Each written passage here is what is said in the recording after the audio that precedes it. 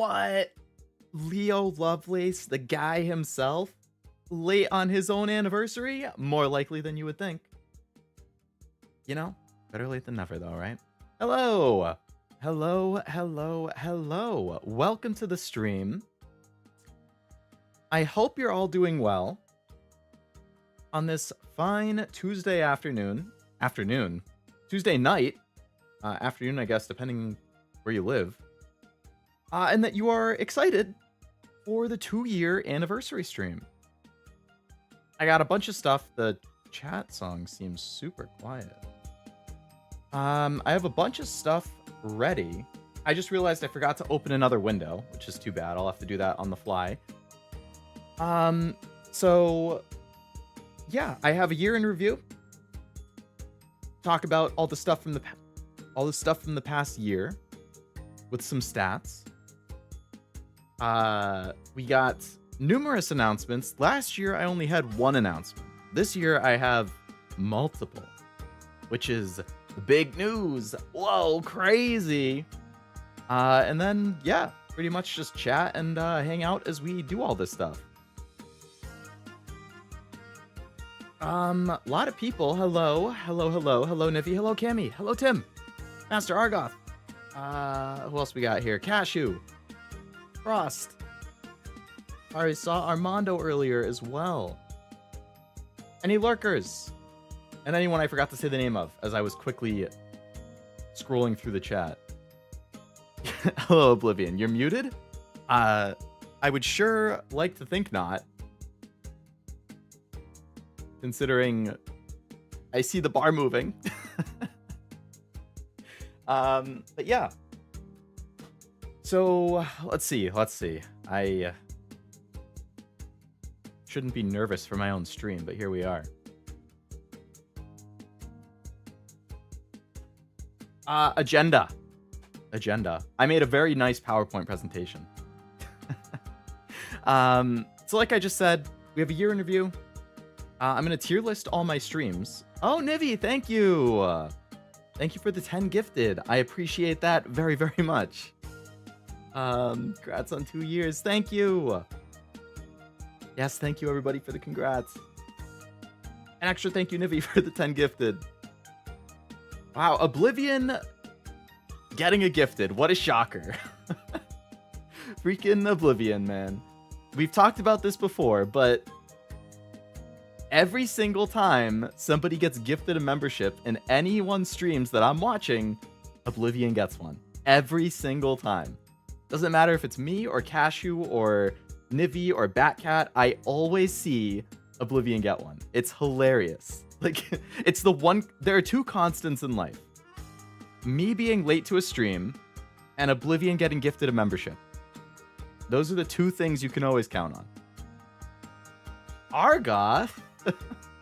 Thank you. Oh my goodness. You guys are way too kind. Thank you for the 10 gifted. Well, this is actually going to work out nicely for something I had later. 2 different things I was going to mention later, actually. So thank both of you. Usually people are gifting when mine ends. Ah, convenient timing then. Now we have a bunch of green in the chat. Oh no, I think Judson... Hello, Judson, by the way. I saw you pop in. And then the gifted thing started. And it looks like both of them missed you.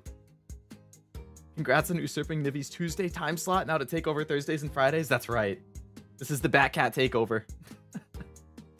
I'll take Nivi's Tuesday, Cashew's Thursday, and then the Batcat Friday. I'm sorry. It needs to be done.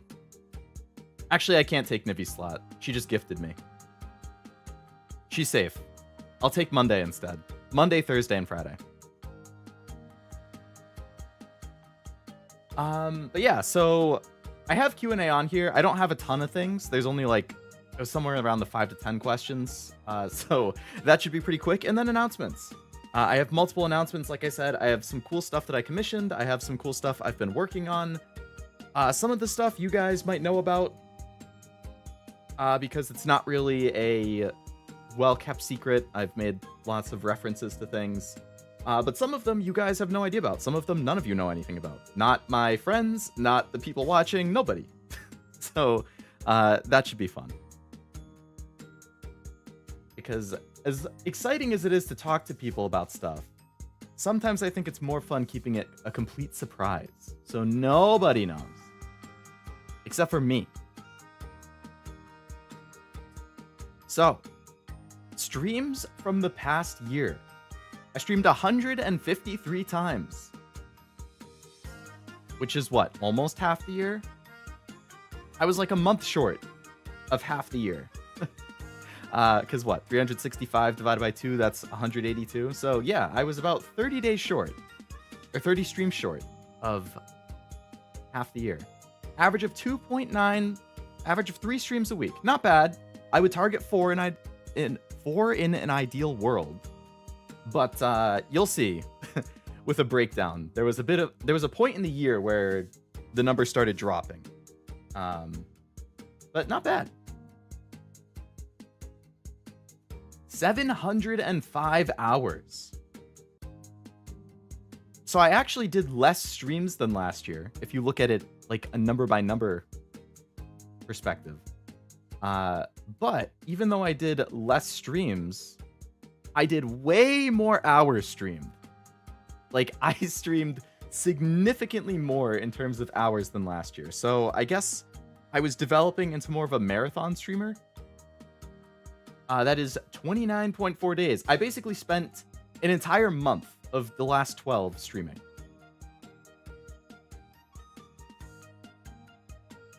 Which is quite a bit.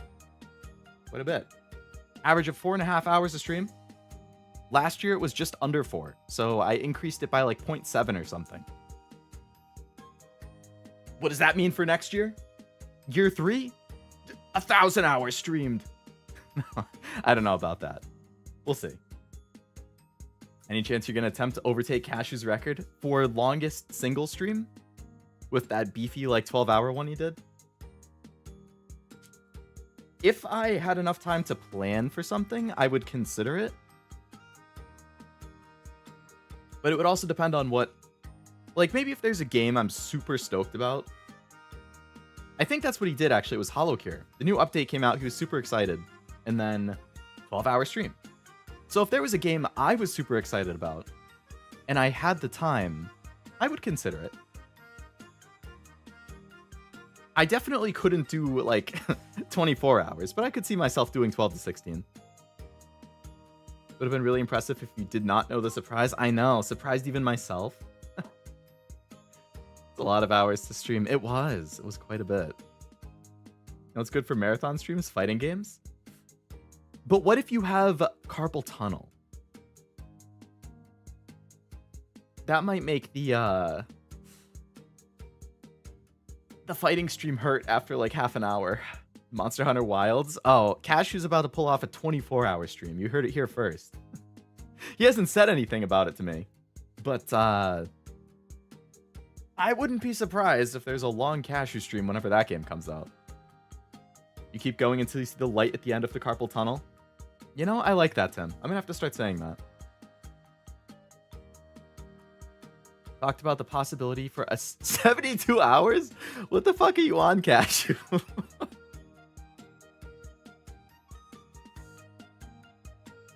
I almost choked on the water I was about to drink. That's unreal. I hope that would include sleeping live on stream. Because if you go 3 days without sleep, you're going to be freaking delirious like a day and a half in. Okay, the hitboxes are better for ergonomics. And there are some fancy, very ergonomic ones. That's true. Plus, you can make those custom ones. I'm sure you could make a very ergonomic custom. Oops, I was in the wrong thing. Here's the breakdown by month, if anybody likes that kind of data. So you can see I started the year off real strong, right? Like, April was a little bit of a down month, but March, May, and June, 19, 15, 19 streams, like, I was anywhere from half to 2/3 of the month I was streaming. And then, starting in, like, July, August, there was a big dip. Had some IRL stuff start happening in July that was taking some time away from what I usually would do streaming. And then in August, I was traveling for Anime NYC, so I was out for like a week and a half, and then I got COVID, so I was out for like another week and a half. And between both of those things, then I was pretty consistent. You can see in that like 12, 13, 14 range for the months after that, but I never quite came back up to 15, 19 or so. We'll see. We'll see if I can get back up there. But that's the month-by-month breakdown. Fell off in August? Yeah. Yep. I think there was like a week in August where I was super busy with work, and then there was a week where I was traveling, and then there was a week where I had COVID. So it was like 3 weeks in a row of just like basically nothing, which was kind of sad. How does a VTuber sleep on stream? You just wear a ski mask or something? You just fall asleep while the model's there. Maybe you put like a hat on it. You know, put like a bed behind the VTuber, make it look like he's sleeping. And then you can just listen to VTuber ASMR. You can hear the VTuber breathing and snoring live on stream. I hear March, May, June 1915. Was confused by what dates you were talking about. I think August is when I started watching you. Wow. You started watching just when I was hitting my downturn. It's all right. We'll recover. We'll recover. You just let the model stare into chat's soul. Exactly. The blank stare of, like, creepiness. But August sounds about right. I think it was around when Batcat started streaming, maybe?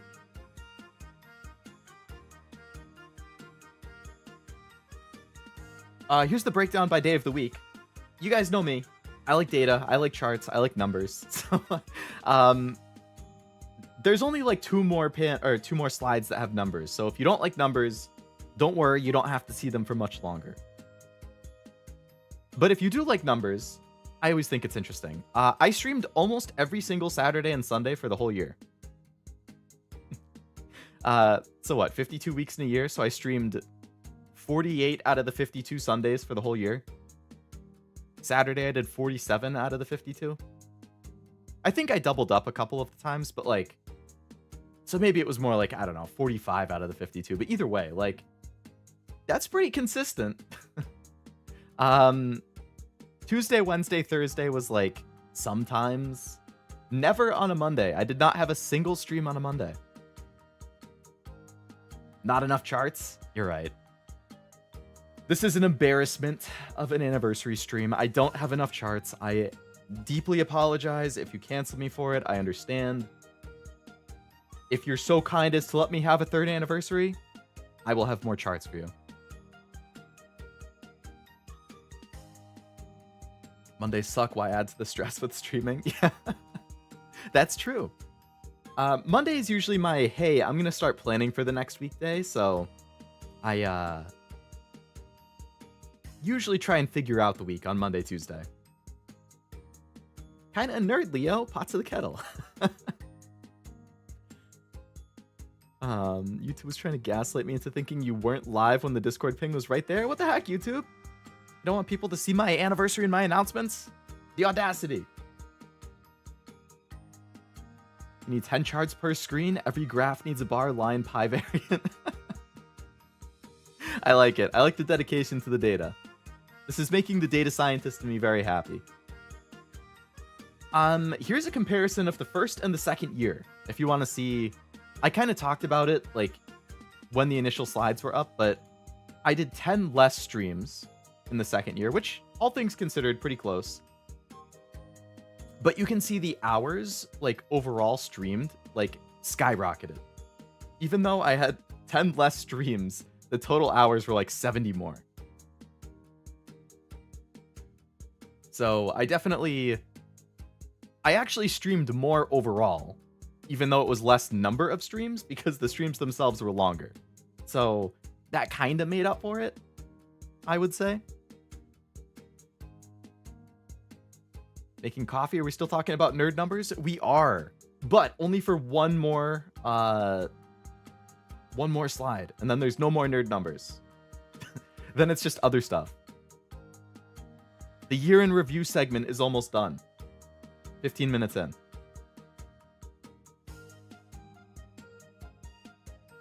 Atlas moment? That's true. Freaking Persona 3 was like 150 of those 705 hours. Or maybe it was 130. Either way, Persona 3 was like basically like, I don't know, what is that? 15 to 20% of my entire year of streaming. And then Metaphor, I'm at like 80 hours. So if you combine the two of those, that's like a third of my entire year is just Metaphor and Persona. Do we get to see a pie chart where we see Persona? You know, Cashew, we don't. I didn't think about a chart like that, but I really like that idea. I think a pie chart that showed all of the games I played by number of hours would have been really nice. Maybe I'll make that after the stream. And I'll just post it on like Discord or Reddit or something. I mean, Discord or Twitter. I don't know. Oh man, yeah, now I'm curious. I think just off the top of my head, the 3 most played games would have been Persona 3 number 1, Metaphor number 2, and I think Stellar Blade was probably 3. That was probably like 45-ish hours, 45 to 50. Ice cream cake, please. I love ice cream cake. 70 of those were yapping. That's true. I need to have like a yap tracker. What % of my streams are yapping on average?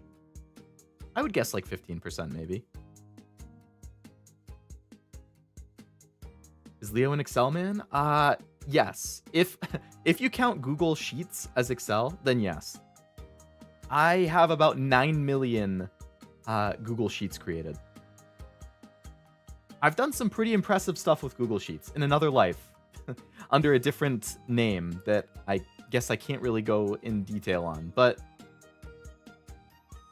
there was a time where I ran contests and had like automated scripts and stuff going off that like was updating 200-ish spreadsheets on like a day-to-day basis and stuff. Like, it's really hard to explain without saying what it was, but it was really cool. I was very proud of myself. It would be like I update one document and then all the other documents were like pulling data and aggregating things and then sending that data back to other documents, and it was super cool. Get a yappy dog emote, and if you have just chatting stream, you can call it just yapping. You know, one of the things I considered commissioning for anniversary was the that like pop yap thing, where it's just the thing opening its mouth over and over. I didn't do it, but it's on my list. How about a social kink list? What is Cashew talking about in his streams that I'm missing while I'm working on stuff? A social kink list?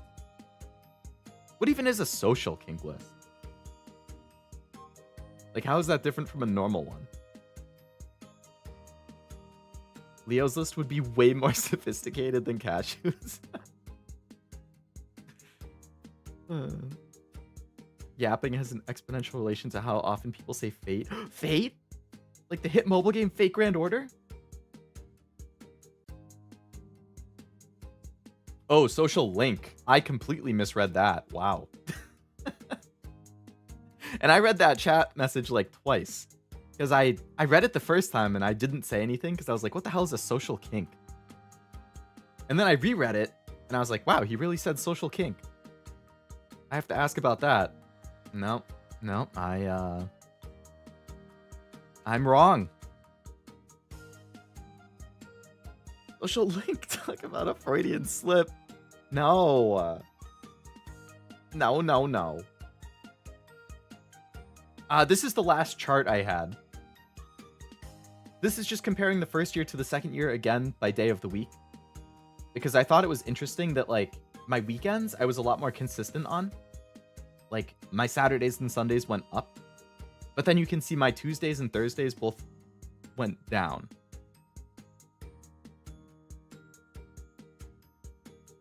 You have played a Persona game, some of those social links can be rather... This is true. This is true. when you get excited about doing social stuff. So basically an extrovert. So you also hate Mondays? Not my favorite day of the week, I can't lie.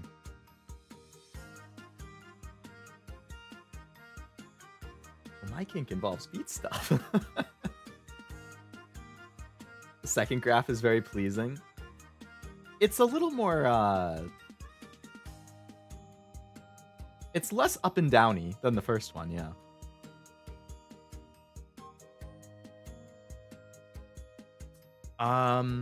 But yeah, so that's all the data I had for the year. I have more. I just don't think all of it is stuff that people would be interested in seeing in a roundup on a stream. But I'm gonna say I don't remember you streaming every. I didn't remember you ever streaming Monday, but I guess it was just so few. Yeah, it was very, very rare. It would be like, I think like Labor Day, which is a holiday that I have off. I'm pretty sure I streamed on Labor Day in the first year of streaming. I'm pretty sure it was Final Fantasy. And then I think there might have been like I don't know, like a random state of play or something I reacted to. It might have been a Monday. I don't know. Oh, you know what? I did a Pokemon opening or two. Collabs. So in my first anniversary stream, for anybody who might have been watching me a year ago, if you haven't, I talked about how when I first started streaming, my very debut stream, one of my goals in my debut was to collab with people and make friends and, you know, have fun with it. But I'm a very shy person. I'm very introverted. I don't really reach out to people. So I thought, like, that's a good goal because it's going to be hard for me to accomplish. It's something to work towards, right? And then I showed all of the collabs I did that year. It was like 30 collabs or something, which is pretty impressive for somebody who's introverted and had no friends who streamed before I started. So here are all of the collabs from this past year. If the thing would change. There we go. Slightly less collabs this year. I think there were 18 total. Which makes sense because I didn't stream quite as much. And I also had a bunch of other stuff going on IRL that made it harder to line up schedules and whatnot. But here were the collabs. Cashew 1.0 jump scare. Yeah, I was thinking when I was putting this together. I guess you probably can't see my cursor. Yeah, you can't see the cursor. But like, the very first collab of the year was with Cashew and Zero in Vermintide. And that was when Cashew had his old model. And then you can see 2 collabs later, which was like a week or 2 after that. Then there's Cashew 2.0. So you can visually see sometime in between those 2 streams, Cashew had his 2.0. First saw you on a collab. Was it something with the Weebs? I assume it would have been. Hey, Vermintide. Yeah, the very, very first collab. So we had Vermintide. Played that 3 times with Cashew and Zero. Labyrinthine with Esme, Yu, and Nivi. I played through Soma with Serbi. That was 3 streams. Kiwi and I played Project Sakai.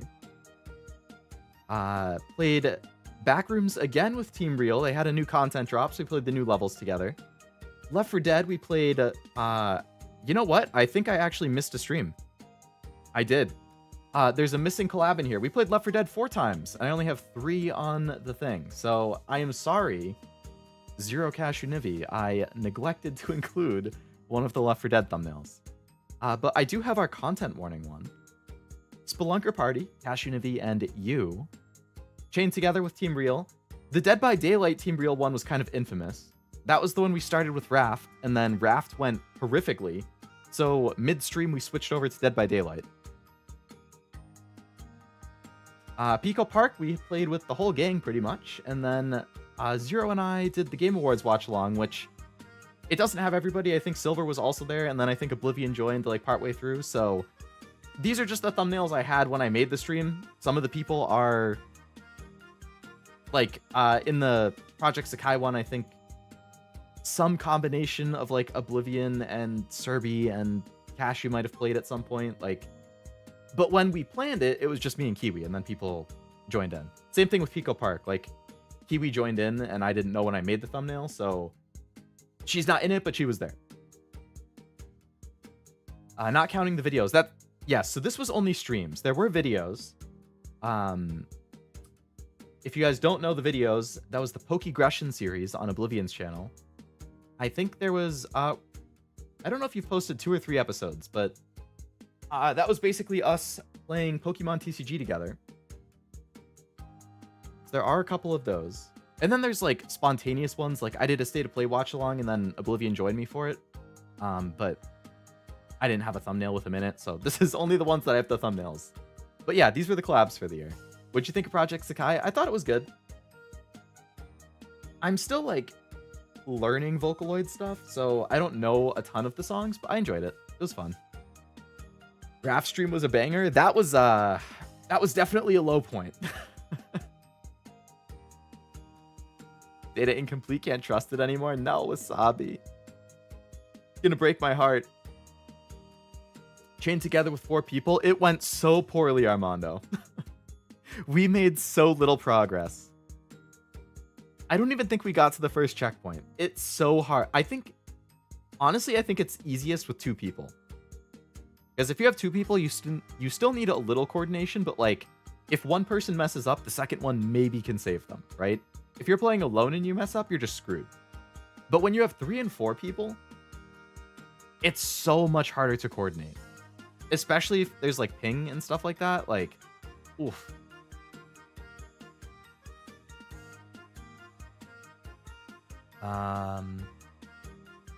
Latest backrooms was when I first watched you. Ooh, very nice. That was a fun stream. I like backrooms. Spoken like someone who hasn't played with Nivi. I haven't played Chained Together with Nivi. I definitely watched some of the Batcat streams though. There was a raft stream? There was. It lasted for like half an hour. And then it turned into Dead by Daylight. So if you look at the Dead by Daylight one there, which is with that Team Real group, the first like 30 to 60 minutes of that are Raft, and then the rest is Dead by Daylight. I actually refunded Raft right after the stream ended. That's how bad it went. I think multiple of us did. It was very, very bad. But you know, sometimes you can't escape the scuff. What can you do? Wow. Nivi was an excellent driver in Chained Together. She's a woman of action. You know, I mean, I get it. You can't stand around for too long. Should do Sakai and Chat collab in co-op. I think we actually did open it so that Chat could play with us. It was just at an awkward time for me. Like, I think it was at like noon or 1 p.m. or something. So it was middle of the day because I had the day off. But yeah, I think when I did Sakai and I think also when I did Bang Dream, I might have had it set up so people in chat could join if they wanted.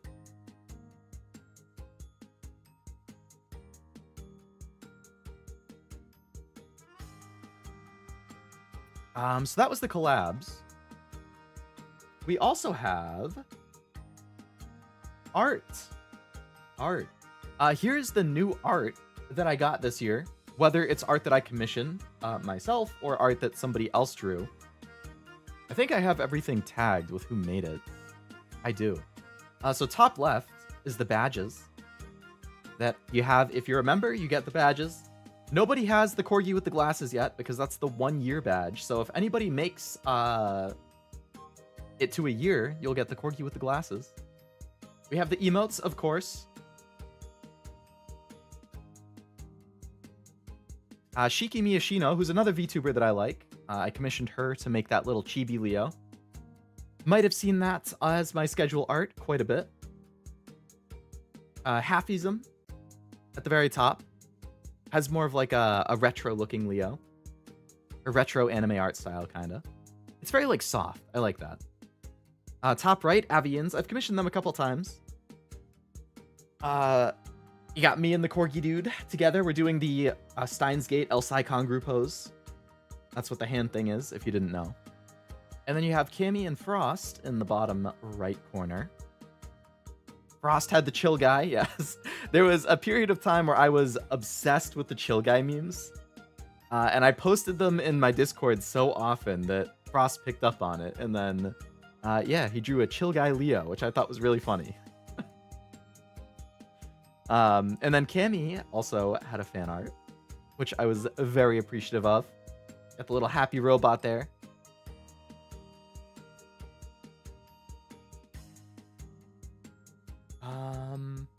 Yeah, so that's the art that I had. Actually, there is more, but you won't see it until later.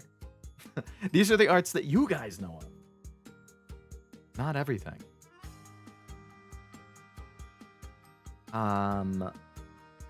Tier list. Okay.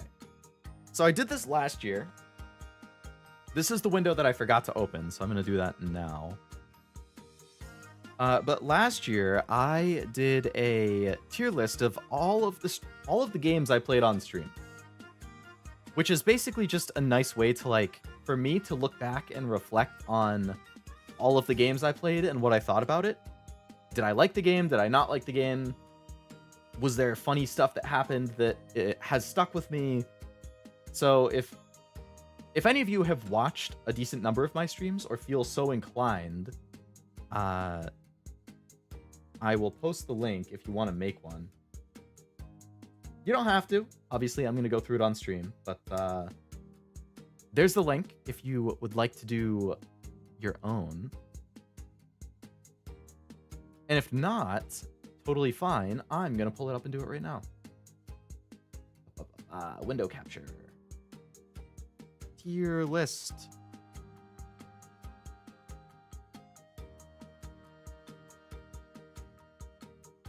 Boom. Wow, that's really big.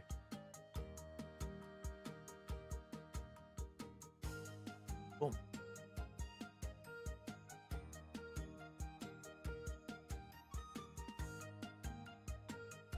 All right, let's see. Move this over. I can move this over. Move that. Pull this down. And then move this to here.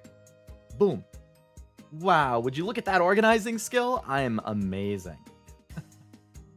You made a tier list of your streams? Is that my understanding? That's correct. Not so much like, it's not every single stream, like not all 150. I just grouped it by game. So like, you know, Astrobot. Like there's only one Astrobot thing on here. It's just the Astrobot streams in general.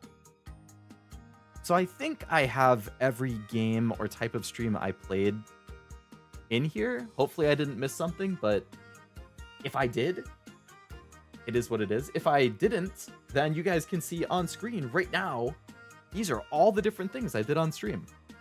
I think it was like 50-ish different games, 50 to 55 games and or other kinds of streams, which is pretty good variety, I would say.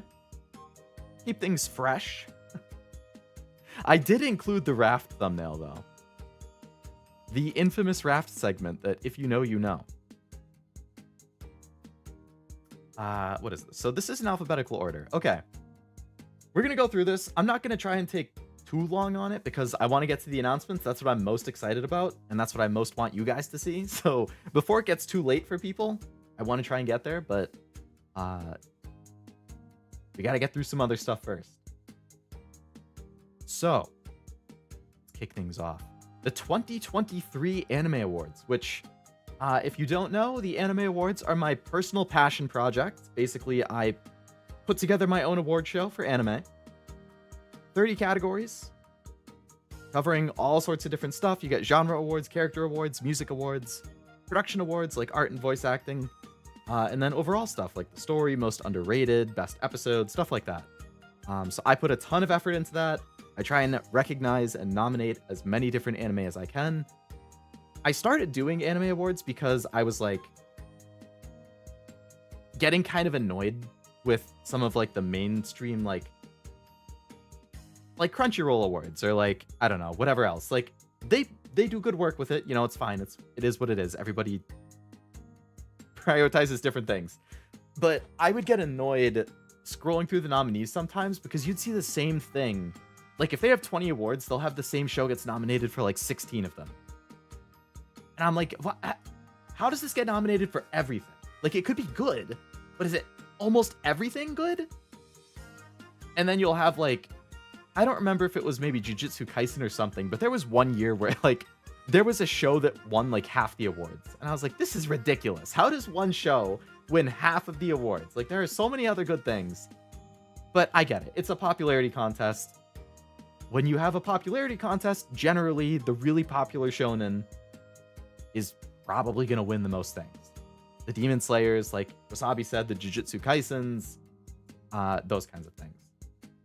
So I get it, but I made it because I wanted to talk about lots of different categories that you might not get to see in other awards.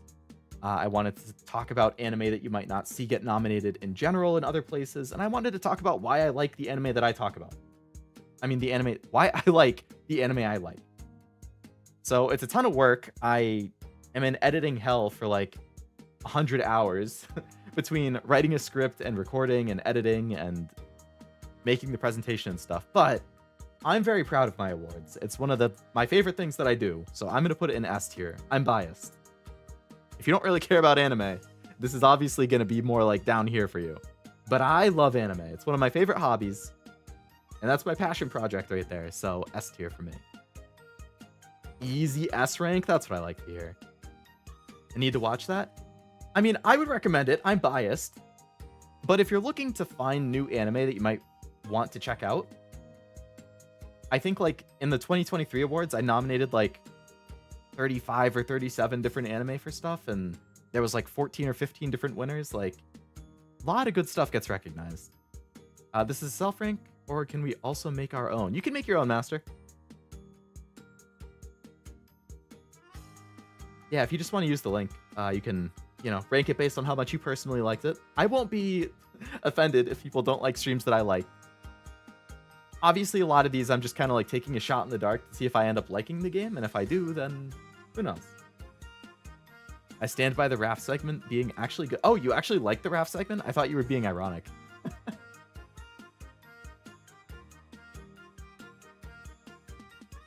The Anime NYC recap. So that was the stream after I came back from Anime NYC. Then I caught COVID. So I had COVID as soon as I came back from it, which sucked. And I also had COVID during my birthday, which sucked. But after both of those things, when I recovered from COVID, I streamed talking about my time at Anime NYC, which again, it's another like passion thing. I love going to the convention. I love walking around. I love shopping. I love buying art. And I also went to the Hololive concert this year. I went to both Hololive concerts. Both meaning I went to the EN concert for one of the 2 days, and I went to that like Soar concert, which you could only like that was never streamed. You had to be there to see it. So I got to also talk about those and show pictures of those and talk about that experience. And I mean, I just love art. I love collecting art. I got to show all of the different prints and stuff that I bought. That's another S tier for me, just because it's again talking about like my personal passions. And I like to talk about things that I like. I like seeing other people talk about things they like about. I like what the fuck was that sentence? I like seeing other people talk about the things that they like and why they like it. That's what I was trying to say. My anime knowledge is limited to Cowboy Bebop, Golden Boy, and GTO. I've heard all three of those are very good. I haven't seen any of them, but I've heard they're good. Must have been a headache from the creator side, but the scuff was funny. Gotcha. I mean, I'm glad it gave enjoyment. 1 year anniversary stream. I probably shouldn't have put that in this list, but it was a stream I did. I mean, I think it was fine. I think it went too long. I feel like anniversary streams are probably better if you keep it like nice and concise, and I think I definitely rambled and I wasn't as prepared. I mean, obviously that's rich considering I started late today, so it's like, well, Leo, you weren't prepared today. What are you talking about? You started 15 minutes late. Well, okay. But I was more prepared because I had everything ready. I was just setting it up. And I'm hoping there shouldn't be scuff now that I have everything set up. Like, everything is toggled. I can just turn it on when it's ready. Last year, I was not as prepared. It was the first time I'd done an anniversary stream. I was more nervous. I was less experienced. So I'm going to put it in B. I think it was good. It could have been better. This year's is better because I have a lot more stuff to talk about and show that I've been cooking up. Why does chat sound like Jerry Seinfeld? I don't know why I gave it that voice. I couldn't tell you. Loved hearing about Leo's travels. Just wish he didn't detail Just wish he detailed all the hookups. I know. I mean, what can I say? There's the streets and then there's the sheets. And chat only gets one of them. Astrobot. S tier. Easy S tier. I loved Astrobot. That was easily one of my games of the year. I don't know if I would say it's my overall game of the year. I need to finish Metaphor first. But I think it's probably between Metaphor, Astrobot, and Persona 3. Like, those were definitely my top 3, so I think I might give it to Astrobot. I mean, like, I grew up with the only PlayStation I never had is PS2. I had a PS1 when I was, like, a really young kid. I had a PS3 when I was a teenager. I had a PS4 in college. And now I have a PS5 as an adult. Like, I grew up with PlayStation. I'm very fond of PlayStation's exclusives and franchises, so to me, Astrobot was like a fantastic, nostalgic trip down memory lane, like, and it's just such a fun game in general. Like, Leo's old. I'll have you know, I am a extremely young 28 and a half years old, actually. I know, I'm almost 30. It feels sad. A year and a half from now, I'm going to be freaking 30. Maybe said she played Astrobot, but who knows? She did. I have proof that she played it because she sent me a picture of her Astrobot playthrough. So I can confirm that Nivi did indeed play Astrobot. She's not BSing you, Armando. Astrobot's a video game-ass video game. It is, and we love it for that.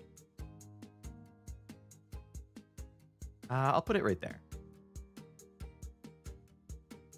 As much as I like your streams, I avoid Metaphor because I suspect I will play it at some point. No problem, Argoth. I totally understand that because I avoid other people's streams for the same reason. Whether that's Zero or Nivi or Cashew or Batcat or Oblivion or whoever, if any of them are playing a game that I want to play, Allura, it happens with her too. Like, if they're playing a story-related game that I want to play, I'm not going to watch their stream. Even though they're my friend and I want to support them, maybe I'll open it and put it on the side muted if I'm doing something else, but I will not watch it and pay attention to it because I want to play it and I want to go in blind. And I have no qualms with people doing that to me. If you want to play a game that I'm playing, I totally get not watching. Because to me, the story is the best part of, like, anything. I care about the story. I want to experience the story blind.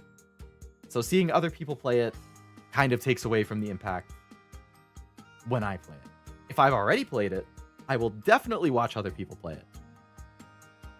There's the streets and then there's the sheets. Generally gets one.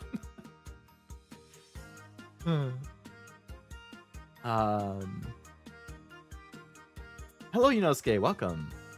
If you don't stop complaining about your age, I might have to hurt you. Uh-oh. That's why I avoid the Metaphor streams. Totally get it. Totally get it. But to both of you then, Yunosuke and Argoth both, highly recommend. It has been very good. I'm 1 or 2 streams away from beating it. Hopefully next week. And I am highly recommending it. Hello, Allura. Welcome. Happy anniversary. Thank you. Hope your Tales stream went well. I saw you doing that earlier. Same, but the VODs will be there when I do get around to it. Exactly. And I play some games that are really long, so I have to finish it still. We're probably like right at the same point then. Oh, you know what? I've been fighting some pretty tough bosses lately. So I have a feeling that last we talked, you said that you were on a boss that was giving you trouble. I bet it's like the same bosses that I'm on right now.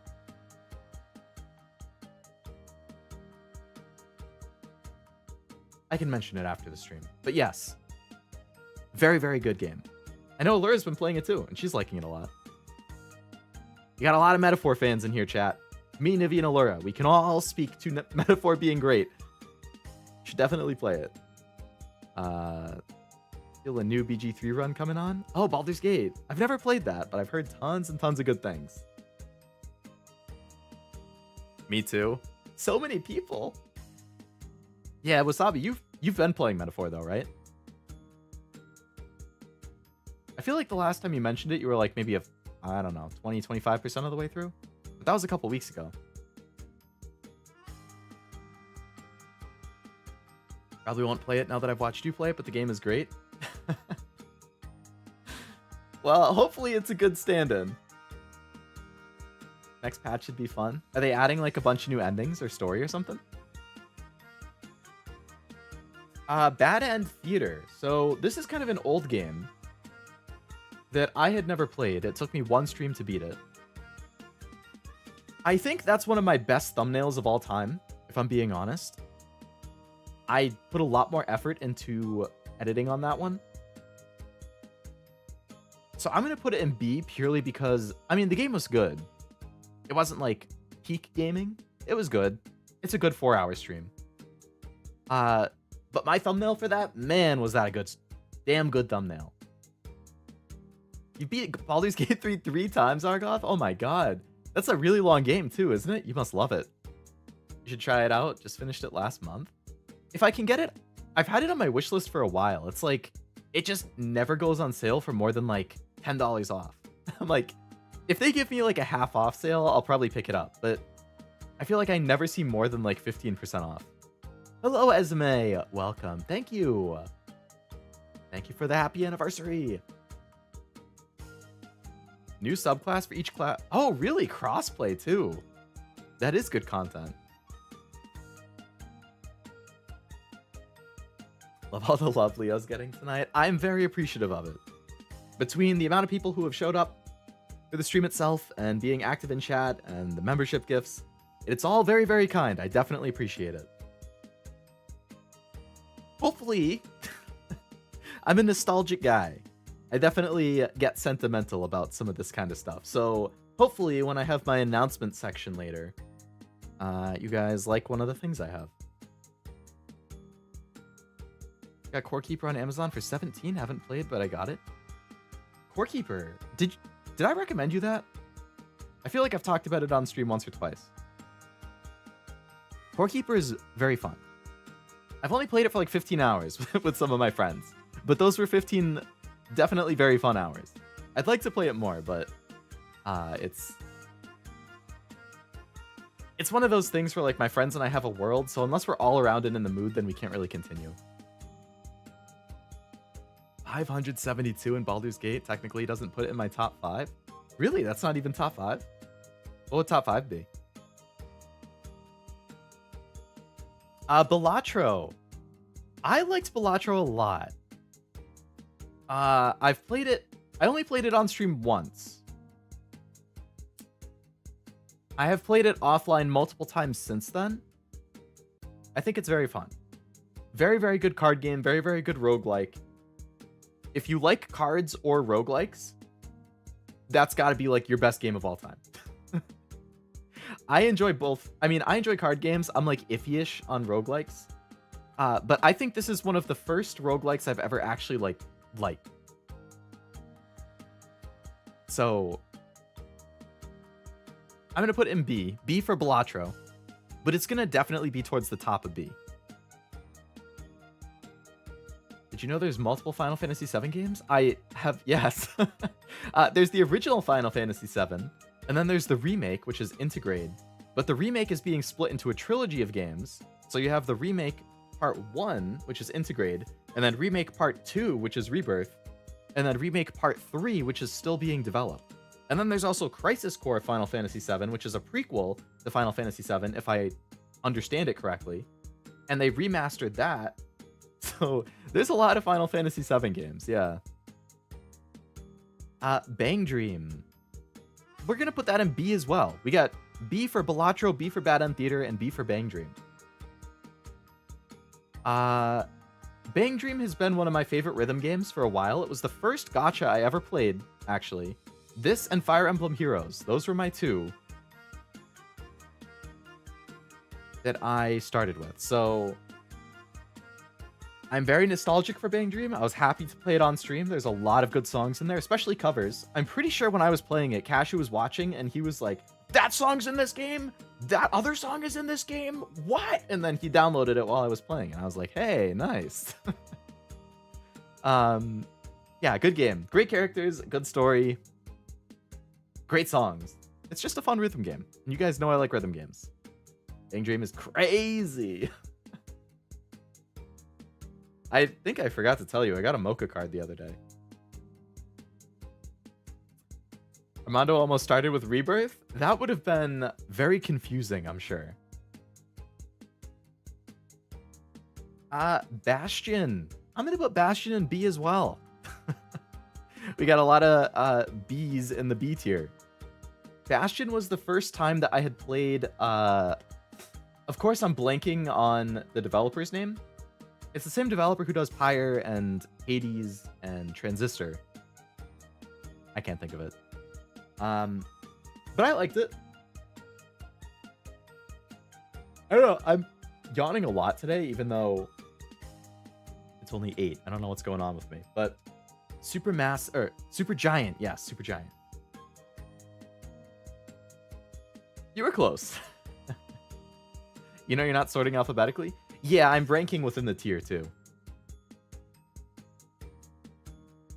So like the B's are ranked from my favorite to least favorite within the B's.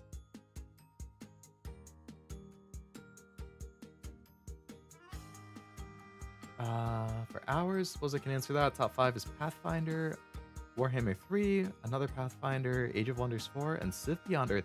Ooh, Civ Beyond Earth I heard was really good. Like, underratedly good. People overlook it for, like, Civ 5, but I have Beyond Earth. I've never played it, though. I know Zero's been going crazy with Warhammer. Gotta play Dirge of Cerberus? What the hell is that? Chained Together. That was a good stream. Got Team Real back together. We sucked at it. We didn't even make it to the first checkpoint. But it was a fun collab. I mean, that's a fun group to play with. It ended up just turning into like a yap stream because we were doing so bad that we basically were just like talking and hanging out. Which is still a good time. I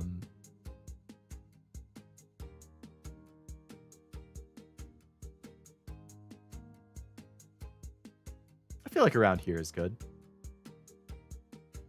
Want to revisit Alpha Centauri, the first After Earth Civ game? I didn't even know that was a separate one. Needed Nippy, she's awesome. Steam can't keep track of Skyrim across different versions. Oh, right, because there was the standard and then there was the special edition and... Beyond Earth is better than Civ 5 and I liked 5. I've heard some people say that, yeah. I really need to try it at some point.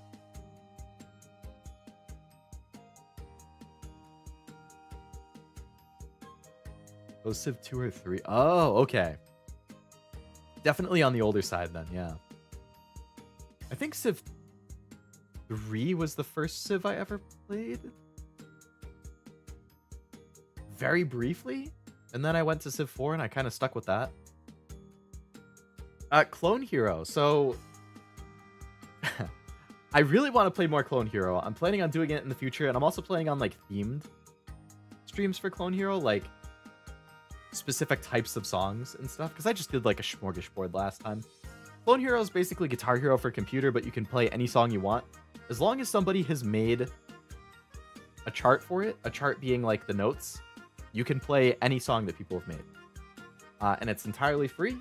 The only thing you have to do is have like a guitar controller to play with. I think you might even be able to play with keyboard. I play with the actual controller. I mean, when I played that, I was playing like throwback songs I liked when I was a kid. I was playing oldies. I was playing game music. I was playing like rock and metalcore stuff. I was playing Hololive songs. Like, I was playing everything. That was a damn fun rhythm game. I definitely want to play more. More Guilty Gear and Hololive? That's on the radar, Cashew. That's the idea. I'm gonna put that in S. I had a lot of fun with that. Guilty Gear music and Super Giant Games music. Guilty Gear music is definitely in it. I have to check if Super Giant has stuff. Thank you for playing Ready Steady Go that night. That's a good song. That's a good song. Speaking of which, I also was taking requests in that night. People were suggesting songs and I was seeing if the song existed and then I was playing it. Content warning. So that was a collab with Cashew Nivi and Zero. I need to stop yawning. Who the hell? It's 8:15. I have no business yawning yet. I mean, I only slept for like 4 hours probably, but you know what? That's not an excuse.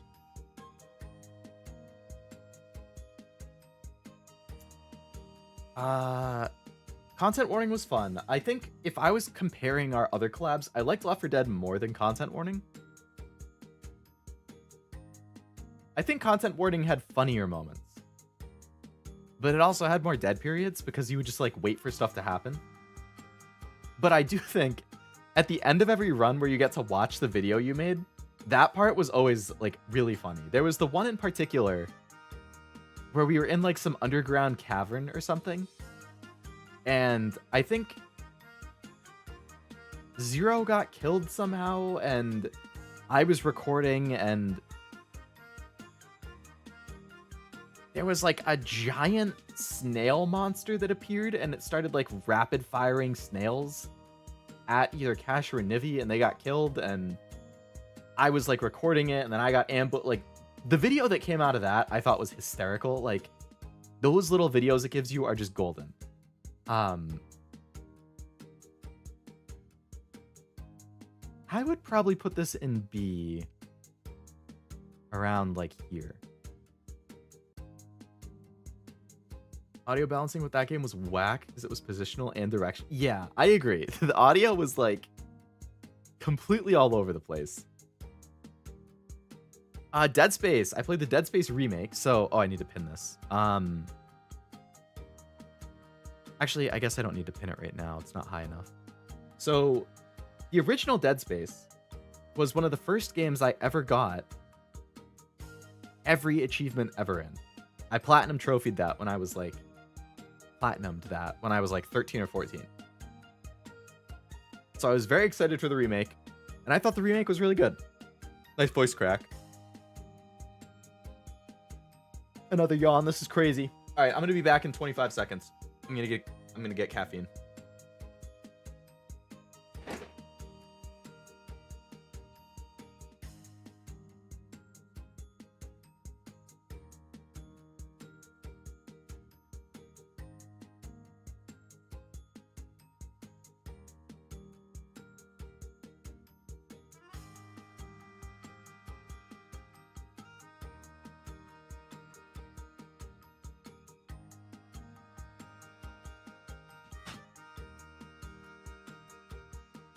All right, I'm back. Also, Play, I saw you hop in the chat earlier. I forgot to respond, but thank you for the congrats.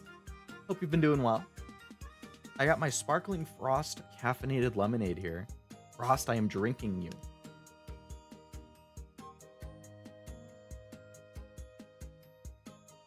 Had a lot of fun content warning, but I wasn't streaming. It had some really, really funny moments.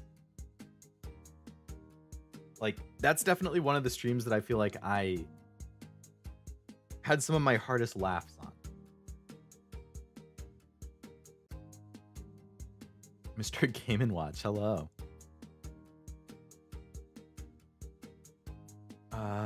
Talking glass parrot. That's a good one. Please don't drink me.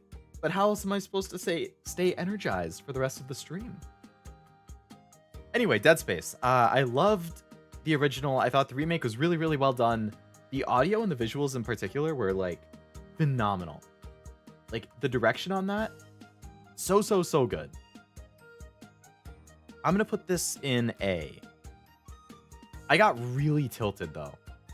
There was like one boss in particular that I freaking went, oh my god, I'm getting mad just thinking about it.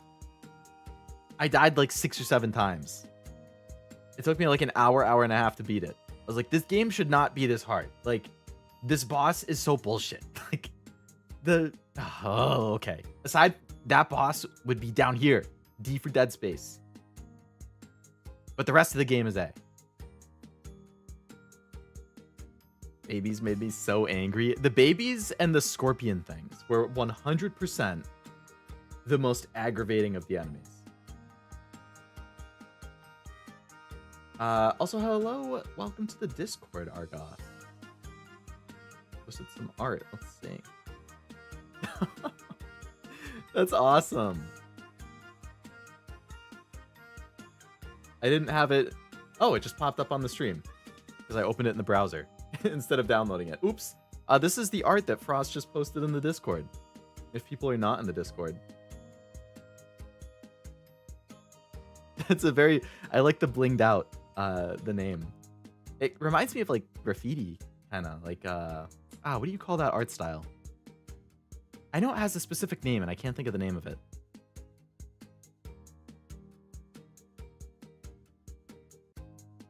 I don't know, I can't think of the name. But either way, thank you very much, Frost. That's awesome. I gotta like retroactively add this into my slide. I can show off all the cool art.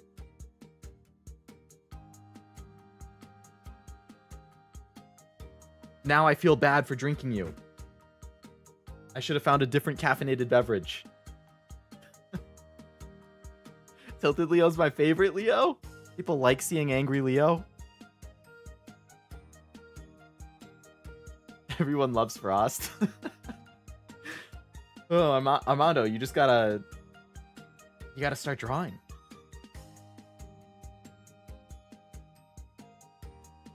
Did a lot of graffiti in high school? That would explain it. Did you actually like go and paint buildings and walls and stuff? Nibby had so much trouble with the babies. Oh man. Yeah, the babies suck. Those things would snipe me like crazy. Like that's one of those times where like, you know, if you just open a stream out of context and the first thing you hear is the streamer angrily being like, "Oh my god, I hate these babies!" Like while they're trying to stomp on something, you'd be like, what the hell is wrong with this person? But if you've played Dead Space, you understand. You know you just want to crush them all. Hypothetically in a way that doesn't incriminate me.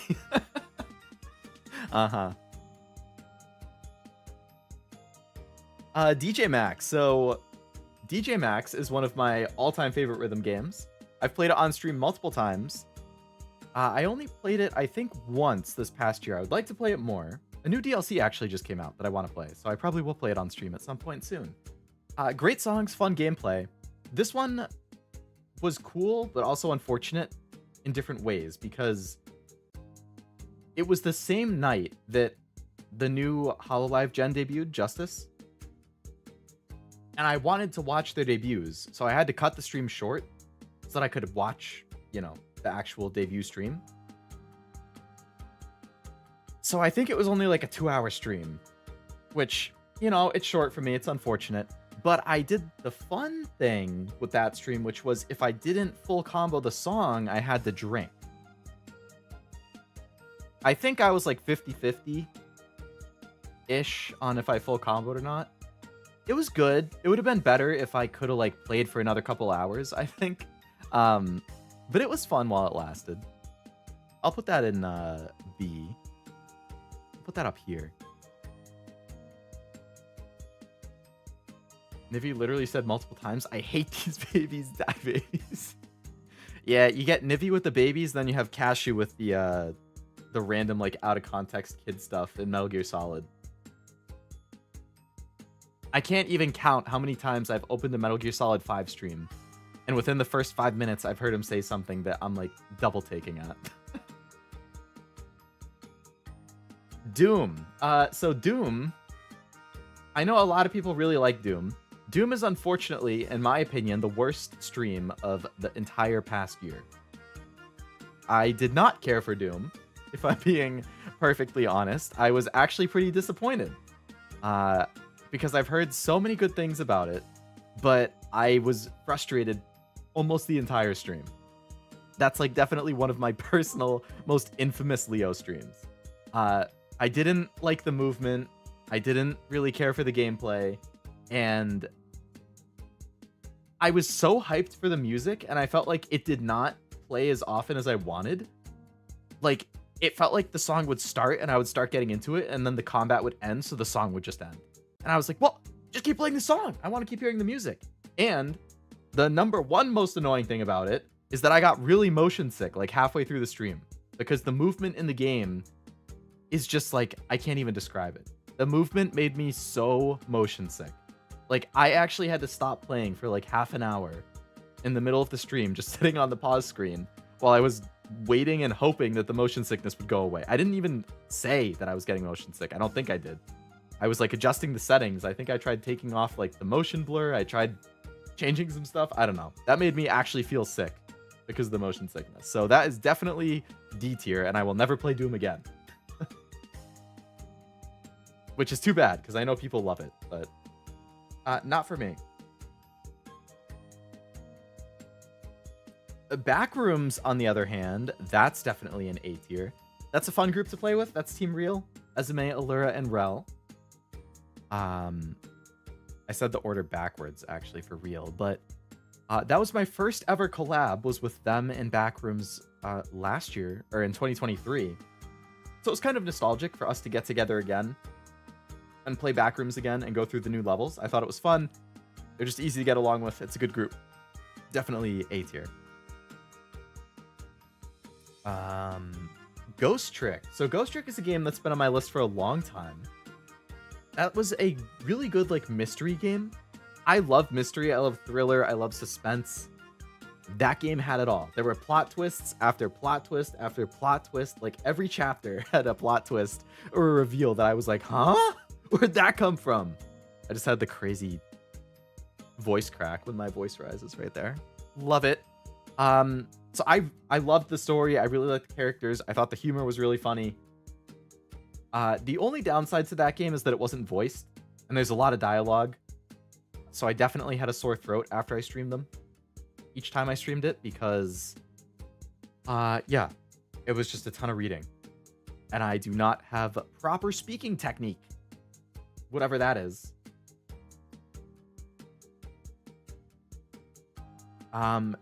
Regardless, I'm also going to put Ghost Trick in A.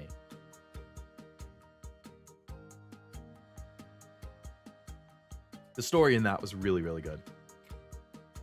Classic Cashew voice crack. It was a classic Cashew voice crack.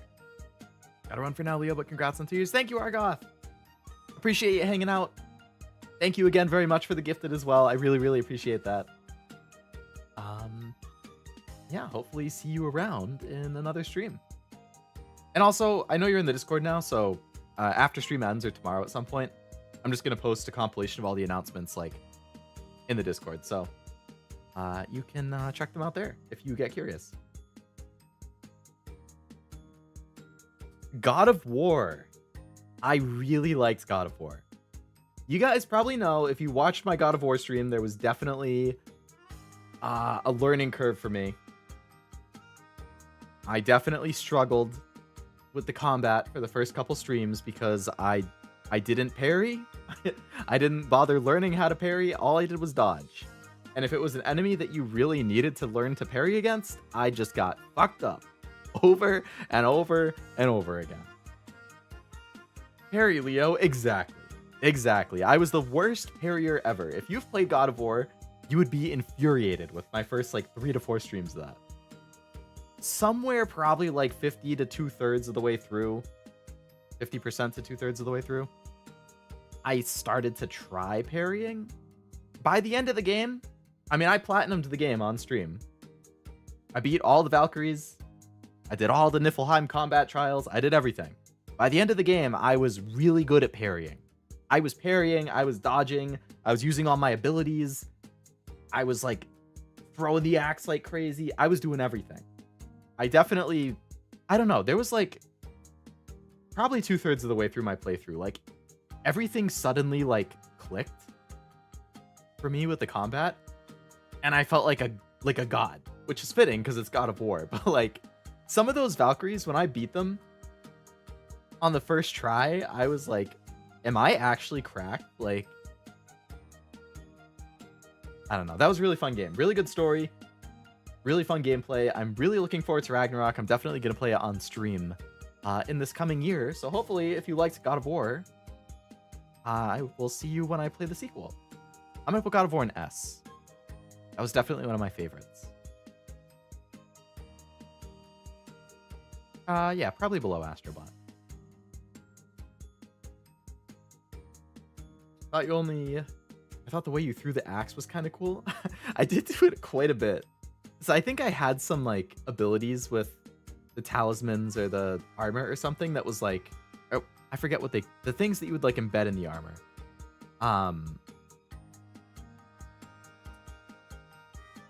It gave, like, extra headshot damage and extra freeze percent or something when I was throwing it. So, yeah, I did throw quite a bit. Shout out Valkyries. Valkyries?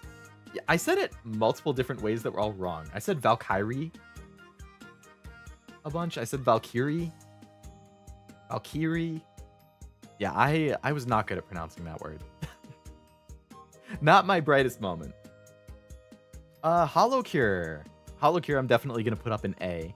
I had a lot of fun with Holocure. This is another roguelike that I do like a lot. A big part of that is that I love Hololive, obviously.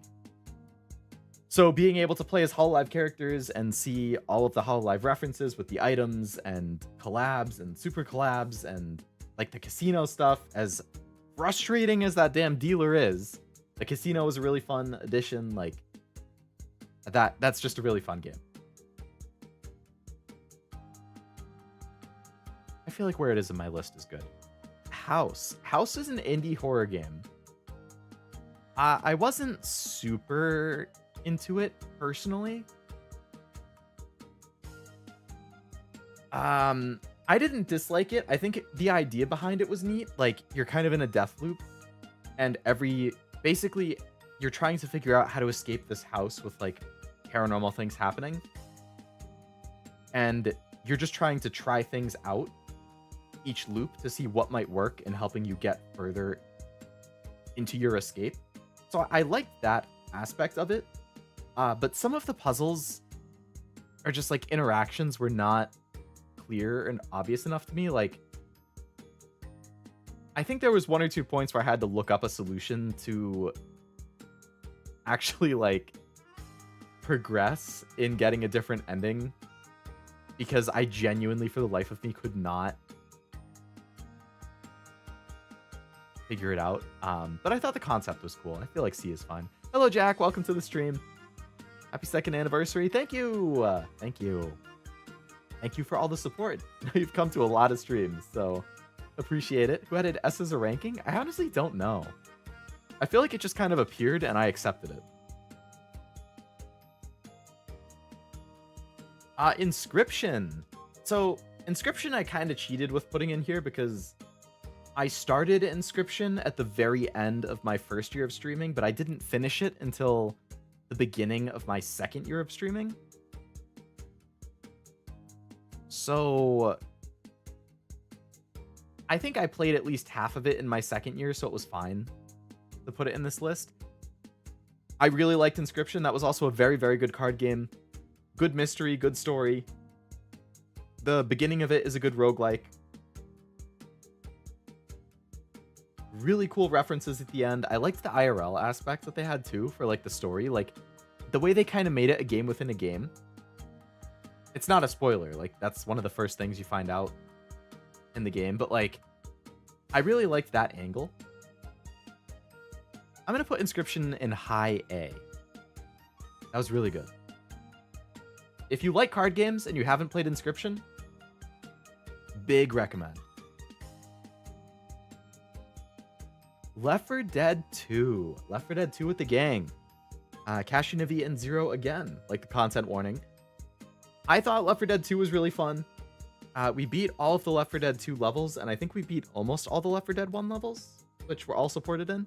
I think all of us modding our characters to be like different anime and game characters was fun.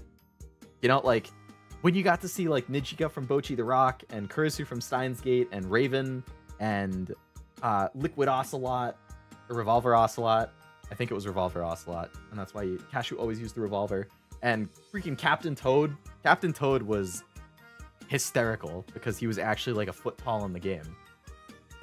It was just, I loved seeing all of these anime characters modded in, and we're the ones killing the zombies. Like, that was really funny. It was just a fun collab game. It was a fun co-op game. Like, that's definitely one of the better collabs, I think. I'm also going to put that in A. put that high A. I remember somebody was playing as an average sized New York rat. Oh, yeah. I do. I remember there was a big rat. Yeah. The New York City rat. IRL means in real life, for those who don't know. I'm pretty hip. I'm proud of you, Armando. Picking up on the modern lingo. That's what we like to see. Astrobot and S tier, Ghost Trick and A. I'm content with the placement. That's what we like to hear. For anybody who's joining who wasn't here when I started doing the tier list, this is a public one, so if you want to make your own tier list of the streams, the link is like further up in the chat.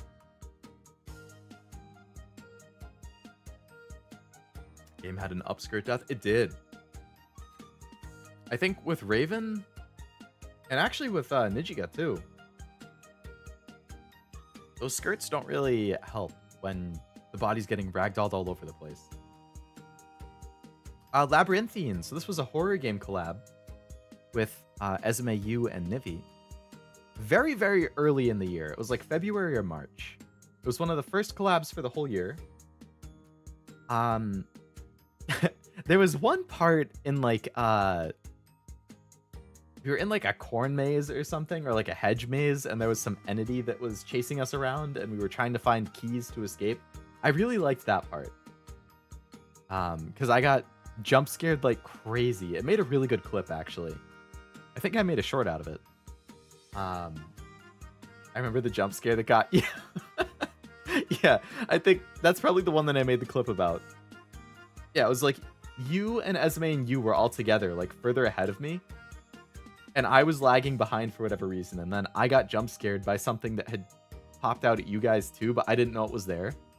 And oh my god, I was... Whew, that definitely got me. I think I got that short recommended last week. Hell yeah. Good job, YouTube. Keep recommending that. I had a short that did really well from Mario Super Sluggers. Actually, that's my next... Wow, that's the next one. Mario Super Sluggers. That's one of my best performing shorts ever. Is when I was Googling an answer to a question it asked me in the game. And Google said like 6 or something. And I put it in and it was wrong. And I was like beside myself. I was like, how the fuck is Google going to give me the wrong answer when I type in the question directly from the game?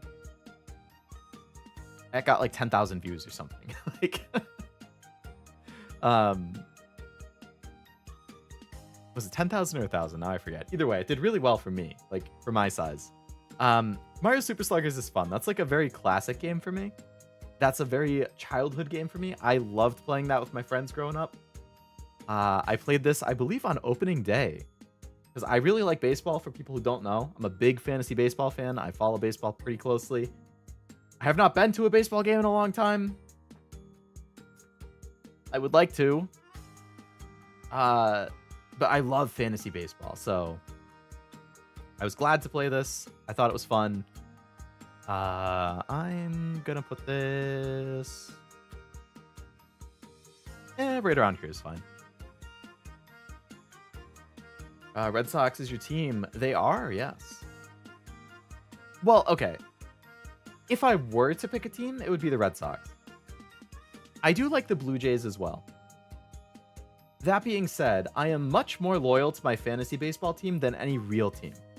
So I will root for whatever team my players are on because I want my players to do well and score me points so I can win my fantasy matchup. If that means they're playing against a team I like the Red Sox or the Blue Jays or whoever, then so be it. Light them up that day. I want the fantasy points. I'm sorry. Google doesn't approve of cheating on quizzes? What the hell, Google? My heart's gonna break in 3 games. I apologize in advance. So this Spider-Man. So this was a member stream. I did a member watch along for Spider-Man Into the Spider-Verse. It was the first time I'd ever seen it. And I thought the movie was pretty good. There was definitely some scuff, given that it was my first member stream. Anybody who watched it knows, I think this was in like June or July. I had rented the movie from YouTube when I was gonna watch it, and then it was in like 240p, and I was like, why the fuck is this movie in 240p in the year 2024? And apparently, if you rent a movie on YouTube, they only give it to you in 40p. They don't give it to you in HD unless you watch it on your TV. Because they're like, well, you're just gonna steal it if it's on the computer. You can't steal it on the TV. Seriously? If I'm paying $2 to rent this thing, I expect it in HD. This is ridiculous. It's not 1924 anymore. Damn. So then I had to rent it from iTunes instead, where they had it in HD. And then it turns out you can't, like, you guys see how I have my nice formatted chat above my head here? Like, you can't do that in member streams. At least if you can, I couldn't figure it out. So I just had to like pop my chat out and open that as a window in the stream so that I could put chat in. It was weird. There was definitely some scuff going on. That being said, I did like the movie quite a bit. It was nice to watch it with chat, with members, and like be able to talk about the movie as it was going. Talk about it after it ended. That was the only member stream I did. So I feel very badly about that because I wanted to do a member stream like every other week, if possible. But if you guys remember, through June, I was very consistent with streams. And then from like July on, I started dropping off because I got a lot busier IRL with other stuff that I didn't expect.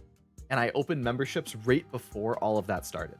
So I got one member stream in before all of my like, hey, you're super busy outside of streams and work now, Leo. So that's why my streams, like, I didn't do 4 as often. I was typically doing 3 a week, and then I couldn't fit the member stuff in. So this year, I'm planning on getting more member streams in again, whether that's watch-alongs or other stuff that I have as an idea. But yeah, this was the only one I did. I did enjoy myself, though. I'm hoping to be more consistent with it. Planning on any more member stream watch-alongs within the month of the gifted membership I got from Argoth.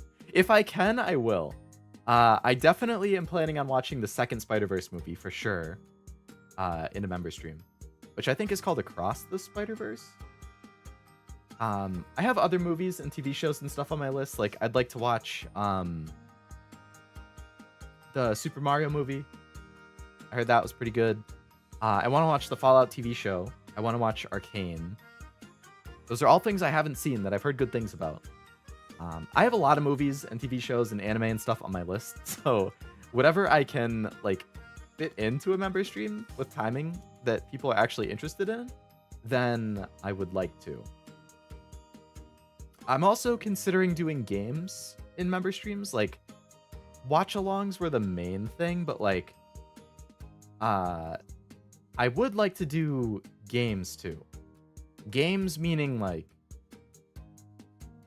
more niche games, I guess. Games that I don't think people would really be interested in or care about if I did a public stream. Like the type of game that I want to play because it seems interesting. But I wouldn't be surprised if like literally 3 people watched it if I streamed it in public.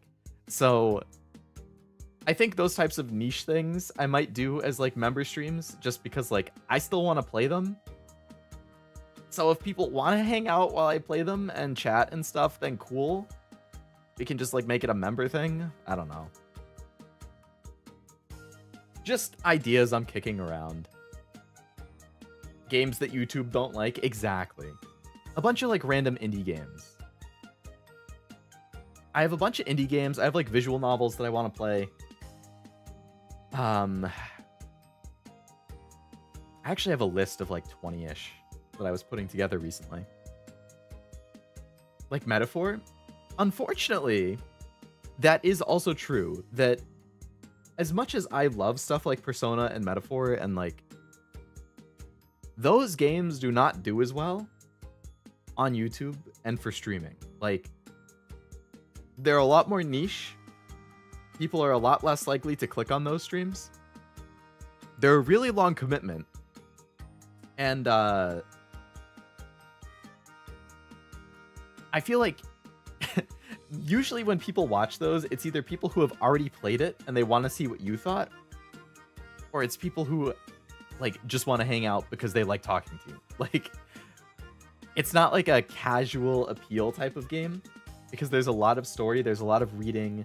It's turn-based combat, which isn't as like flashy or real-time or exciting. Like, I understand objectively why they're not as popular, but I like them. So it kind of bums me out that they aren't as popular with like public appeal. That being said, stuff like Persona and Metaphor, I would still do public because I have fun with it. I know a lot of my viewers like them, so I will continue to do those public. But you guys might have seen I've posted a couple surveys. Like, I had a survey for the Q&A part of this. I had a survey for games you might want to see me play. I have a third survey I haven't posted yet, but I do mention stuff about member streams in it. So when I do post, if you have 2 minutes and you want to fill out the survey, that would help me know if people are interested in those types of streams. I prefer turn-based combat because I don't have to remember to click.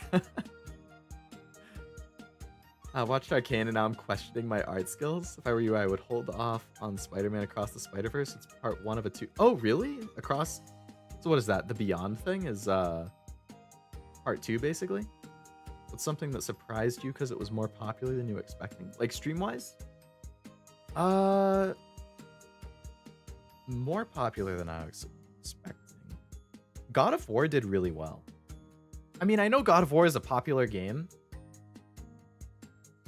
but like, I feel like God of War consistently had a higher average viewer count than normal for me, which I was happy about. And people seemed really into that. Like, I don't know, like I knew it was a popular game and it was one I wanted to play for a while, but like I didn't expect it to like do that well. Also Nikke, like the Nikke streams did better than I expected, which again, I'm happy with because I like Nikke. But I didn't think people would be that interested in like just playing through the story and stuff.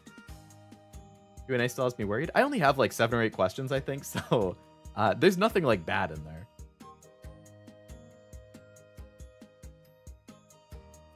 Metaphor. So Metaphor is still in progress. You guys know my opinion on Metaphor. I'm liking it quite a bit. Really good story, really good characters, fun gameplay. I'm gonna put Metaphor in S.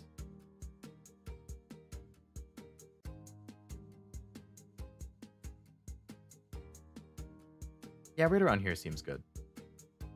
The Booba game streams with the jiggle physics did well. It did, believe it or not. Metroid Dread. So this is the one that was going to break Frost's heart. Wow, there's a lot more here than I thought. All right. We're going to have to try and kick it into overdrive because I want to focus on talking about the announcements and stuff. Metroid Dread. So Dread is also going to go in D tier, unfortunately. I'm very sorry, Frost. I've tried out Metroidvanias a few times now. I think I'm just coming to the conclusion that I don't really like Metroidvanias. Personally, I see why people like them. I got very frustrated with the backtracking.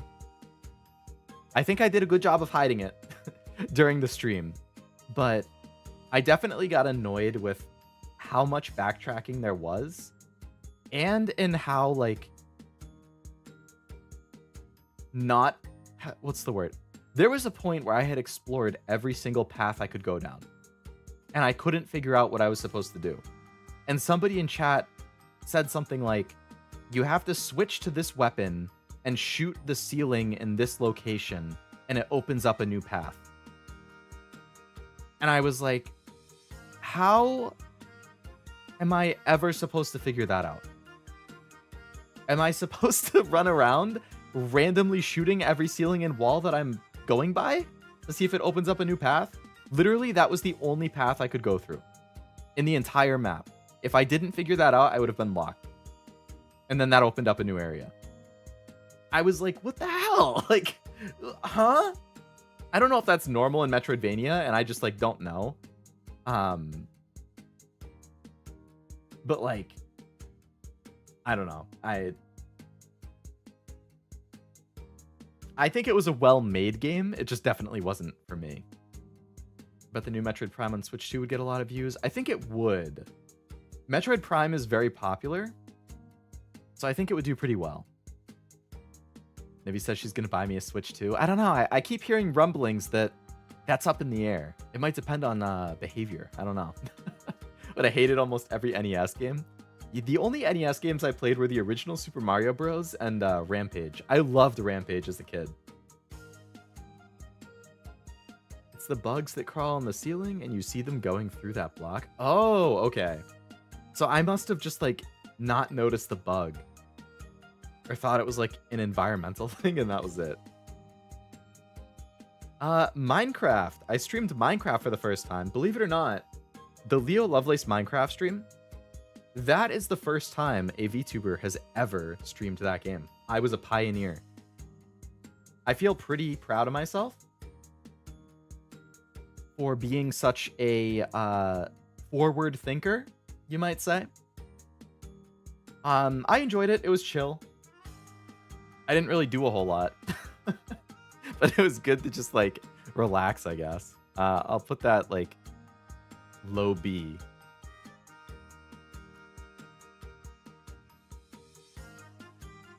I saw Batcat... Yeah, exactly. They did. I've never forgiven them for it. How dare they have a cool New Year's celebration and rip off my idea of playing Minecraft 9 months after I played it? Did they think I would forget just because it had been 9 months? No. I never forgive and I never forget. I know the saying is forgive and never forget. Forgive but never forget. I never forgive. We were playing the long game? I see how it is. Not going to mention that I saw another VTuber play Minecraft before you. I think you probably dreamed it, Cammy. I don't think it was real. If it was, I need to consider a DMCA or something. They royally missed the countdown, did they? New Year's countdown was goated. I didn't get to watch it. I had New Year's plans with one of my friends, so I did not get to stop in. I'll have to check the VOD. Leo's Valley Girl voice is S tier. Thank you. Monument Valley. So that was a good puzzle game. I didn't feel like super strongly about it. I guess I would put that in like high C. Like I enjoyed it. I think I beat the whole game in like 2 hours, 2.5 hours or something. It was cool, like an interesting play on perspective. Cashew had a GIF lined up, but waited till like 12 seconds left to try and load it up. That would do it. Yeah, that would make it a little rougher. Leo was with his harem on New Year's Eve. I wish. Maybe if you count like a, I don't know, a harem of like body pillows or something. Now I was hanging out with one of my buddies from high school. It's like my one friend who still lives in the area, or the same area as me. So he and I like to get together every couple weeks and have dinner and hang out, play some games. But yeah, he came over and we just hung out for New Year's. Very quiet. I put so much effort into preparing that countdown and didn't get to use it. Oh, that's actually a big bummer. I get you. Leo has a harem, Cashew has a harem, but I ain't got none. I'm like, Nivy maidenless? Oh no. But when Nivy beats Elden Ring, she won't be maidenless, right? You gotta get a harem before then, Armando. You don't want to be the last one. Muse Dash. So Muse Dash was a very recent stream.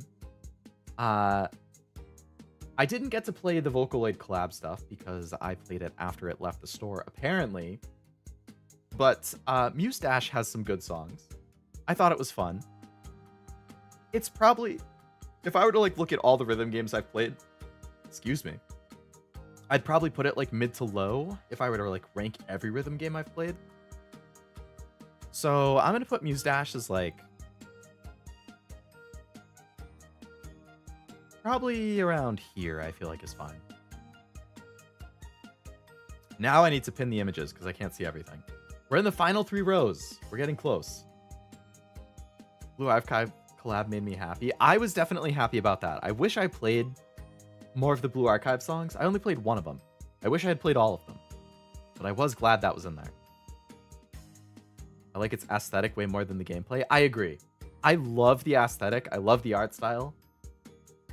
The gameplay is kind of, I feel like it's visual overload at times compared to other rhythm games. I would prefer a simpler visual style when I'm actually playing.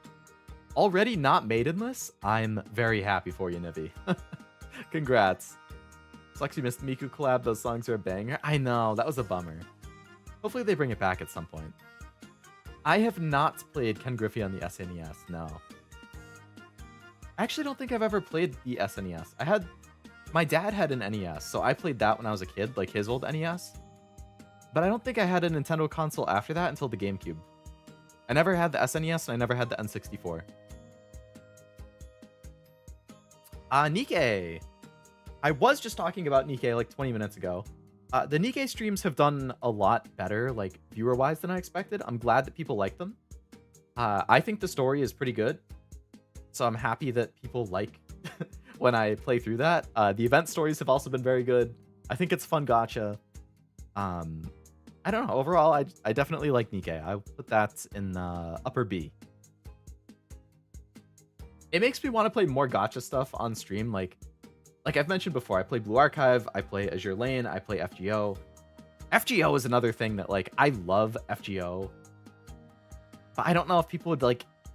Well, one, it's a visual novel, so it's a shit ton of reading. It's not voice acted or anything, like, it's just visual novel. The story is 10 out of 10. It's the best story I've ever seen in any media ever. I'm not exaggerating. It is my favorite story in any media. But, like, every story chapter is a 20 to 30 hour visual novel. So every event is like a 5-hour visual novel. Like, it's killer amounts of reading. It's killer on the throat. So as much as I love it, I don't know if it's a great stream game. Waiting for you to play Heaven Burns Red. That is on my list. Heaven Burns Red and what is it? Girls Frontline 2? Those are probably the two more recent ones that I've been interested in. And then there's also another one, I think from Yostar coming out, called like Stella Sora. I've been seeing ads for that, and I am definitely interested in trying that whenever it comes out. Nikkei has a story, I'll be damned. Heard Heaven Burns Red is a terrible game like Final Fantasy?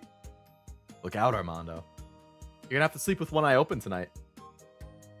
I don't have high stakes in either of those comments, but I know other people in chat do.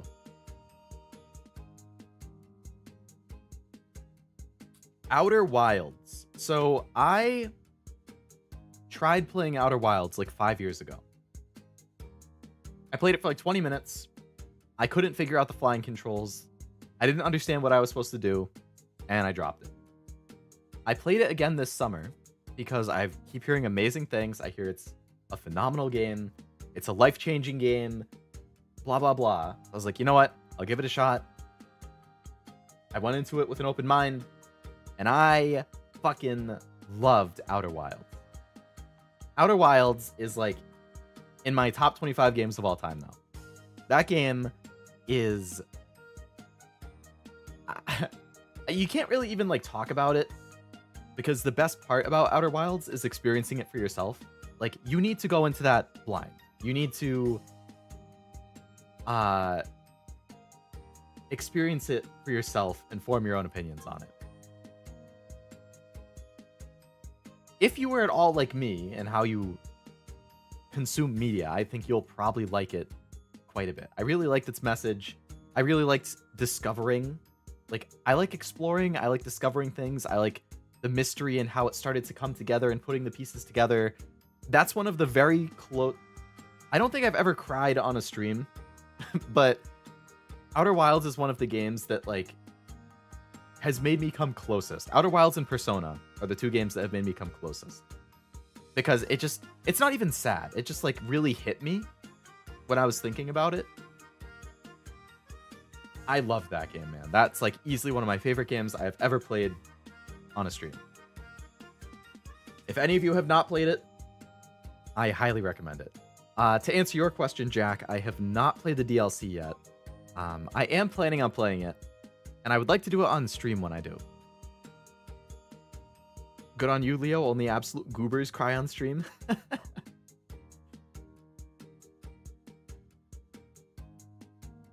Yeah, I'm sure that's not referencing anybody, huh? I'm not opposed to, like, if it happens, it happens. It's just I feel embarrassed about it, so I try and hold it in. I'm gonna put Outer Wilds in S as well. I'm actually gonna put Outer Wilds as like my second favorite so far. That's my second S tier, behind only my biggest passion project. I will check the proof, Cammy. Are you gonna go over the game votes for this year? I wasn't planning on it, but I can definitely show it at some point. Yeah, it's not like a hidden thing, but or I can talk about which ones were the. I can tell you guys off the top of my head from that survey I put out. If you guys haven't taken it, I have a community post for it, or it's in my Discord. I made a survey with like a few dozen games. It's just all check boxes. You could check the ones that you would be interested in seeing me stream sometime in the future. I already kind of have like a top list of like 10 to 15 games that I'm prioritizing, but the list is to kind of help me get a sense on what are other people most interested in seeing. Like, if one of my priority games also has a shit ton of votes, then I'm probably going to highly prioritize that one, you know? If one of my priority games that I really want to play gets basically no votes, I'm still going to play it, but it might be like a lower priority, right?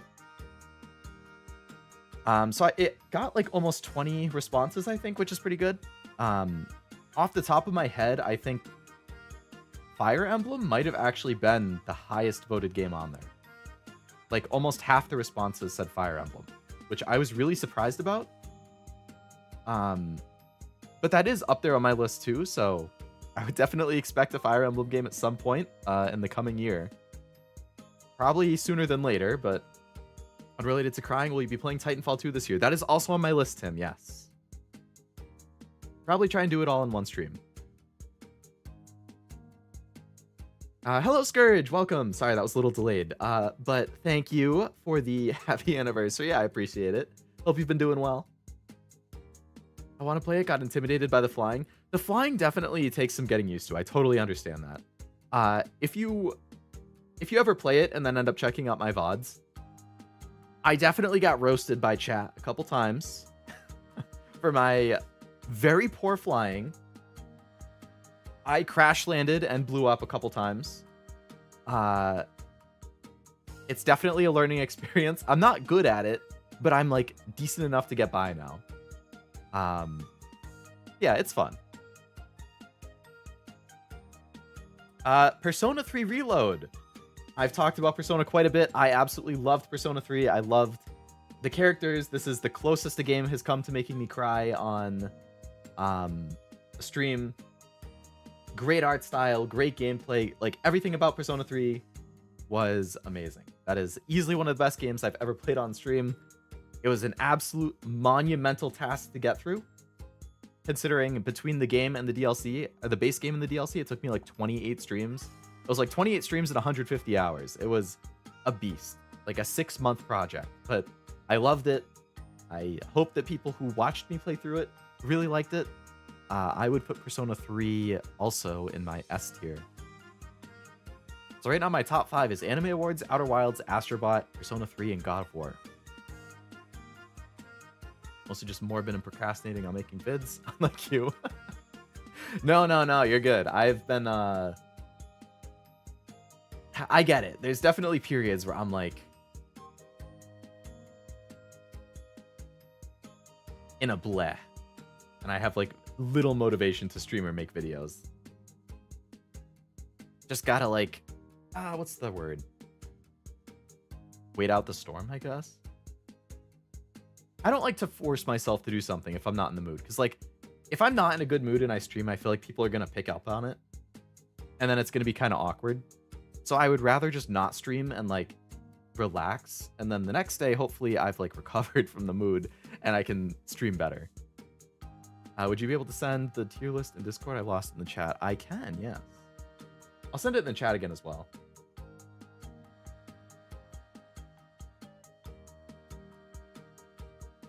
But I'll send it in Discord as well.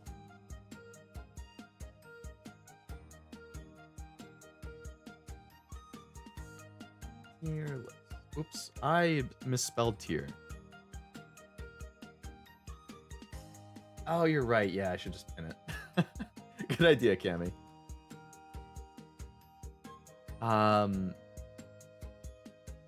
He's not short. I'm just tall. Hard to fit all my 10th. Yeah. So Scourge and I have actually met in person. We met at Anime NYC 2023, and there was definitely a noticeable height difference between me and him. I wish I was a little taller, but what can you do? I believe, like, I think out of all of my guy VTuber friends, I am one of only 2 who is under 6 feet. It's kind of sad. Like, I don't remember the exact numbers, but off the top of my head, Scourge, Esme, you, Cashew, and Zero are all over 6 feet. And I am 5'8". I am an average man. I'm like, what the hell? Where's my 6 feet? If VTubers are 6 feet minimum based on all of my other friends, why am I not 6 feet? This is bullshit. It is what it is.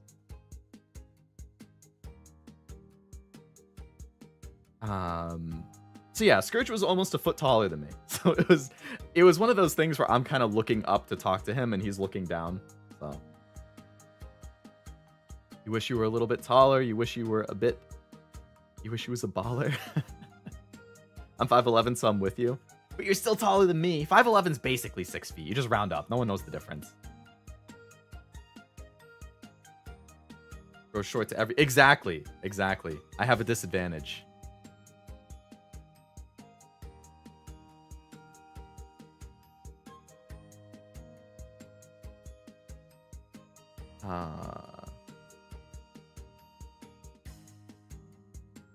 E3 on S tier makes me happy since another VTuber I follow made an awesome cover. Was it Rita? Jack? Actually, I don't remember. Rita is a VTuber I like a lot. I've liked her for a couple years now. She just posted a Persona 3 cover like a day or 2 ago. It is Rita? Nice. Good taste. Yeah, I listened to that earlier today, actually. It was a really good cover. Pico Park 2. So this was the only collab that we had with like the whole Weeb gang this year. It was good. It was very chaotic, but it was very fun. A lot of funny moments. A lot of people getting mad at each other. Trying to solve these puzzles and explain. Especially the very, very final mission where like we had been playing for, I don't know, 3 or 4 hours. It was the middle of the night for some people. There was ping issues. Like we could not get through that final mission. But I thought it was really fun. It was fun to have everybody together. I don't know if ever, no, I don't think you were in that one, Scourge. Now that I think about it. I don't know what the conflict there was, but I think the rest were? Now I'm forgetting because I didn't have everybody in my thumbnail. I forget who was and wasn't there. I can see 6 in the thumbnail. I'm pretty sure Kiwi was then. I don't know. Either way, that was fun. I had a lot of fun with that. So I'm going to put that. I'll put that in. Is that low A or high B? Popped in for like 5 minutes. Said live stuff. That would do it then. Yes. I hear Cashew wears lifts in his shoes. He's really 4'10". The dude, he wears 1.5 tall lifts. That's crazy.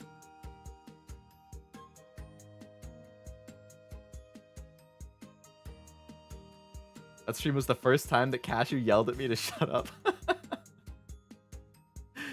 Damn. Pictopix. So this is like Picross. I don't know if you guys know Picross, but really fun puzzle game. Very chill puzzle game. It was basically just solve puzzles while I yap, which is my kind of stream. I really like how laid back that type of stuff is. So I really liked it. I've wanted to play it more on stream. It's just like, I don't know if people really like that. Like, you know, Professor Layton is like a lot of puzzles that people can get active in solving because they're tough. But like PictoPix is like, I'm just kind of thinking while I do stuff and talking. So it might not be as exciting for you guys, but I think it's good like just chat and chill type stuff. So I'm also going to put that in B. I'll put that like here. I don't mind them, gives us a chance to focus on chatting. That's true. It's basically a just chatting stream while I'm doing something. Or focused on the conversation. Yeah, exactly. Professor Layton. So, Professor Layton was an experience. I know Professor Layton is actually another game that did way better than I expected. If we're talking like numbers or viewer-wise, those streams consistently had a good amount of people watching, and people were like super engaged. Like, so many of us were actively trying to solve these puzzles, and I feel like all of us were I was getting very tilted with I did not expect Professor Layton to tilt me as much, if not more, than like Stellar Blade did. But some of those puzzles were so hard or so BS in the answer, and I feel like people in chat were going through the same thing as me. Like, I know for a fact, like Oblivion, Cashew, Armando, Frost, Tim, Jack, like I think Wasabi was in some of them. Like there's probably more people too, but all of those names I remember, we were all in there and we were all getting mad. Like people were suggesting answers, they were confident it was the answer. I would put it in, it would be wrong. Nobody can figure out why it's wrong. I would look up the answer and put it in, and then we're all like, oh my god, serious? Like it was a very aggravating game, but at the same time, it was fun because I think we were collectively all very frustrated, and it was a very team effort. Like we were all working together to solve some of those puzzles, even if we were all getting mad about it. So I thought they were fun because of that. But it was very tilting. I have like every single Layton game. I just haven't decided if I want to do more of them on stream. The candle question was the first time I tilted in that game, I think. I loved that game. Hell yeah. Then Oblivion streamed a different Layton game and got equally tilted. Yeah, the like Catriel's something. I watched some of it. Yeah, that was. I feel like every one of these Layton games is just bound to be tilting. Layton went to the Phoenix Wright School of Annoying AF Puzzles. There's actually, I don't know if you've seen Scourge, there's a Layton and Phoenix Wright crossover game. That game is like the perfect first date. They recommend you to do some type of shared activity with a common goal so you can bond. You take it to Applebee's and you're for sure gonna... Oh yeah, yeah. No, that's a great date. You hang out at home, you play Professor Layton together, and solve some puzzles. Then you go to Applebee's for dinner. What are you gonna do for dessert? Like go to Friendly's? That's like a three-peat right there of greatness.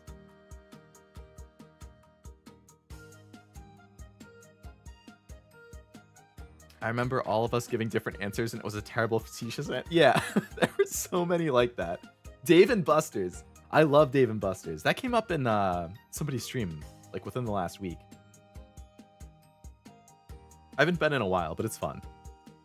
So Professor Layton, I'm gonna put Layton in like low B, because I did get very tilted, but it was fun from like a communal tilt.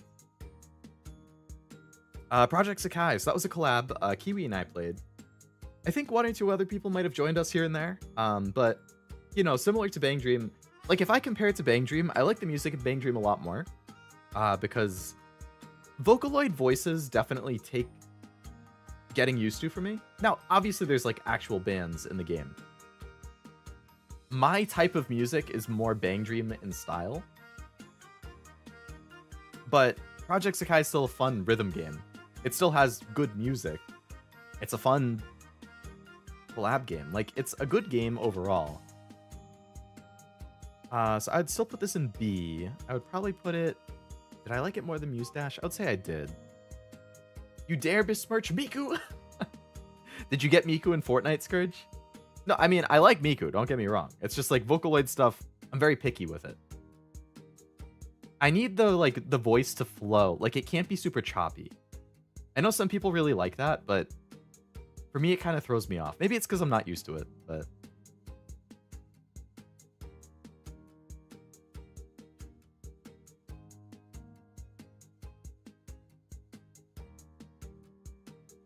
Currently playing as her in Fortnite? Hell yeah. Fun flashbacks to the intense voice of Hatsune Miku. Honda Civic over the Acura NSX.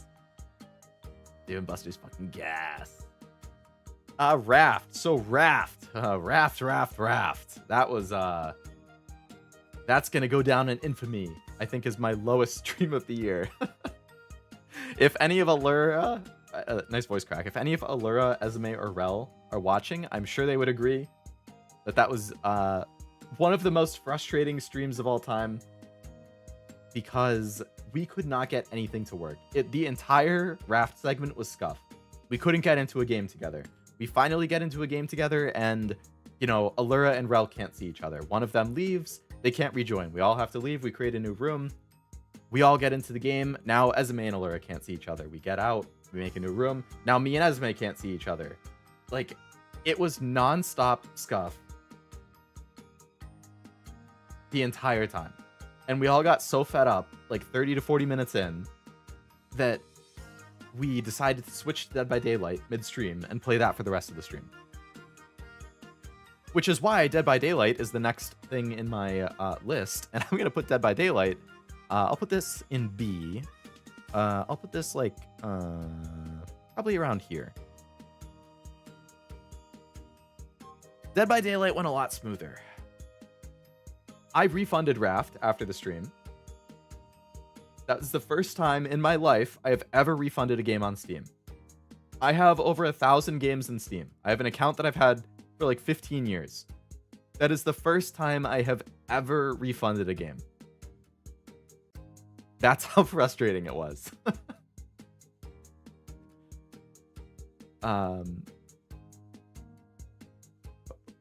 Raft is an S tier stream though. I heavily disagree, but fully understand. Then someone had to download the. Yeah, I think either Rel or Allura might have needed to update, and it was like a 30 gigabyte update or something. It was just, we were not ready for that. We're getting close to the end here. We're almost down to the final 2 rows. And then we're really close to the announcements. So, Rhythm Doctor. Rhythm Doctor was fun. I think Rhythm Doctor is a neat rhythm game because it, like, plays with the screen in interesting ways. Like, it moves your screen, your window, around the screen for you while you're trying to play the game. It, like, adds random effects that make it harder. It's a really unique rhythm game. It's not one of my personal favorites, but I do appreciate how unique it was. I think I have Bastion a little bit low. I'm going to bump that up a bit. What about Elden Ring? Didn't you refund that? I sold it on Reddit. I bought a physical copy from GameStop, and then I opened it, so I couldn't return it. So I did the next best thing, which is selling it on Reddit for almost full price. Because it had just come out and people really wanted it. So I think, I don't know, I bought it for 60. I probably sold it for like 45. I just wanted it gone. I have it on Steam though. So if I ever decide to play it again, it was like super cheap on some like CD key sale a long time ago. I don't know.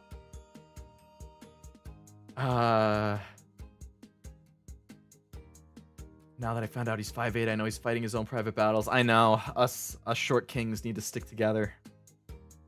We gotta unite against the short... what's the word I'm thinking of? Anti-short crowd. Rhythm Heaven. So Rhythm Heaven, I was extremely aggravated playing. I'm sure any of you who saw that stream, I was so excited for Rhythm Heaven. I was like, this game, people talk about how great it is. This is going to be so fun. I can't wait. That game fucking pissed me off. Short oppressors. I like that. Don't lump me in with the short freaks of the world. I thought you were acting like you were my ally, Armando. Now I'm a short freak? I'll remember that. You're lucky I don't have a list like Cashew, or that would have gotten points. Rhythm Heaven, yeah, Rhythm Heaven was not a good time. Some of the songs were good, but boy, would I say the majority of them made me mad. Getting stuck on Love Lab, at least we were stuck on a banger. I did like the song. I can't deny that. The controls were just so finicky. Sayonara Wild Hearts. So that was another unique rhythm game. The music was good. It was short. I beat it in like, I don't know, an hour and a half. So if you're looking for a good short rhythm game and you like synthwave kind of stuff, very up your alley visually, and probably also audically. I don't know what the hell the audio version of that word would be. But that stream was also notable because that is the stream that I opened my memberships during. So that was really exciting. That was a big milestone for me. I'm going to put this in B. If I was just ranking the game, it would probably be like around here. But since it also included opening memberships, I'm going to put it like here because that was a big milestone. Short freaks. Nivi, you with me?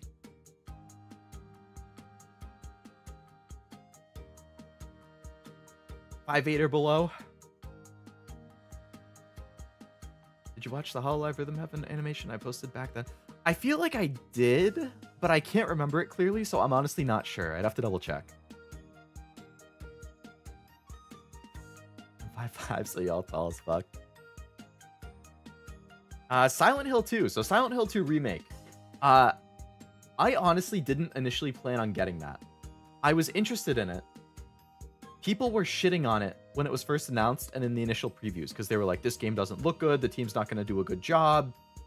Blah, blah, blah. So I was like, I don't know. Cashew is also a big Silent Hill fan, so I was talking to him. I was like, what do you think? Is this going to be good? He's like, I don't know. I'm waiting to see what like my gaming circle thinks. You know, the reviewers that I like or my friends who are into it. Like, I'm waiting to see what they think.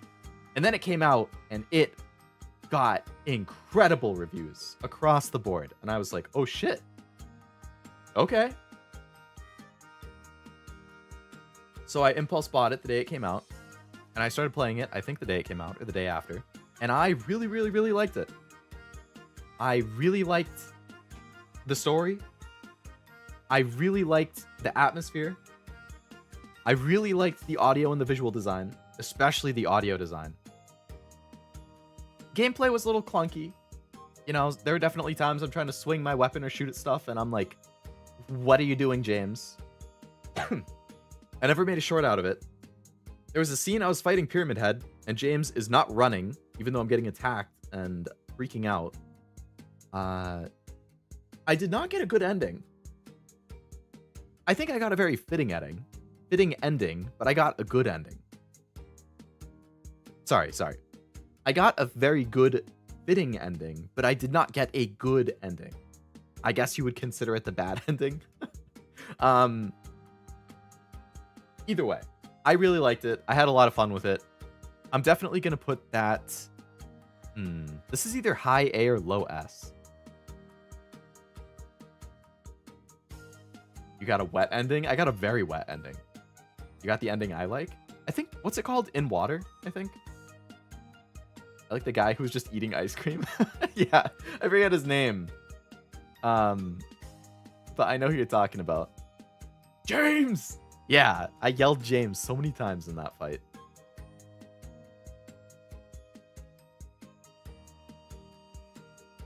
Yeah, I'm going to put Silent Hill in high A. Soma, so that was a collab with Serby.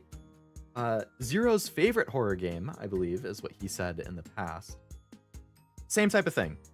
Good atmosphere, good lore, interesting to piece the story together. The ending I thought was really good.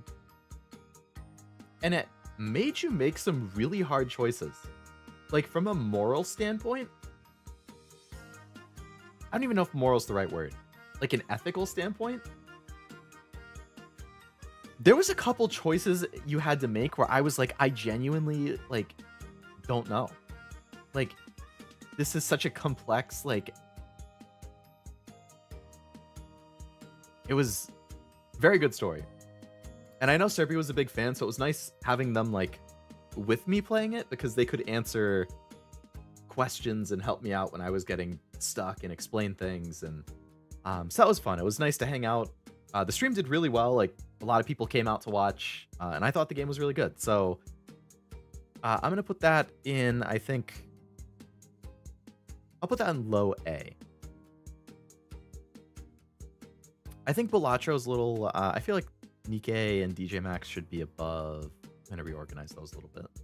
I think they show the 2 ending cutscenes in the wrong order personally. Oh, and Silent Hill.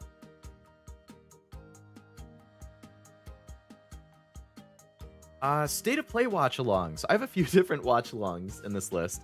I've watched along some State of Plays. I did the Summer Game Fest. I did the Xbox Showcase. Oh, the ending cutscenes in Soma. In the wrong order. I think I liked the order that they do it, but I can see why you would like it if they did the opposite order.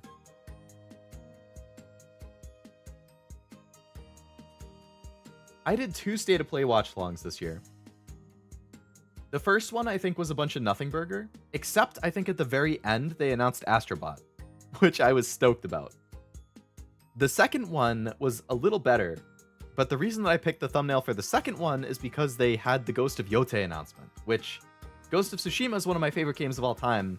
I've wanted a sequel for a long time, and now we finally have one. Ghost of Yotei coming out 2025. You guys know what I'm going to be playing day one, as soon as it comes out. Leo Lovelace channel, you heard it here. Ghost of Yotei playthrough. Ghost of Tsushima is one of the few games that has made me cry. I cried a lot. So I'm going to be curious about Ghost of Yotei. But yeah, great game. Great game. Very happy that they announced it. I'm going to put that in B. I'll put that low B.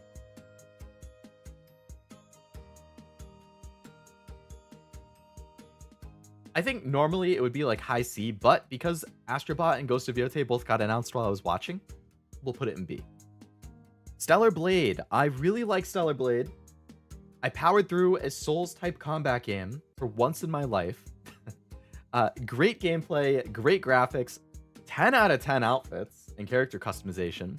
The music was like 10 out of 10. Easily one of the best soundtracks I've heard in a game. Like, it's up there with Nier as like one of the best soundtracks I've heard. Like, everything about that game was so well put together.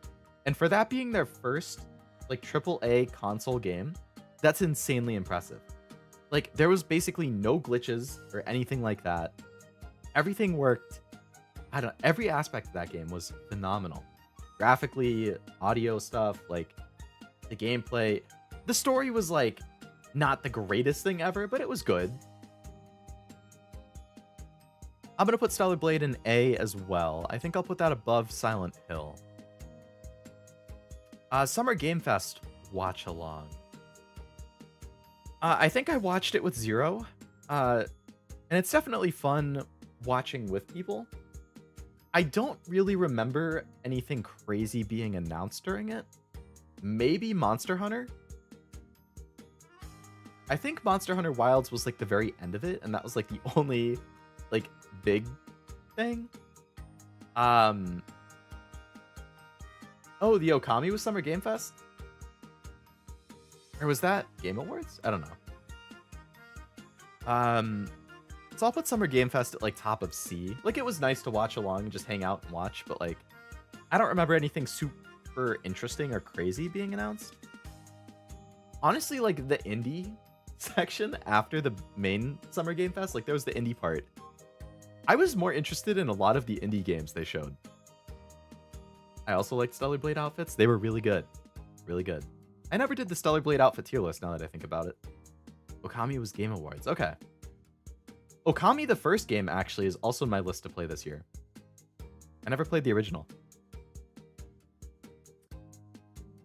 Pokemon card opening. So I did a lot less Pokemon card openings this year for multiple reasons. Number one, there were 3 reasons. Number one, I was trying to save money. That's the biggest reason. Number 2, the sets that came out this year I thought were nowhere near as good as they were the past couple years. There were barely any cards in the sets that came out this year that I like really wanted. Like probably less than 20 across all the sets. So that also, like, not only am I trying to save money, but there's not really cards I want in the first place, then why am I going to buy them? And then 3, at the end of the year, the market went ballistic. Things have skyrocketed in price. I talked about this, like, I don't know if it was on stream or not, but there's a really very popular, very expensive card. Umbreon VMAX, alternate art, from Evolving Skies 2021. That was like a $200 card for a long time. I've had it for a couple years. I sold it over the summer. Like, I don't know, August maybe? August or September? I sold it for like $800. You know how much that card is worth now, 6 months later? $1,600. That is what the Pokemon market has happened, or had happened in the last 2 to 3 months. That $800 card I sold 6 months ago doubled in price in the last like 3 to 4 months. That's fucking ridiculous. There's a lot of cards that have skyrocketed lately. There's a card that I have a bunch of copies of because it was like $4. And I would just buy like 3 or 4 copies at a time because I really liked it. And I was like, why not? I'll have a whole page in my binder that's just this one card. That $3 to $4 card is a $15 card now. Like, everything is going way up. So unless you're just buying singles for like really recent cards that have a lot of copies that you just are like, yeah, I want this for the binder, it doesn't make any sense to buy Pokemon cards. Like, sealed product is getting bought out from online retailers and physical stores. Immediately, people are getting in fights in physical stores to get the cards. Like, it's a terrible time to be a fan of collecting Pokemon cards. Which is too bad, because the sets that came out in November and January and are going to come out in March and May look really, really good. The set quality is going back up. But everything is insanely expensive. So that has significantly turned me off of buying cards as of late. I'm not going to support the scalpers. I will not pay that price. And if I can't buy it for MSRP, I'm not going to buy it. So that's why I did a lot less. I enjoyed the ones I did do, and I liked my mail day opening that I did, where I just bought the singles I wanted. So I'm going to put that in B. But it definitely wasn't as fun as it was in prior years because it's just so much harder to get product and the quality wasn't as good. I fainted from the price of that card. I think I'm going to buy the Crobat with silver in the back and the Kingdra climbing the waterfall soon. Nice. Is the Kingdra waterfall one the promo? Even though I'm saving money, I'm still going to buy cocaine. Could have said saving money and it's perfectly valid. That's true. I could have. Inflation. Why people should switch to Digimon? Hopefully cheaper. Yeah, the Costco fights. There's been a bunch of those. Game Awards watch along. So that was me, Zero, and I think Silver watched along with the Game Awards. Oblivion joined in partway, I believe. And then after the award watch along, I think I was just like looking at Marvel Rivals stuff or something. So that was fun. They had some good announcements. It was good time. I'm gonna put this in B. I'll put this like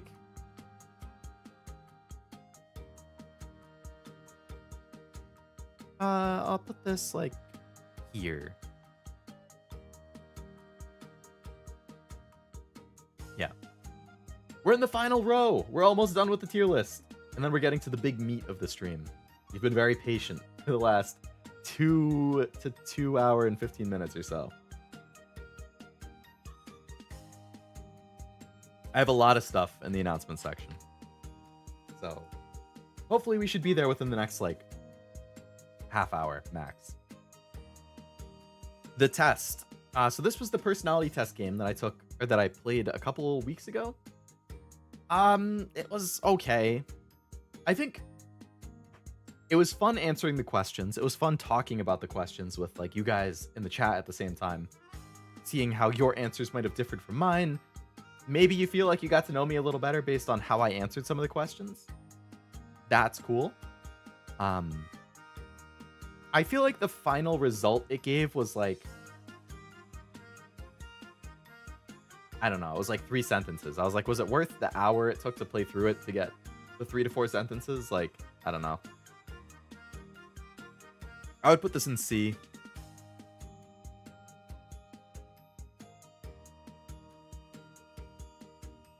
I'll probably put it like here. Some of the questions. Yeah, there were some really sus questions in there that I didn't expect. Bet Leo's gonna announce an IRL boxing match with Cashew. Damn it, Armando. Did it leak? You found out? I guess I can just tell you. Yeah, me and Cashew are gonna meet up IRL for the first time. And we're gonna throw down. Unfortunately, he has a significant height advantage on me, so I'm already at a bad starting point. This is news to me. You're finding out at the same time as everyone else, man. I booked everything. I booked the planes. I booked the hotel. You just got to show up. And you get to beat me up.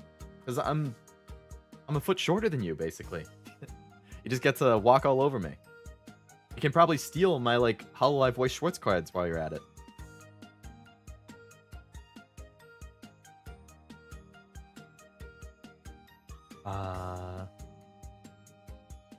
I was watching the Backhat Game Awards and Zero came in because Nivi mixed Warhammer and Warframe. I wouldn't fight Leo Hololive cards. The surprise element was meant to balance out the height element. Yeah, that's true. I could have caught him so off guard if he didn't know. I can see how that would trigger Zero, though. All right, we have a tier list stream. I do really enjoy the tier list streams. I think it's really fun making the tier lists and talking about placements like I'm doing right now. Especially with you guys, like when you guys make the tier lists too, and then you send it in Discord and I can see how your answers differ from me. The specific thumbnail I had here, there were 2 really good tier lists I think I made in this past year. The first one was the animals that you could beat in a fight tier list. I thought that was really fun to go through all the animals and decide if I could beat them in a fight or not. A lot of good discussions there. And then the other tier list that I really liked making was the character design tier list, or character tropes, I guess. Like, you know, ripped jeans on a character design, childhood friend, teacher, like, dyed hair, like all these random characteristics.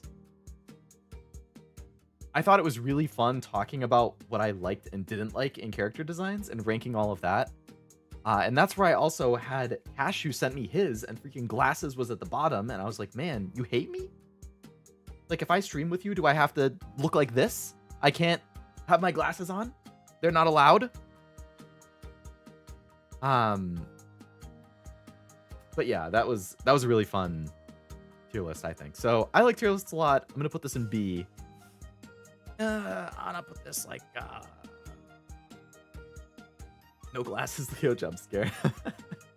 Yeah, you don't see it very often. I very rarely bust it out. The only Schwartz card I have is my Lamy signature card. That's a good one to have. Otter without the glasses. Look dreamy without them? Damn. Gonna make me blush. Let's see. I feel like the tier list is fine there. We only have 6 left. Top 25 list. So that stream, I updated my top 25 anime list, and I also updated my top 25 game list. I was not as prepared for that as I could have been. I definitely should have spent a little more time preparing for it.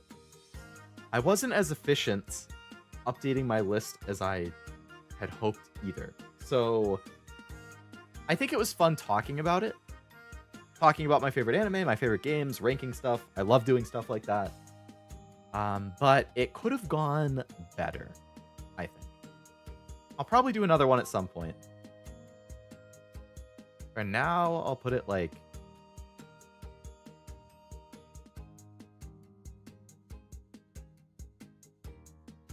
I'll put that in like C.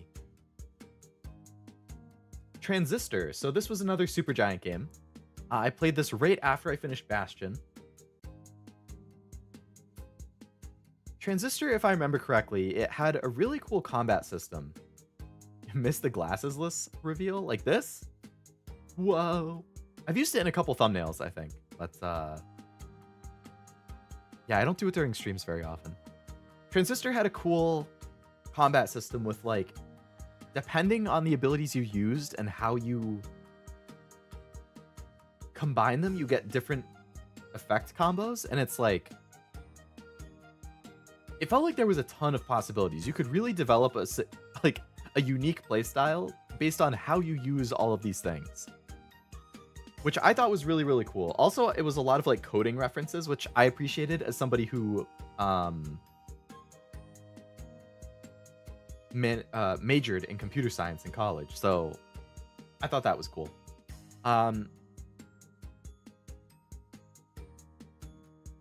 I'd probably put it right next to Bastion, honestly. Typing of the Dead Overkill.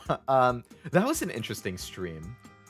Some interesting visuals and a very wacky story, wacky characters, really funny dialogue. Some of the things that you had to type were pretty funny. Overall, I thought it was fine, I guess. I didn't feel like super strongly about it. Like, it got me some laughs, but it wasn't like significant. I'll put that in C. Sexy Pillow, Leo and Cashew. Leo on one side and Cashew on the other. I want to sign Leo Cashew Nibby card. Yeah, make our own physical trading card game. They just launched a new VTuber card game. It's called like, I think they just called it V Card or something like that. It has a bunch of like indies as the characters. Like, I think Shy Lily is one of them. Like, I don't remember all the others, but I was watching a video breakdown of it recently, and they actually have like, I think they called it an anti-rule or something. Like, basically, if you're playing the physical card game against somebody, when you are playing it, like, it's first to 3 points or 5 points or something. If you lose a round, you put like one of your cards in like a prize pool pile, and whoever wins the game gets the whole pile. So if you play it physically and you lose, you just straight up lose like 5 cards from your deck. Your opponent gets to take them. I would never, ever, ever play a game that was a rule in. If that's ridiculous.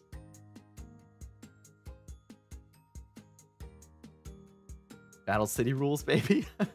Shy Lily is in that, yeah. I think she's one of like the headline cards, so that probably is the one that she was talking about. I learned to spell gooder. Gotta risk it for the biscuit. That's a classic saying. My roommates in college love saying that. It was that fight in Transistor you had struggled with and got through it? Yeah, I think it was the final boss in Transistor. Gave me a lot of trouble. I had to like remake my loadout a couple times.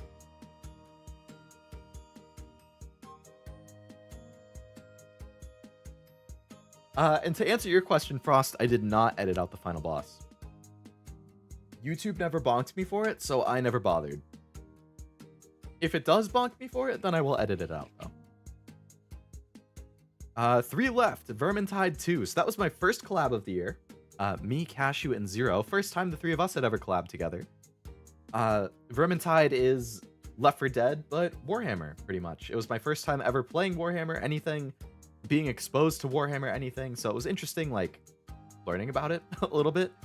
Zero knows a lot, and Cashew also knew more than me. I was the only noob. I was not very good at it, but I thought it was fun. It was fun playing with the guys. It was just entertaining, I think. I'm gonna put this... Put that around here. Vermintide was what got me to sub to Cashew? Ooh. Nice. I always find that interesting. I really like finding out when people who are in my chat decided to sub. Like, there's certain people I know. Like, Argoth mentioned earlier it was in a collab that I was in. like Master I know was a Master Duel short that I posted. I think like Blaster or Gee or somebody had said it was Persona. Like, I always think it's fun finding out, like, was it a specific stream? Was it a specific game? Was it a collab that they found me in? Was it a short that popped up in their feed? Like, that's always interesting. I don't know. I like data.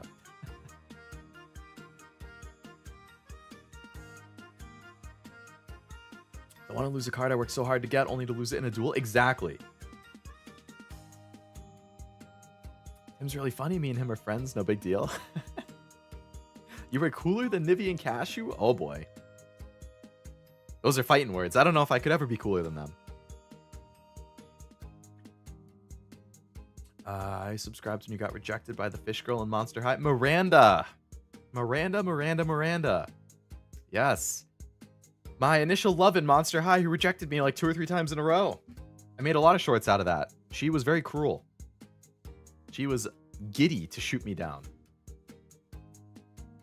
I still need to play the 2nd and the 3rd. They're making a 4th one too, actually.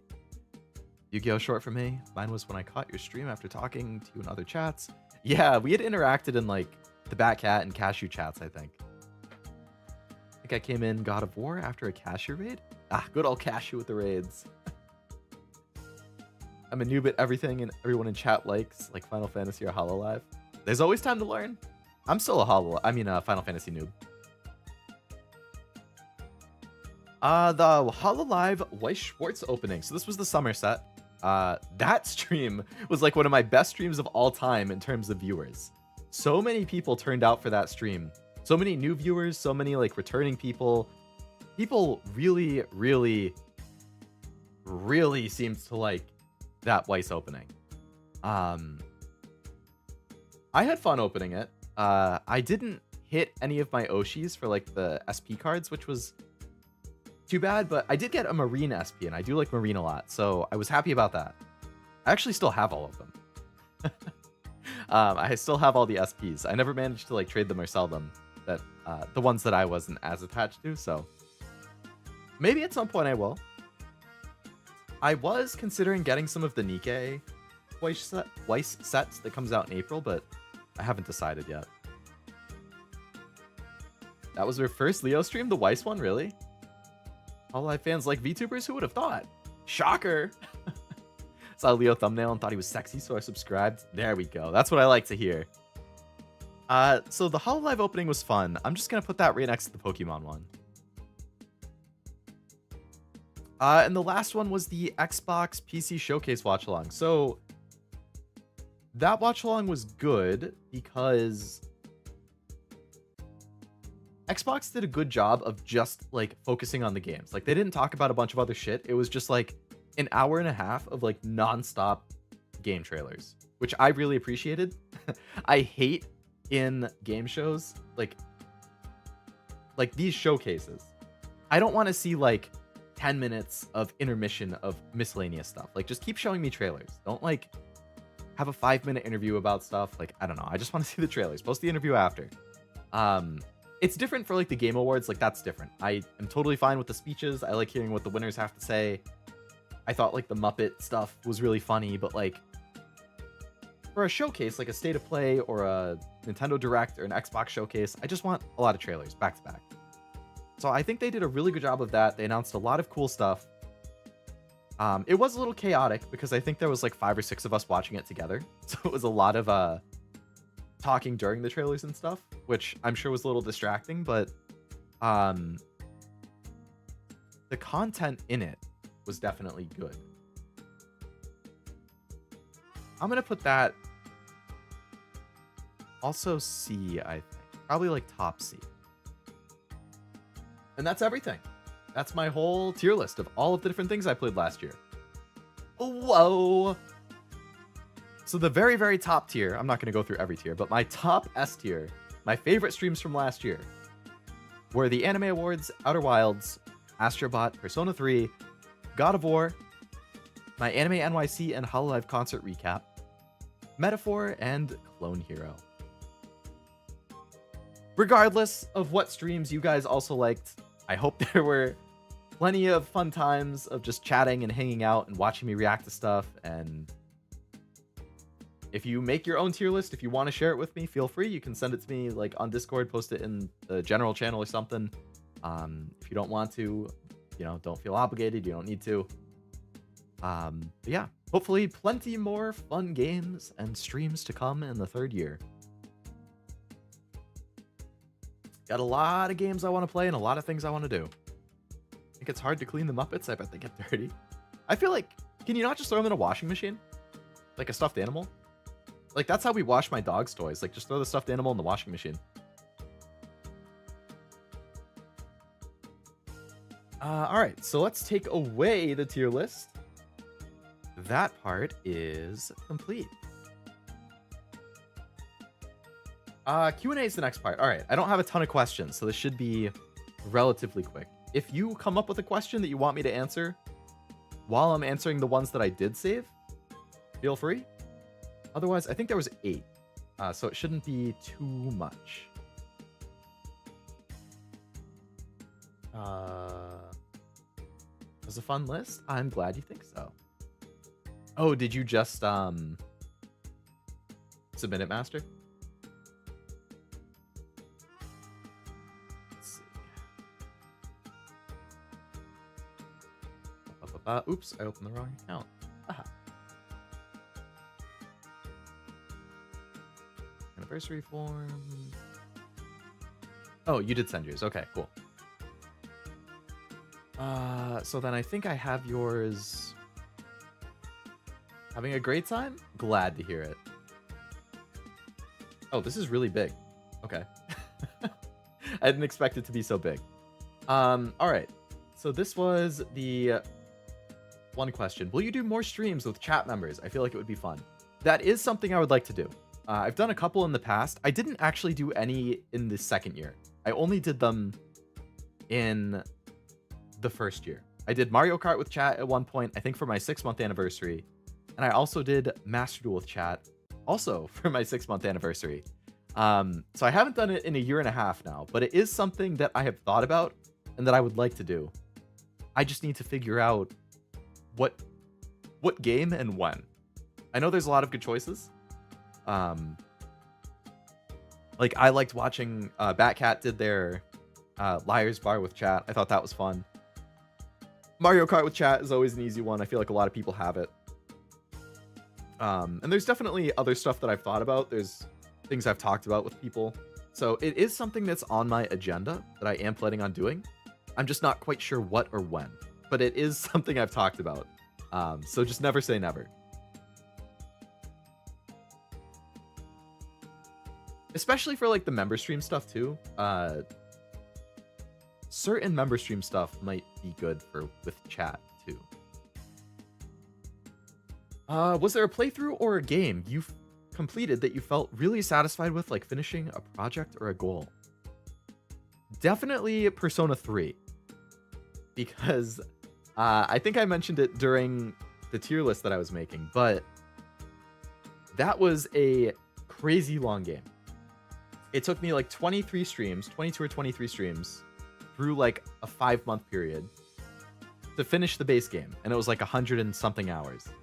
And then the DLC came out and that was like another 5 streams and another like 30 hours. So the complete beginning to end of Persona 3 was like, I think it was between a 120 and 150 hour thing that I committed 6 months to throughout this year of playing on stream. So it felt super satisfying to finishing it. What the hell was that sentence? It felt super satisfying to finish it. And I was glad that there were people who like stuck with me throughout it, because I know there's a lot of people who don't really care about JRPGs, and there's a lot of people who might not want to watch because they want to play it themselves. So it's not the most exciting thing to stream for a lot of people, but I had a lot of fun and I was very, very happy and satisfied when I finally finished it. I'm sure Metaphor is going to give me the same vibe, because that's going to be like 18 or 19 streams to finish too, and like 100 hours.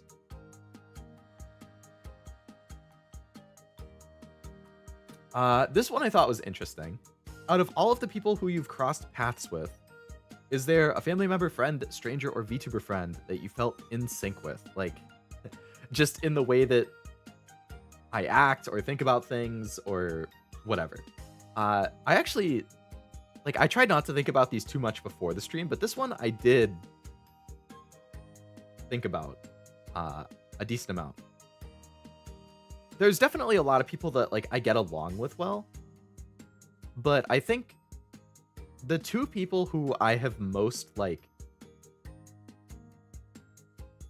felt like, wow, we really, like, think the same. We really act the same. We really, like, feel the same about a lot of things. One of them would be my roommate from college, who I lived with all 4 years. Which is really funny to say because at my college, you get randomly paired with a roommate. You have no say in who you're going to room with, what dorm you're going to live in. Like, you don't get any of that. It is all randomized at the college I went to. So I got randomly paired with my roommate and we ended up becoming best friends. We lived together all 4 years.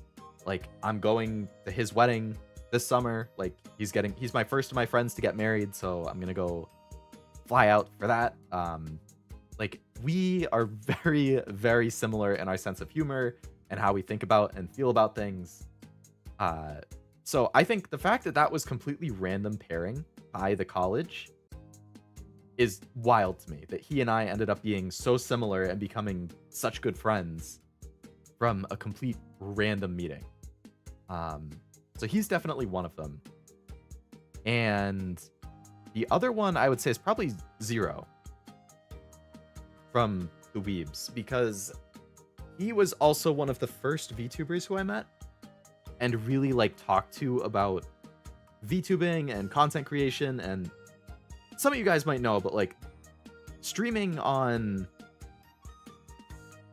the Leo Lovelace channel and playing game, like, that is not my first foray into content creation. I've been doing stuff on YouTube on different accounts under different names for like 5 or 6 years.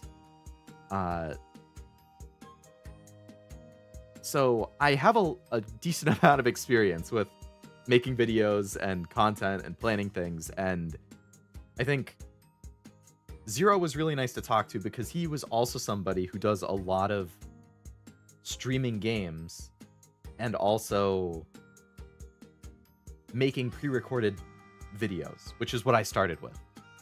So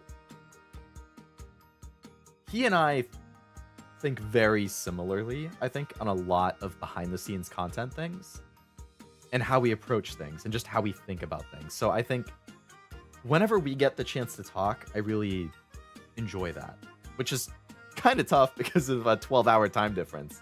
But yeah, he and I think, are very in sync. We have a lot of shared interests too. Like, yeah. I mean, obviously, I sync up with a lot of my friends in all of these categories: family, friends, strangers, VTubers, like, on various things. But if I had to pick, like, super, super, super, super in sync with, it would probably be those two. Leo Lovelace is in your name? I mean, that's what it says at the bottom.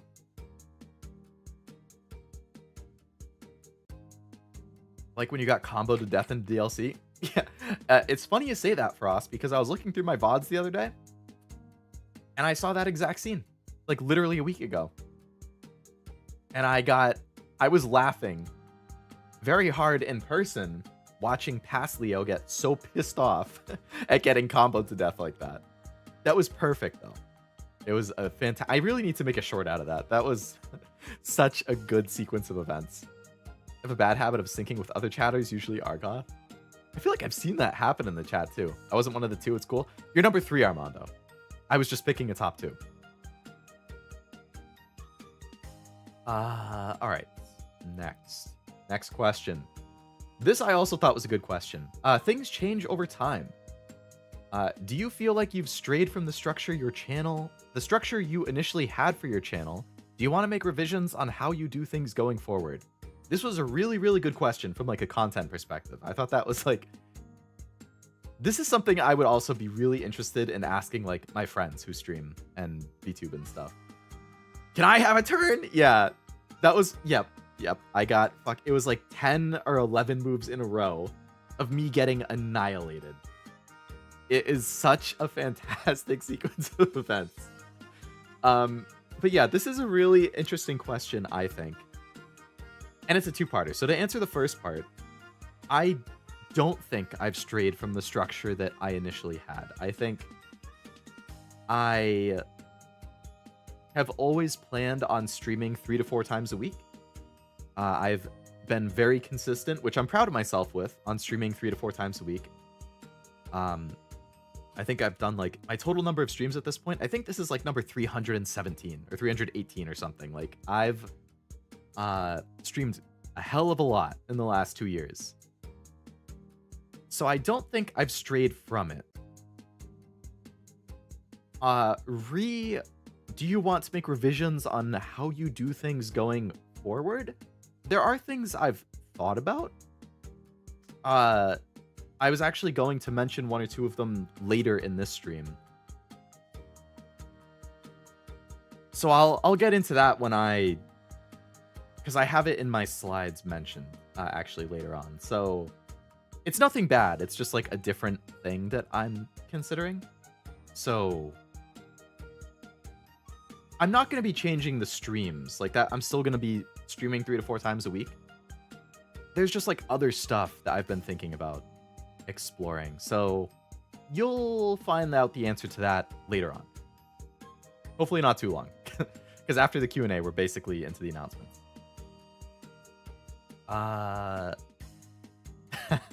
Okay, 5 red hair waifus in 20 seconds. Go. Because I have said many times I really like red hair and red in character designs. 5 red hair in 20 seconds. Mitsuru from Persona 3. Kurisu from Steins Gate. Yoko from Gurren Lagann.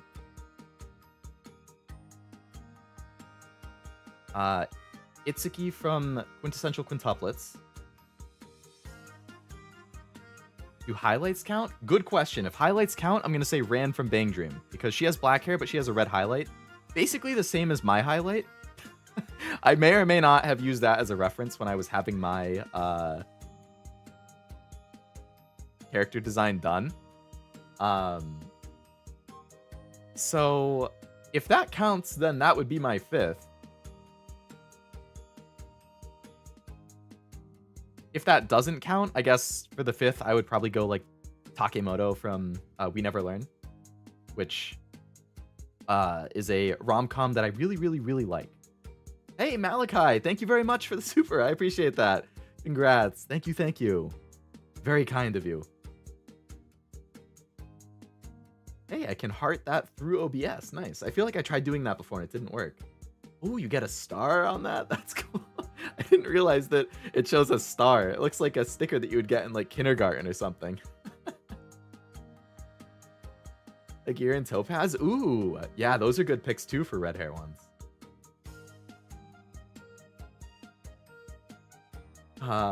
Yes, thank you again very much, Malachi. I appreciate that. Both the super and the congrats. Which one would you give up forever if you had to? Pasta or pizza? Pizza, definitely. Pasta is my favorite food of all time. I adore pasta. I eat it almost every Sunday for dinner. Saturday I have mac and cheese almost every time for dinner, which is another type of pasta. I like pizza, don't get me wrong, but there's a lot you can do with pasta, you know? It's a very versatile, not that pizza isn't versatile, but pasta is also insanely versatile, right?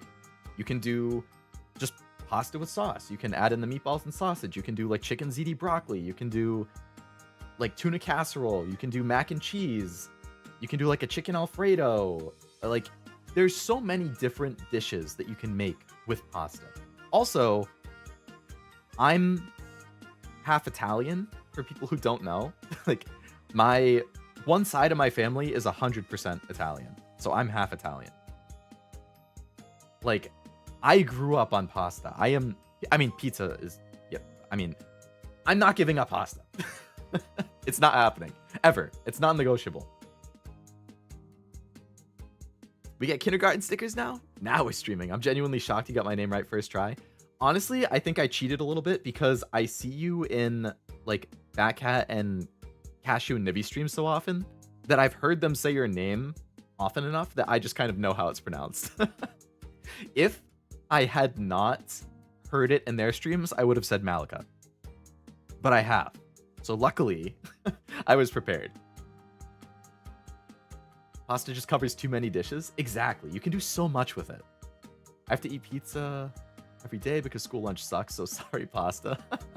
Can't live without pizza. Look, as much as I love pasta, I'm not going to criticize anybody if you want to pick pizza. Actually, you know what? I'm going to make a poll in the chat. You guys can answer it too. That's a good question.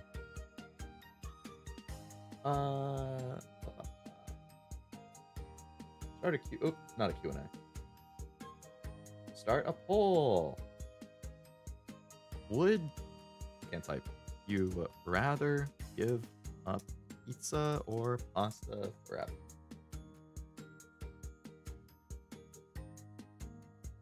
Does the pasta have pineapple on it? If you want it to have pineapple. I guess that's totally up to you. Alright, I'll leave that there for now. Does the pizza have it? I think graphs or spreadsheets is another good one for this type of question. Very fair. Pasta's the give up for me. I'm Italian too, but I get tired of pasta quicker than pizza every time. So this is a funny story. A little bit of Leo lore. So when I was in college, the dining hall plan I had is that I could swipe into the dining hall 2 times a day. So I could go either for breakfast and lunch, for breakfast and dinner, for lunch and dinner. I could go just once. I could not go 3 times though. I could go to the dining hall 2 times a day.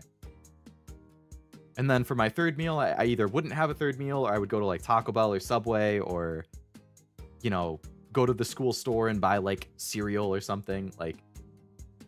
I usually only have 2 meals a day, so that wasn't a problem for me. I either have breakfast and dinner or lunch and dinner. I rarely have all 3. I never have breakfast and lunch. It's breakfast and dinner or lunch and dinner. So that was fine. But I didn't really start utilizing the dining hall until junior year. Freshman and sophomore year, I didn't go that often. I did a lot more eating out. Five Guys, Subway, Chipotle, Taco Bell. I did not eat healthy my first 2 years of college. So I decided junior year, I'm going to make an effort to actually use my dining hall plan and go to the dining hall and eat the food they have there because they have more variety. I don't have to pay my money for it. And the best thing that my school's dining hall had, in my opinion, was pasta, because it's very hard to mess up pasta. As long as you don't significantly undercook it or significantly overcook it, it's fine. So I basically had pasta for at least 1 meal a day, every day, for my entire spring semester of college. Which is, what, 4 months? So that's 120 days. So I had at least 120 meals of pasta over the course of those 4 months. Some days I would have it for lunch and dinner. So I probably didn't have it every single. Maybe I had 100 meals of pasta my junior year spring semester. Thank you for joining membership, Malachi. Man, between the super and the membership, you're really spoiling me. Thank you. In that 1 semester of college, I put on 25 pounds. I think it's just because of the freaking pasta. It's so many carbs, and I was having it basically every single day. Now, it was good that I put on the weight because I was pretty skinny. So now I'm normal weight for my age and height. I'm right in normal. I was on the very bottom end before that. So thanks to me eating pasta so much, now I'm a normal weight.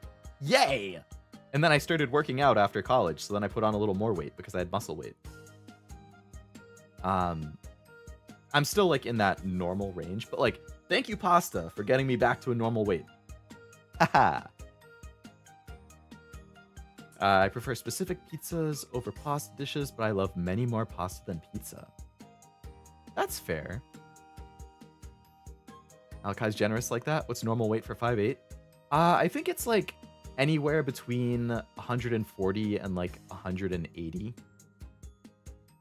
Like 140 would be like the slim end, and 180 would be like the thicker end.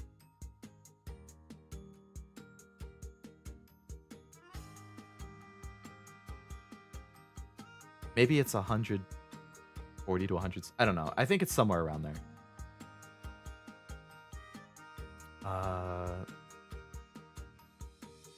Must have lunch though? Agree. Freshman year, I had the option to use my meal plan on a smoothie place on campus, and that was my go-to between class snack. I had a smoothie place on campus too. They had the best strawberry banana smoothie ever. I loved that thing. They also had really good burgers. But if Leo took off his shirt, it would look like someone drew him as carved out of stone. Like one of those ancient Greek sculptures or something. That would be sick. I do like the pizzas are portioned by slice and you can eat it by hand, no dishes to wash. That's true. Pizza's a lot easier to eat like that. Always been a bit overweight. My body type holds fat muscle really easily. Me and my friends stopped at a Golden Corral one time and they thought we were the wrestling team. Oh my god. That's kind of funny. I mean, if you're happy with it, like, I mean, you do you. Like,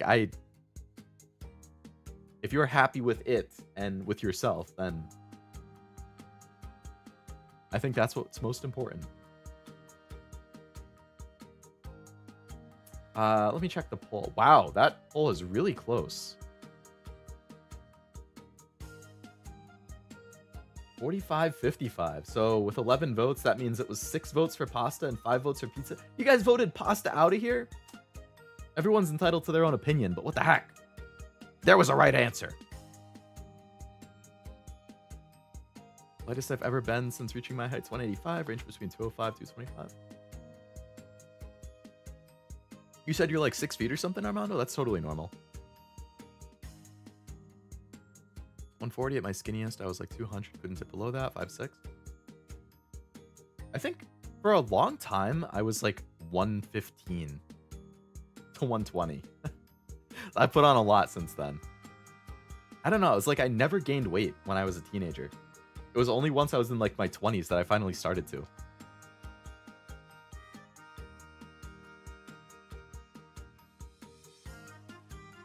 Baseball or death metal is another good give up question. Ooh. That's really hard. I actually don't listen to a whole lot of death metal, so I'm just going to group together like metal in general. Metal is my favorite genre. Metalcore specifically. Baseball is one of my favorite, like it would be my go-to sport, and fantasy baseball is also like one of my favorite pastimes. My body type is Gimli. That's great, Tim.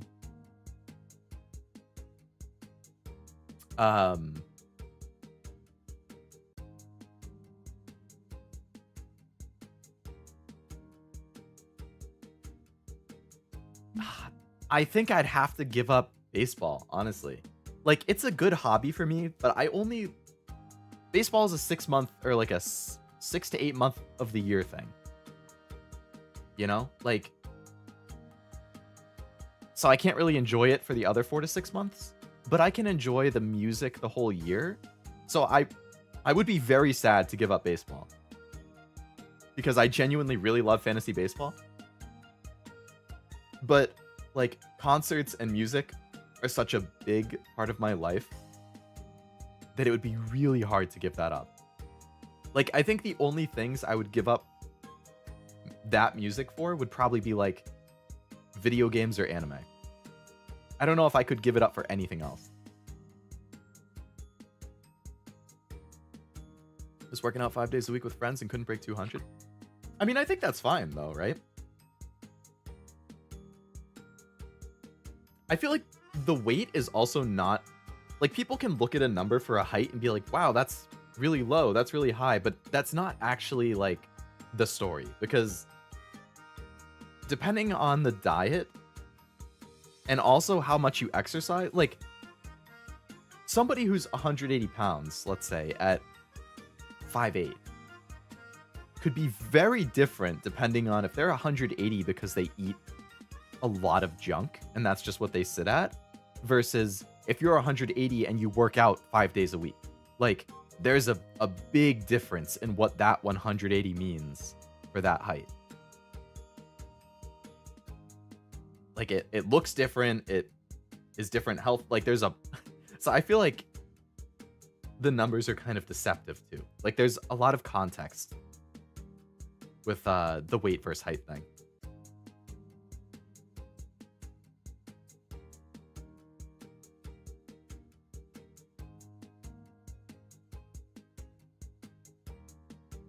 I even own some axes. You are like Gimli. Baseball's pretty much metal too, especially with the aluminum bats.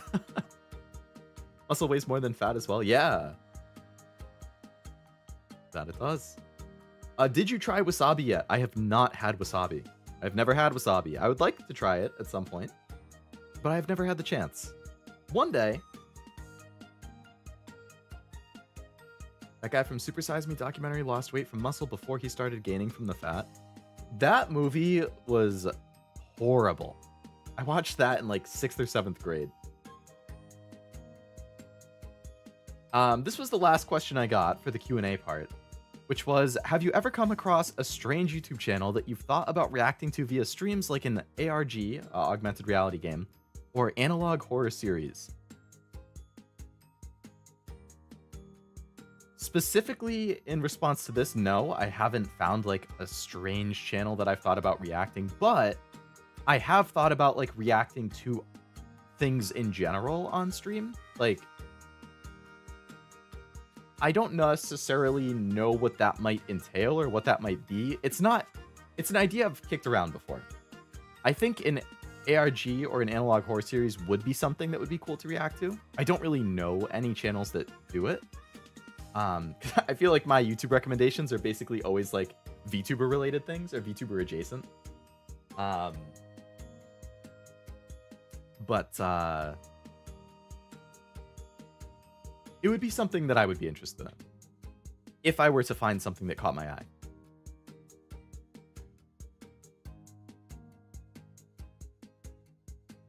Why'd the lights just flicker like crazy behind me? That was creepy.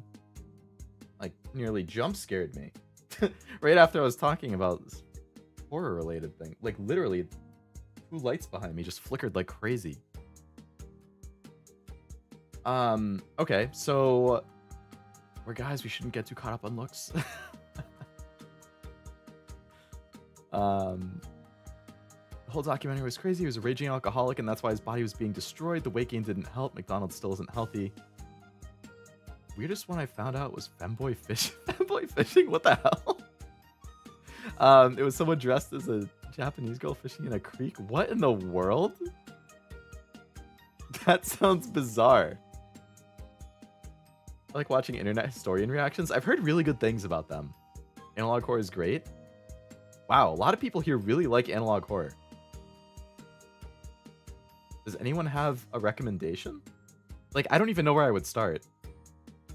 SCP is one of those things that I know basically nothing about, but I'm very interested in. I think it seems really, really, really cool. I have some SCP games I want to play. I know Zero has done a lot of SCP videos, and like, I really, really want to learn about SCP stuff. It seems super up my alley. I'm really bad with like movie horror, like movies and TV shows that are horror, because like I do really poorly with jump scares. Like, I'm a total wimp. If I'm on a date with a girl or something and we're watching a horror movie, she needs to protect me. I am not helping her with jump scares. I'm sorry. I'm getting just as scared, if not more scared. Okay? I will watch like thrillers and suspense and stuff like that. I'm okay with horror games a lot of the time because at least I'm in control. I'm not just like watching somebody have something bad happen to them. And I'm fine with like gory stuff. Like, gore doesn't really bother me in movies and all of that. It's like specifically jump scares with like a face jumping at the screen and a loud scream. Like, I can't do it. I'm so bad with it. But I really like reading horror. Like, anytime a new movie comes out, like a horror movie that the concept intrigues me, I will go on Wikipedia or IMDb and I will read the whole plot synopsis because I want to know what happens. I used to read like on Reddit, the R No Sleep subreddit. I was an avid consumer of that for a long time. Like, I really like written horror. The pizza and pasta poll has 12 votes, 50-50. SCP-999 is a good one. Mandala Catalog's one of my... Oh, I've heard of Mandala Catalog, actually. Never posted those SCP animations? Feel free to throw them in the Discord if you want. When the Gang Rise? The one IH made about a guy stuck in a cave was great. Too bad he plagiarized it. Aw, man. SCP is an analog horror, but it's very cool. Would recommend Mandala County or Monument Mythos. Wendigoon is the go of horror reacts. Did we ever fully explain what SCP was? What is this? It's a like secure containment protocol? Is that what it stands for? Analog horror is more existential horror and suspense and stuff rather than jump scares. I think that's better than you. That sounds very up my alley then. I will definitely have to look into that.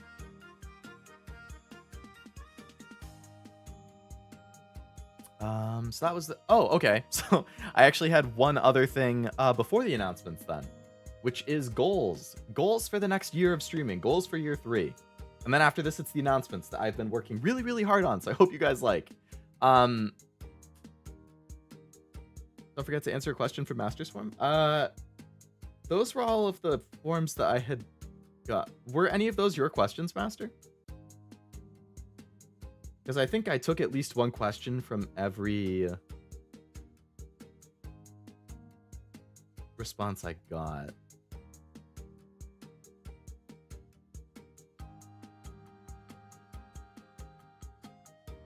SCP is the name of the organization, stands for Secure Secure Contain Protect. Also special containment. Procedures, all sorts of things. Forgot this. Oh, no problem. No problem.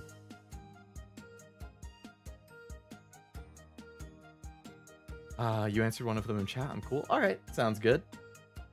All right. So goals for year 3. I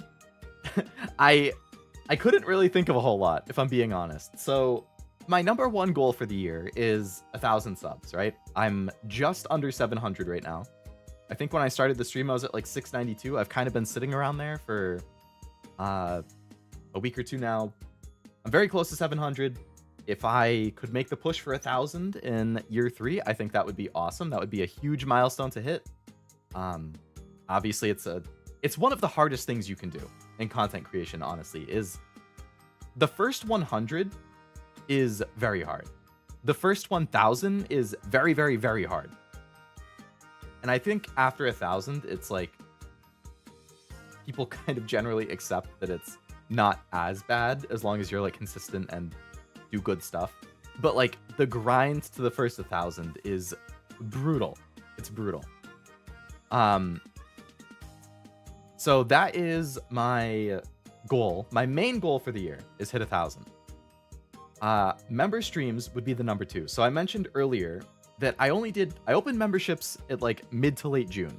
And I did one member stream in like late June, early July, which was the Spider-Man watch along. And I haven't done one since then. And I feel really, really bad about that because I wanted to do like every other week. Worst case, like once a month. Watch a movie, play a game, hang out, do something. But I got so busy IRL with stuff that I didn't expect literally right after I opened memberships that I like dropped it off the face of the earth.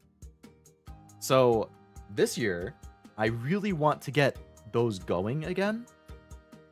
You know, hang out with members, reward anybody who has membership with extra content, like whether that's a watch along like I've done before and wanted to do, whether that's playing like a different game that I don't think would do great as a public stream, but I think would just be fun to play and members want to hang out and chat, cool.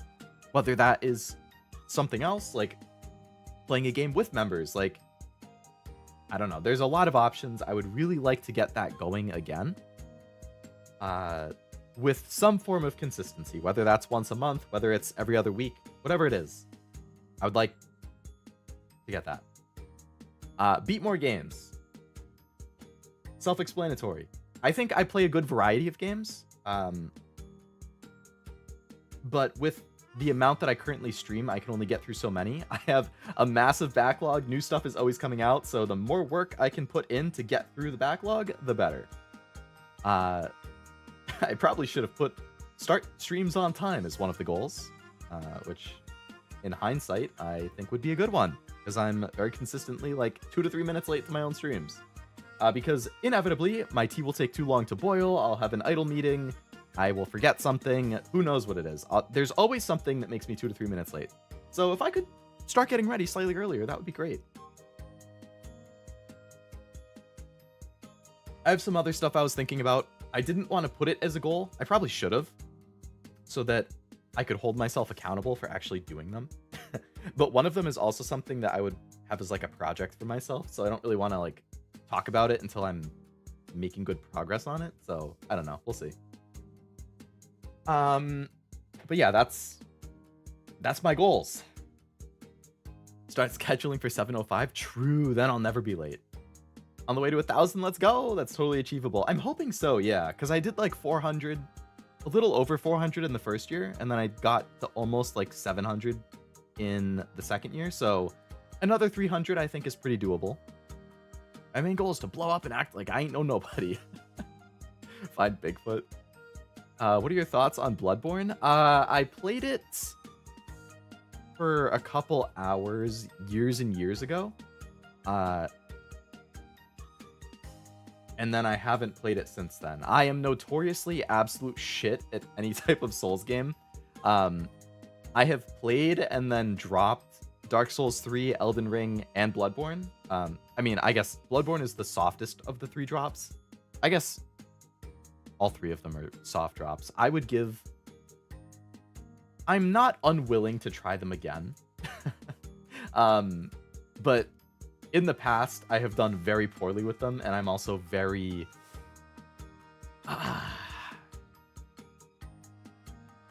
I get tilted really fast. Now, I love Stellar Blade, and Stellar Blade did have Souls-like combat, so I don't know. It's one of those never say never things. I think out of all the Souls games, the one that I would be most open to giving another shot would probably be Elden Ring, just because I feel like it's the most accessible. I actually had it for people who filled out my game survey list.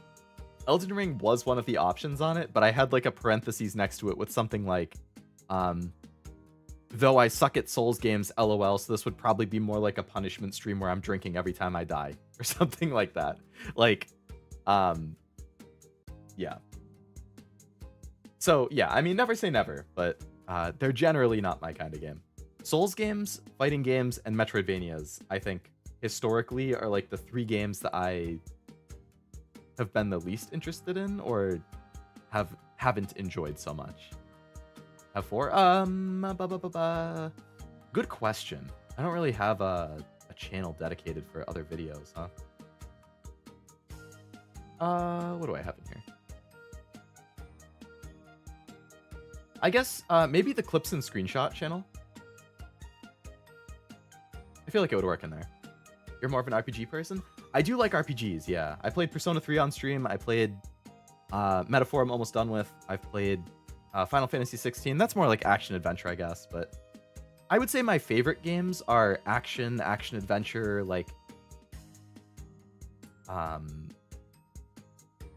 and Western RPGs. Like, off the top of my head, some of my favorite games would be like Ghost of Tsushima, Last of Us, Astrobot, Persona 3, Mass Effect 2 and 3, Fallout 3, Fallout 4, Fallout Vegas, Skyrim.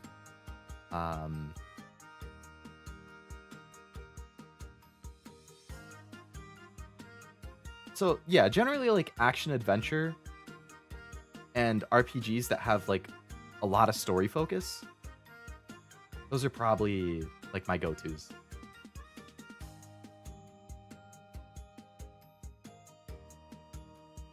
Oh, guys, gonna push DMC on you.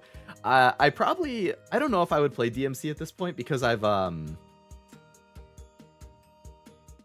had Cashew's DMC streams on quite a bit, like DMC 1, 2, and 3. So I feel like I've kind of gotten the experience through him. Like, it's one of those games that I feel like after watching somebody play it, I don't think they're for me. I see why people like it, but I don't necessarily think they're my kind of game. But I have been liking watching Cashew's playthroughs. So I feel like since I've watched him play it, yeah, I feel like I probably wouldn't play it. Movie reaction member streams is something I'm really hoping for. That is definitely like the #1 type of member stream I would do, Master, for sure. The other Spider-Verse movie I would like to do, I know people said like maybe hold off for a bit until the next part's out. We can see. The Guardians of the Galaxy movies I was thinking about. The Super Mario movie. There's a lot of movies that are on my list. Divi got me recently into Final Fantasy VII Remake, and I just started 16 loving it. Final Fantasy VII Remake is also very high on my playlist. That also did pretty well in my game survey. Fire Emblem, Final Fantasy VII Remake, I think like Omori or Undertale did pretty well. And there was 1 or 2 other games that had a lot of votes. But 16 was my first Final Fantasy, so I hope you like that one, Malachi. I thought it was really good. I really liked like just the tone of it. The characters I thought were really good. Sid I thought was a really fun protagonist. The gameplay was good. Graphics were great. The boss fights were freaking insane. I'm not gonna spoil anything, but yeah, there's some really good fights in there. That was a good first Final Fantasy. I'd really like to play the 7 remake. Local 58's another great analog horror choice.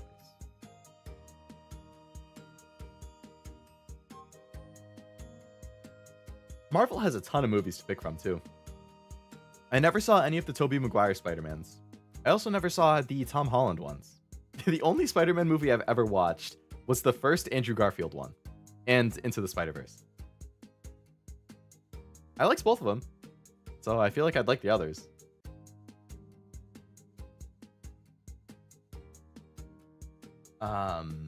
Yeah, we'll see. The big kahuna, we're finally here.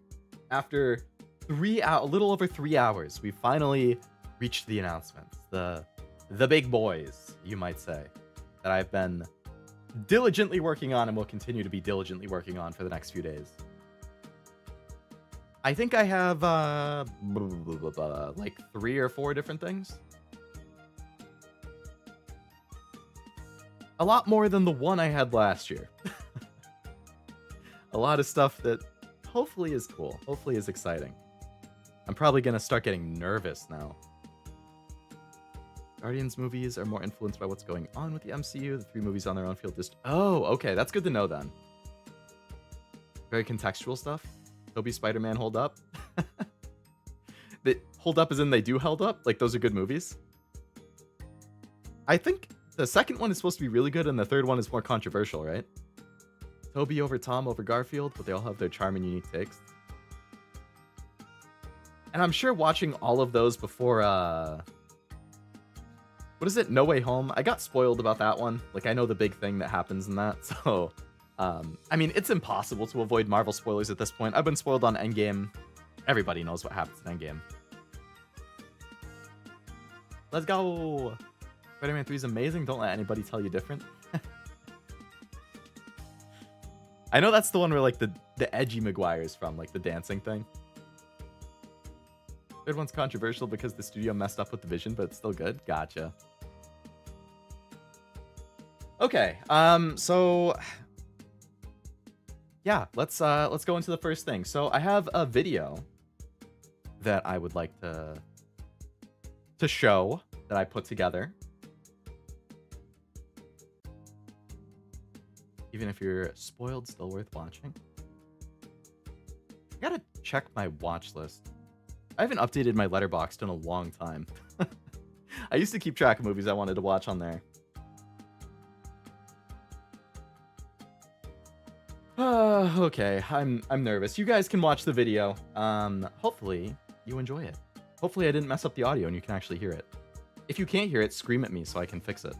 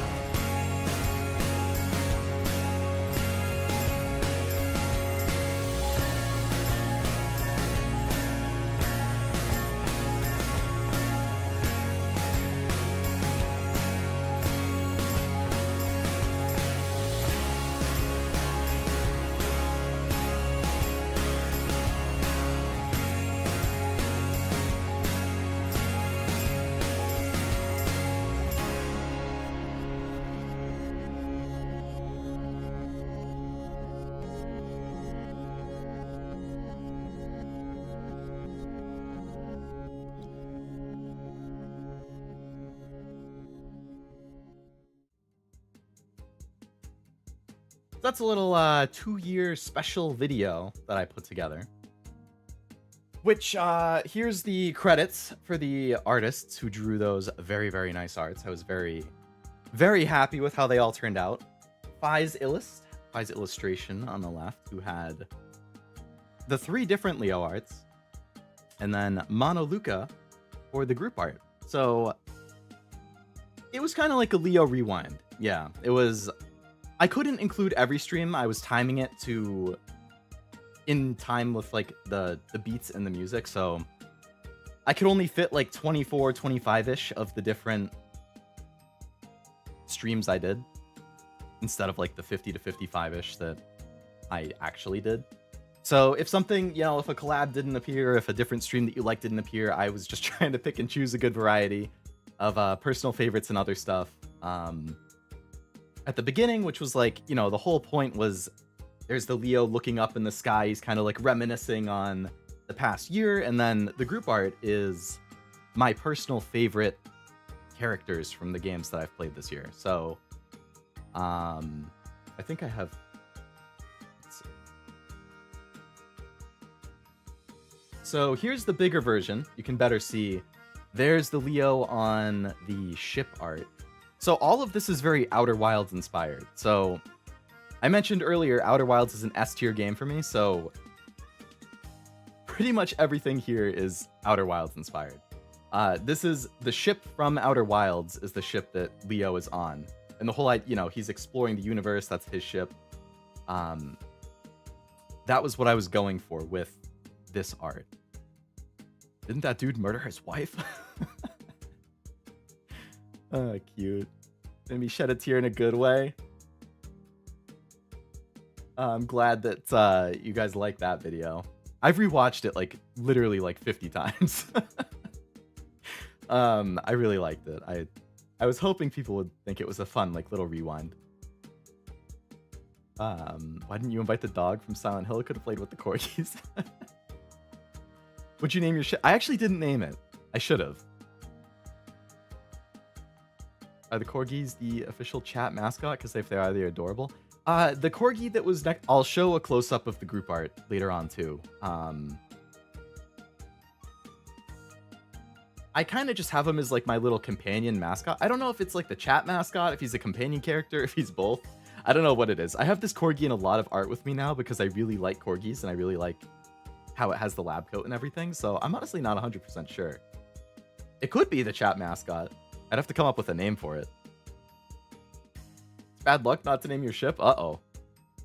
Outer Wilds is a game I wish I could forget and replay. I'm with you. I only played it like 6 months ago, but I freaking loved Outer Wilds, man. It's such a memorable experience. It got me so emotional when I played it. It would go crazy as a background. It would. It would. I'm actually planning on redoing like my channel banners and stuff now that I have this nice art. Update my channel profile picture, my like banner art, all of that, probably with this one. Leo's dog versus Reese in a fight. Oh man. So that was that art, and then this is the first of the close-up arts, which I wanted it to be like a. Basically, the idea is like the video itself was kind of like a story. Like it starts off with Leo alone, you know, looking up at the sky. He's just kind of reminiscing. But then it's like, oh, somebody's calling out to him. And that's why he looks over in surprise. And then he's happy. He's like, oh, yeah, you know, I'll come. And then boom, it's the group art. So the idea is like somebody from the group was like, you know, oh, come join us. And then that's why you get the group art after that. Which is this one from Monoluca. So again, this was my personal favorite characters from my personal favorite games that I played this year. So if I were to zoom in, I resized the wrong thing. Here we go. So on the far left there, we got Kratos from God of War, obviously. On his lap, that little dog, that's Missile from Ghost Trick. So I freaking loved Missile. If you guys watched my Ghost Trick playthrough, you know I was pumped every freaking time that Missile showed up on the screen. So yeah, you got Kratos chilling in his rocking chair with Missile taking a nap in his lap. I thought that was cute because Kratos he's the god of war. He's scary, he's crazy, but now he's just chilling. He's got Missile on his lap. Next to him is Astrobot, very excitedly with his I don't know how he would eat his marshmallow, but he has one. He's happy to be there. You got Leo next to him, obviously. If you guys don't know who that is, I'd be a little disappointed. The Corgi at the bottom is the companion that you've seen with some of my other art. Missile the best Phoenix Wright reference? Old man Kratos, yep. In the back there, you have Aegis and Eve from Persona and Stellar Blade, respectively.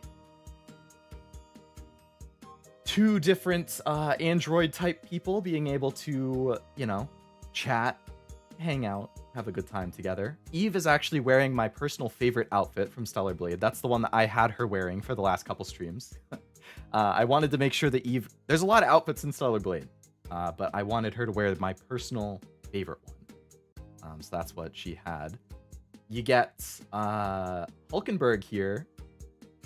Ever the foodie, if you've played Metaphor, you know how much she loves food.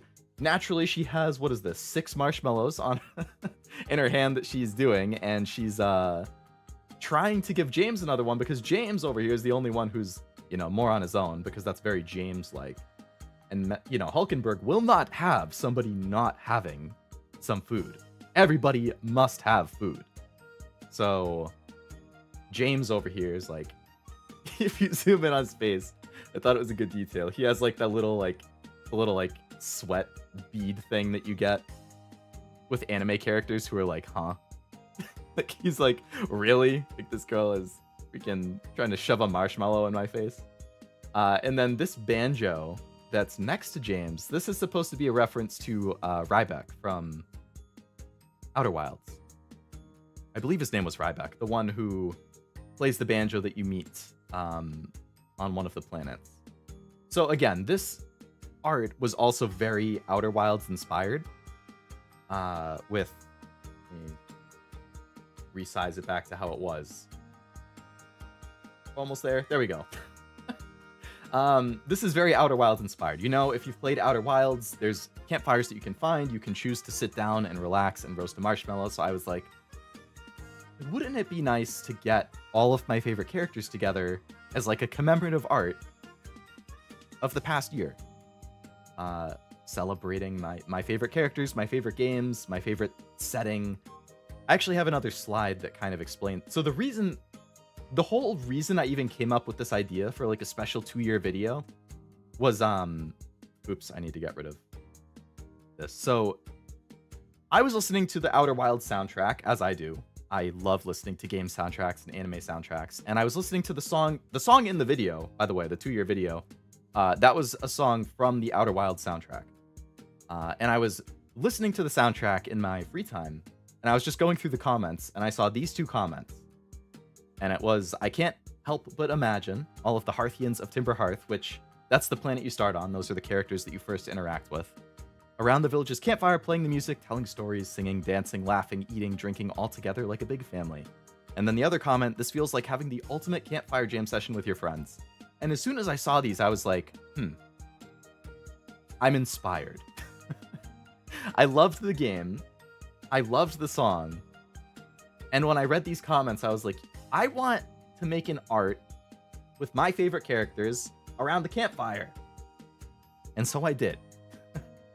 I commissioned them, they made it reality, and I came up with that little 2-year retrospective rewind video. That's all of the story of how that video came to be. I've been putting it together and working with the art. I think I started putting this together in like October or November, maybe, is when I first commissioned them. Or first started thinking about it. And then I think I commissioned initially in like November or December. So this has been in the works for a while. Yeah, I was really happy with the video. I'm really happy with the art. Hopefully you guys liked the video and the little retrospective piece of that. The small head turn was... I really liked that. Yeah, how I was able to like have them be like, oh, what? What's the noise? Oh, yeah. Sounds nothing like it, but the music reminded me of David Bowie's Heroes. Could also be I'm remembering the ending to the regular show. I've never actually watched it. Good video, almost teared up. Seeing how many I was at. Yeah, like if you replay that video and you zoom into the little like clips from the VODs I put in, you can see like you guys show up in some of the clips because the chat is on the screen. So yeah, you definitely would see some of your names. But that is not the only announcement or special thing I had. I have another video prepared. Believe it or not. Yes, the announcements and the videos keep on coming. I feel like the guy in the Nintendo Directs who like, he's like, please watch, and then like the Switch sound happens. So here is another special video that I have prepared. Please enjoy.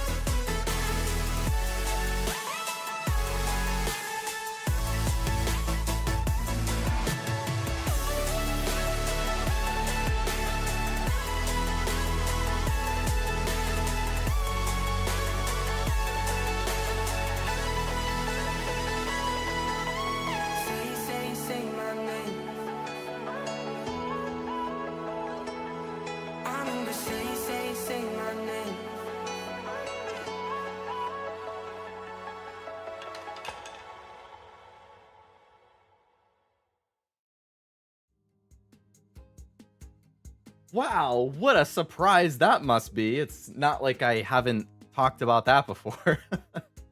But there is my very typical, but very passion-inducing project that I have worked on every year for the last... This is my 7th year of doing an anime awards in some form, whether that is a pre-recorded video or a live stream. I have been doing this for a long time. And I always have a lot of fun putting together a trailer for it. Wow, I don't know what the heck was going on with chat there, but it was like having nothing for a while, and now all of a sudden it's flooding. Weird. YouTube was being weird. So, yes, the Leo Lovelace Anime Awards, my passion project anime award show, is coming back this weekend, this Saturday. It is only 4 days away, and I still have a lot of editing to do. So you're not going to see me again until then, because I'm just going to be in editing hell for the next 3.5 days.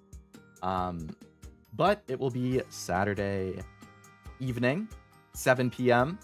A little late for my Europe or Asian friends, but, you know, the VOD will be there if you can't hang out in person. We got 30 categories, 30 nominees. I think it's a really, really good show. I'm very happy with the spread I have. It's a little interesting how this one kind of varies depending on, or is different from previous years, which I'll talk about during the actual award show. But it's a really good competition. There was a lot of really good anime this year. And hopefully I can catch you guys for the award show. I will post the that trailer as a separate video on YouTube later too, so if you want to rewatch the trailer and get excited at any point over the next few days, boom, I will post the trailer probably tomorrow. Single-handedly keeping anime alive. Not the look back clip. I had a couple in there, I think. It's that time again. It is. That's what videos are always amazing. Thank you, Master. Appreciate that. But that Saturday, I'll have to call up my son and tell him I can't make it to his softball game. Anime Awards after Valentine's Day. Yep, day after. I knew both of these were coming? What? I didn't tell anybody about the 2-year video. What are you talking about? But the Anime Awards, yeah. Everybody knew the Anime Awards was coming. You're gonna upload the anniversary video to your channel. I am planning on it, yeah. Both the anniversary video and the Anime Awards trailer I'm planning on uploading. I did tell you, really? I must have forgotten. What are you doing for Valentine's Day? The only thing I'm going to be doing on Valentine's Day is editing like an absolute madman to make sure that everything is done in time. I don't know anything about new anime, but the cow getting abducted was pretty cool. That was from Dan to Dan. Very good anime. So, you guys might have heard me say that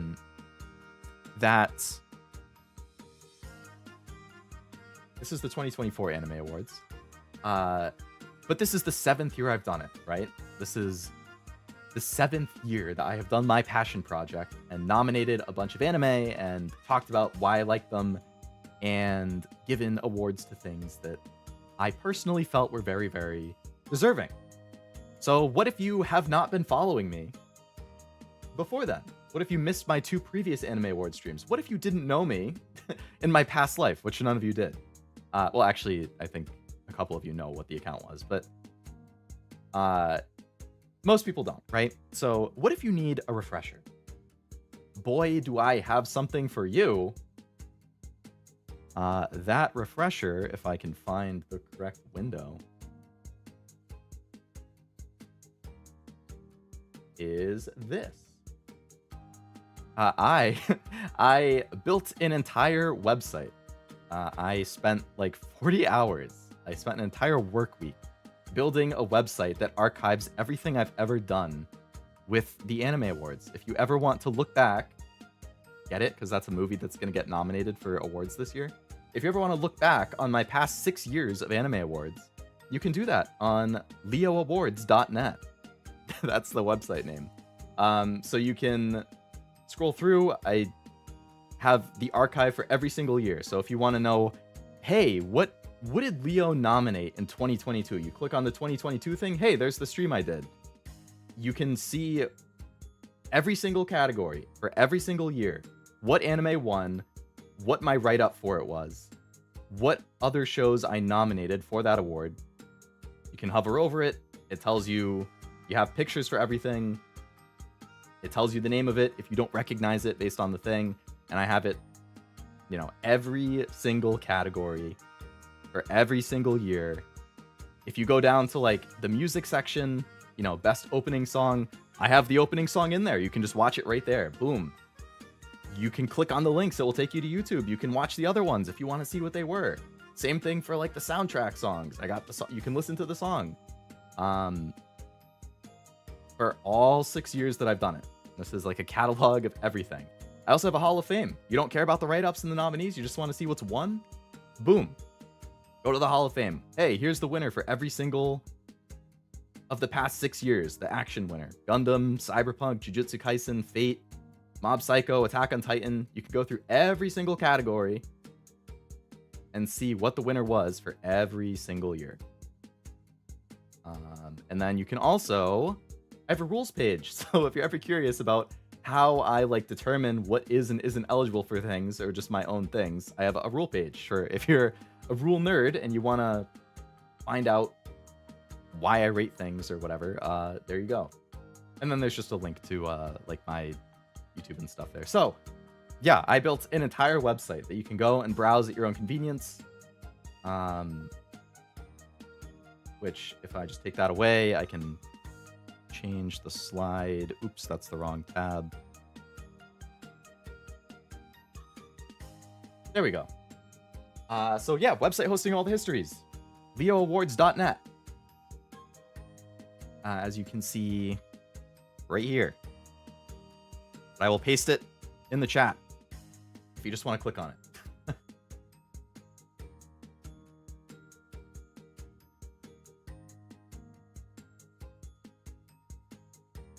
Had to buy a license to host my own website and do everything myself. But it was a good learning experience. I spent quite a bit of time on that. But yeah, so like I said, big passion project for me. I love the Anime Awards. I love talking about my favorites.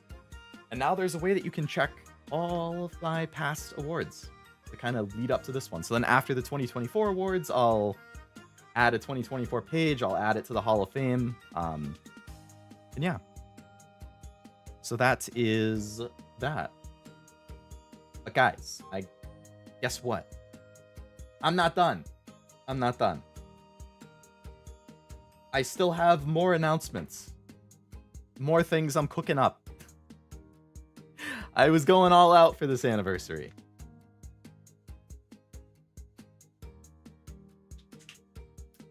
I love rules. So many good clauses and points in there. There's a lot of clauses and points that I think really, it's like the fine print of why I do each category or whatever. We're spoiled beyond belief. Leo's the best. You're too kind, Master. Cyberpunk, let's go. Cyberpunk won like 4 different awards that year, I think. Is there a Vintage Anime Award or Legacy? There is not. There's not. One thing I've really considered with the Anime Awards is opening up like a public voting thing. So like I pick my winners, but then I could like post all the nominees in a form. And then people can go through and vote their winners. And then like during the show, I can, I'll show the nominees, I'll show my winner, but then I can show the public winner too. I can say what you guys thought was the best one. So it's something I'm considering for the future. But the thing is, like, then I'd have to reveal all the nominees ahead of time, which I could do. But usually I just leave it as like a surprise for the actual thing. So I don't know. Something I was considering. So that is Anime Award stuff. More anime? More anime? What does that mean? You want more anime from Leo Lovelace? But I already do the Anime Awards. Well, if you want more anime from Leo Lovelace, then I started a second YouTube channel. Leo's Anime Corner. At Leo's Anime Corner. So this is going to be my second channel where I can... So let me take a step back for a second. So now you can actually see there's the new art that I commissioned. I'm using it as like the profile picture and the banner and stuff. But for people who don't know, I kind of got my start in YouTube back in like 2018, 2019, making anime videos. I have always liked anime. I've always liked, or ever since I got into anime back in like 2015, 2014, I've always liked it. And I've always liked talking about it. I like writing. I like trying to explain why I like a show, the feelings that a show like inspires in me. So that's why I like doing the write-ups for the Anime Awards, because I can kind of do that. When I started on YouTube, I did a lot of like, I did some like little comedy skit stuff about anime, but like my main things were talking about anime that I had watched, usually seasonals or recent stuff, and kind of like thought pieces and reviews and just like explaining. I don't know. I just really like talking about anime. So this channel is more of like, I kind of miss it. Like I like streaming, but this is also the question in the Q&A earlier about, would you change how you do things? I'm not changing how I do things, but I'm giving myself another outlet to do more things because I miss writing about anime that I like. I miss putting out videos just talking about anime I enjoy. So that's kind of what this channel is meant for. I can't promise that it's going to have super consistent uploads. Like you're probably not going to have a video essay every week or every other week, but like as I happen to finish anime, if I feel strongly about it, might I put out a 5, 10, 15-minute video talking about it? Yeah. So that's kind of what the whole point of this was. Here's a little bit more. The YouTube channel at Leo's Anime Corner. If you like anime, if you want more Leo content specifically around anime, that's where it is. I can't find the channel to go sub to it. Probably because there's not really... Oh, yep, Cashew just pasted it. I was going to paste the link, but Cashew did it. Thank you, Cashew. Can I pin that in There we go. I just pinned it. So if you want to subscribe to it, there's the link. It's pinned. But you can also see here little bullet points, things I might do. So I was just talking about thought pieces and reviews. That's like one of the main things I do. Reactions, potentially. You know, I like reacting to things. I mean, I do that all the time with the games I play, right? So I can do that with anime. You know, Batcat does that. The Weebs do that. I'm not going to have anything at the quality that those guys do.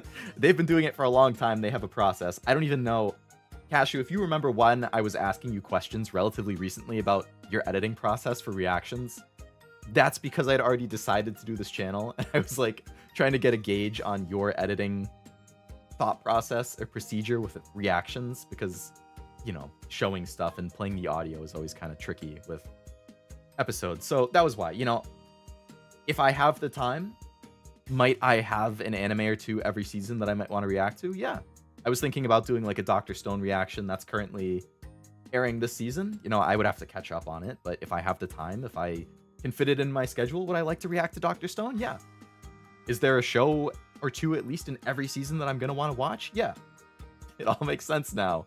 Yeah, I was kind of like tiptoeing around it.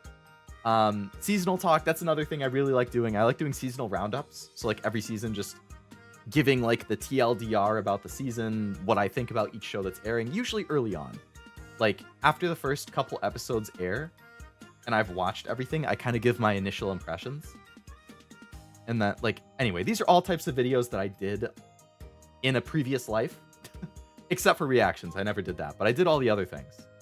So all of this is to say, this is now a second channel I'm opening where I will occasionally be posting videos related to anime.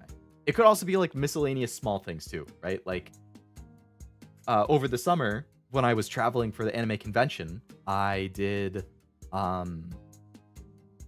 couple short videos that I posted on the Leo channel, which were like me doing the opening quiz video, me doing the blind rank anime OP stuff. Like those are just small videos that, you know, maybe I'll throw them on here moving forward, stuff like that. So yeah, it's a lot of anime related stuff, but this is going to be a second channel where I can post that scripted content.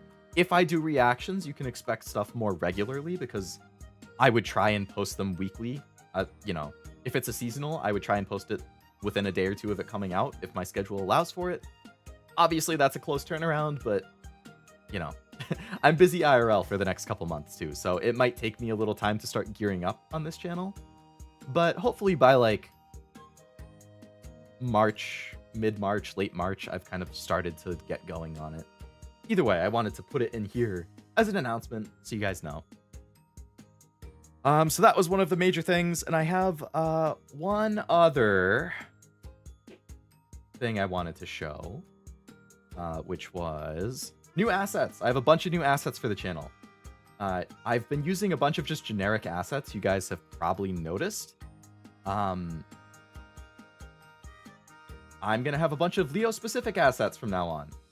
I've just been using a generic opening, a generic ending screen, generic BRB screen. I have a generic overlay. I'm still going to use the same overlay, actually. But I wanted more Leo-specific things to make the whole streaming environment be like, hey, this is all me. This is Leo. I'm not using the generic stuff anymore. So I have a bunch of different things, but the first one is I have a new starting screen. A new Leo-specific starting screen, which is, if I can find it in my freaking OBS, I know I saved it. Here we go. So now, when you see a Leo stream starting, this is what you're going to see from now on. What do you know? It's Outer Wilds inspired again. But I have a nice little pixel animation. Starting screen of Leo and his corgi buddy once again sitting at a campfire roasting a marshmallow. They're on the planet, you got the space behind them with a shooting star. So there's my new starting screen, and I actually have an alternate version of this. I have both a BRB and an ending screen version of the same art. It's just the sky changes color depending on the time of day. I'm also going to be changing the music. So the starting music, I'm using the same music in this stream, but starting on the next stream, it's going to be new opening screen, new music. I have new songs picked out for the starting song, the ending song, the chatting song. All the songs are going to change. New year, new me, right? Year 3, you get all new Leo assets, you get all new music. So I can actually show you the differences too. So this is the starting one. This is the BRB version. So again, it's the same animation, but the sky changes to purple in the background instead. And then the ending version is this one, which the text changes to thanks for watching. You get the more like nighttime sky kind of look. So yeah, I have 3 different versions. I can use it for all 3 of my screens. Nice cute little pixely Leo animated thing. I was really, really happy with how that turned out. And of course, I was happy with more Outer Wilds inspired stuff. The dog is wearing a lab coat. The dog is actually wearing the same lab coat that I am. You can't see it too well, but like you can kind of see the collar is flared out and it has the same red that mine does. So yeah, it's just chilling. How long that dog gonna sleep? He's a tired boy. He's taking a long nap. Love the pixel art, so awesome. Thank you, cute. Thank you, thank you. Appreciate all of the compliments. Need to make Leo style music. Getting back into the music would be fun. Something sciencey would make sense. I would agree. Something sciencey. Whoever made this dog Leo clothes is a saint. Yeah, the channel's Corgi mascot. It is, yeah. So that is the starting screen, which there you can see there. The artist who did that is Sakulibera. Sakulibera. She is super, super, super talented. I found her on VGen. She's done a bunch of like short little pixel animations, kind of like that one. If you're looking for a pixel animated thing, I would definitely recommend her. She was great to work with. She was fast. She was like perfectly brought to life what I wanted. Really, really nice to talk to. Like she was a great mission experience. So definitely recommend her if you're looking for something like that.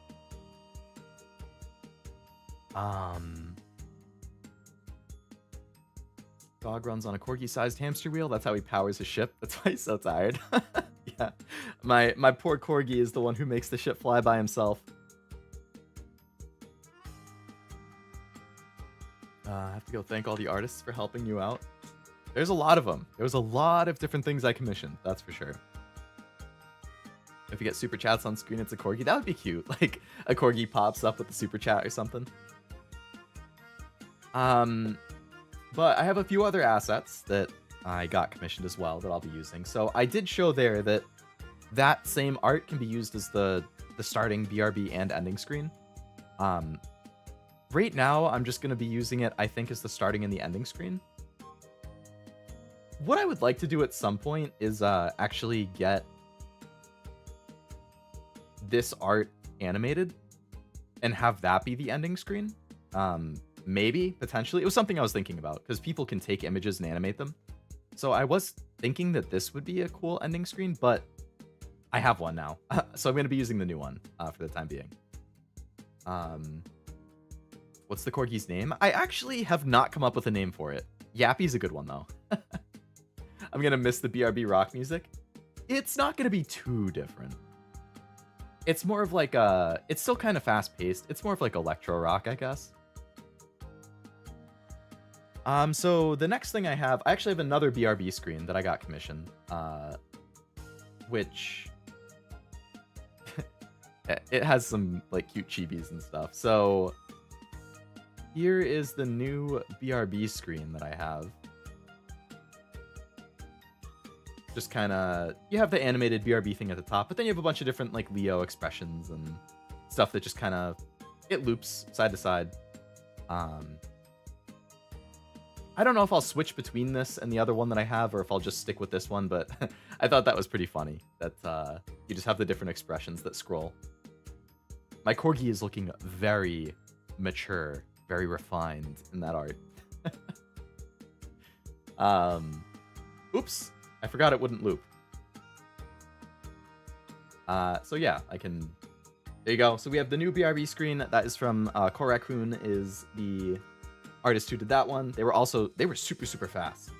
They had that whole thing done in like 3 days. Like, I was very I was like, I don't need this until the first week of February, so you have some time, and they got it to me like a month before my due date. I was like, holy crap. Thanks.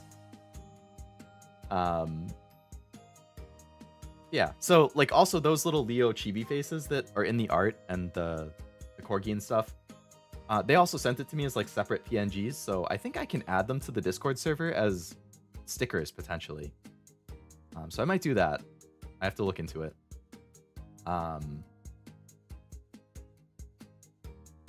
So we have a starting screen, we have starting and ending screen, we have a BRB screen, but that's not it. There's still some suspicious empty space at the bottom of this screen, isn't there? What could that be? I actually commissioned a Leo stinger, which is the thing that, like, I'll just switch scenes really fast so you can see, but like that red thing that I have that pops up in between the scenes to kind of cover the transition, that's what you call a stinger. So it's something that covers the screen with some type of animation as the scene is changing in the background. So it just looks smoother. Like, it's kind of awkward if you, like, you know, you just have something like, hey, I'm going to open the game. Boom, it just pops up. Like, it's smoother if you have some type of animation. So I got a Leo one that I can use now, which is this.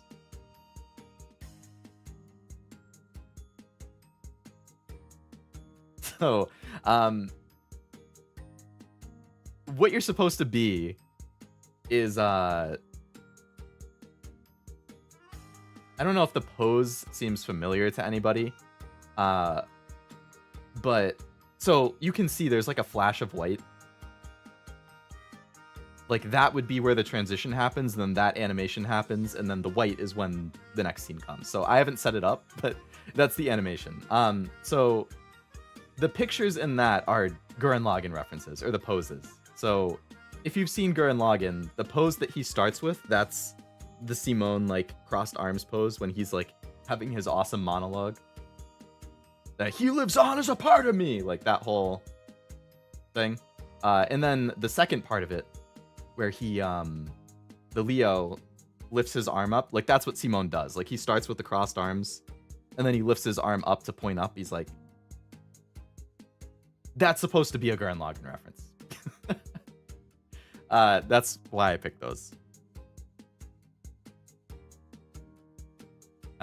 So there you go. The artist who did that one is Kwuwood. Kwuwood. So there's that Leo stinger, which I will have to set up. Babe, wake up. I learned a new video term today. There you go. Leo Loki roast. How am I roasting you, Oblivion?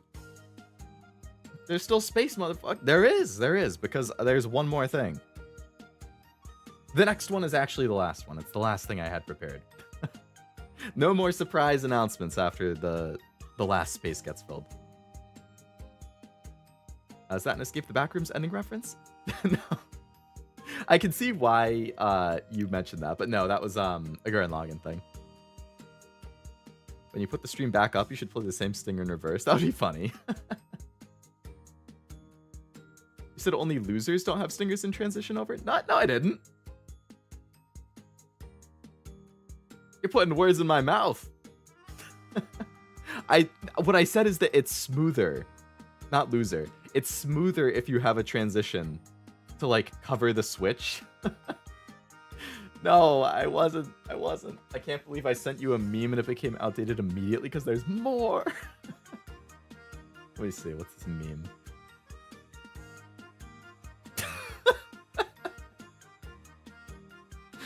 That's good. I'll put that up after the last thing. So I have one other thing, which is comparatively small compared to the other ones. But I have some new emotes, which is this little selection of 5. So I already had the 5, but I have more expressions and possibilities with these now. You got Confused Leo in the top left.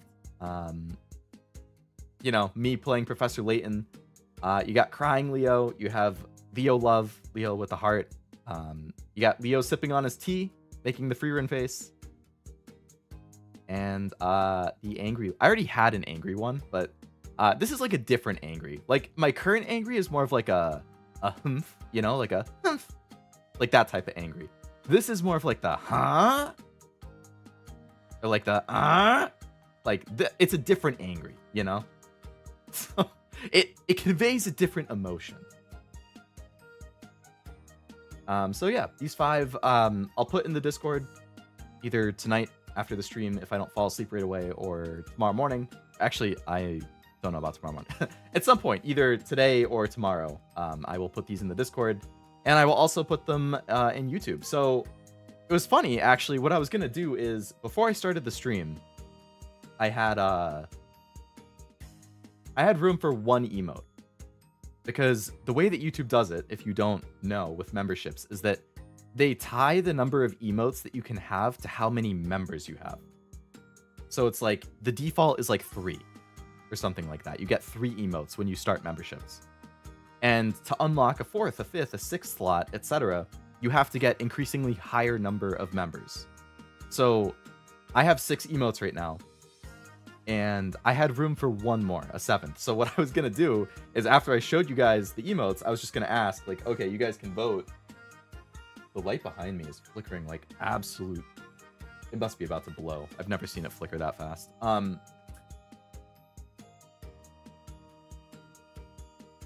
was gonna let you guys vote on which one you wanted to be the new one, but thanks to Nivi and Argoth, who both did 10 member bomb. Yep, light's about to blow. I just heard it.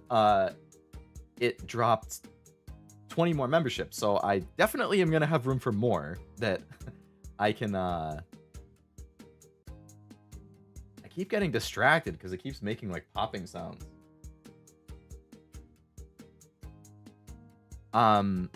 Yeah, so I wonder if I can actually do it now. Let's see. I don't know if it would update midstream though. Memberships.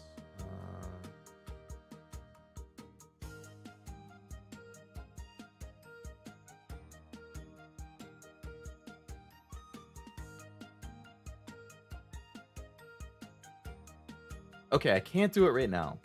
It looks like the YouTube studio stuff hasn't. Oh wait, has it? 3, 4.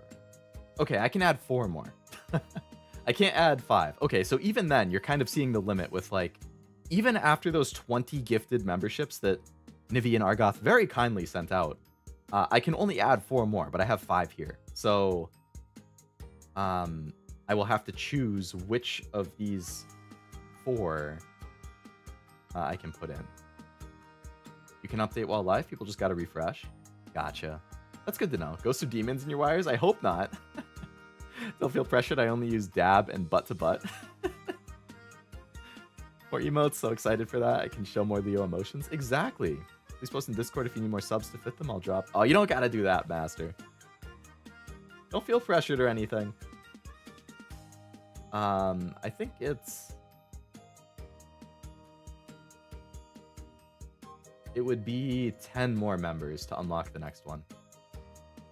Jeez, that's a huge increase to get 1 more. Alright, I'm gonna add what I can. Alright, which of the 5 would you guys say? I guess the angry one, since I already have an angry. I'll do the other ones. Alright.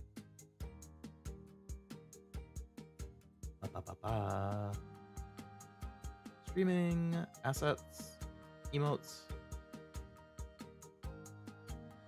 Alright, so I'll put in the heart.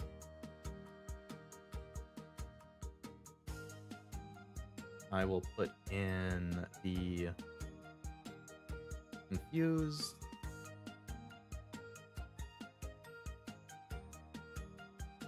Put in the sad. And I'll put in the sip.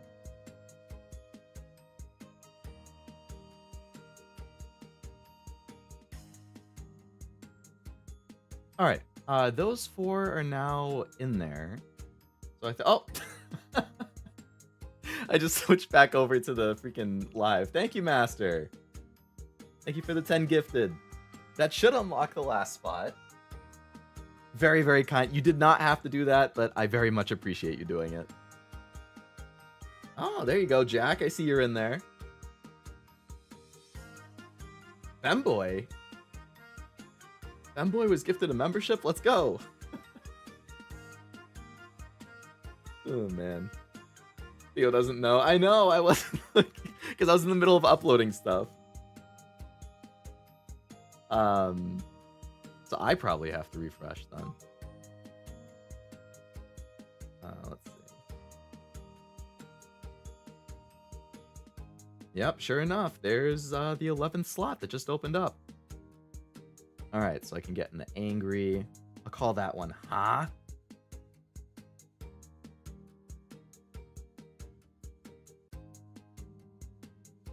I'm gonna rename the initial angry as like,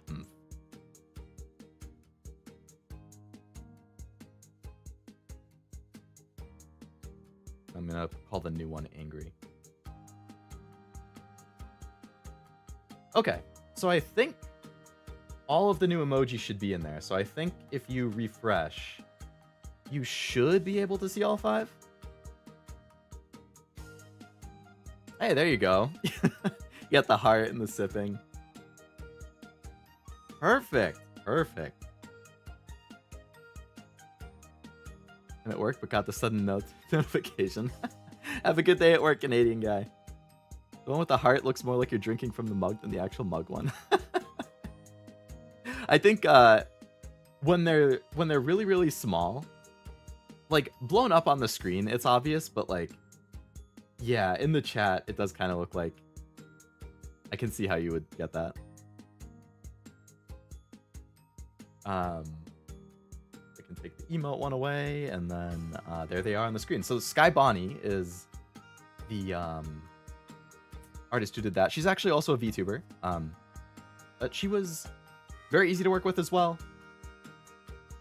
I got all of these from VGen. VGen was very kind to me. So all 4 of these that I got here, my new starting BRB, ending, stinger, emotes, the Leo specific art, all 6 of these commissions, all of them are from VGen.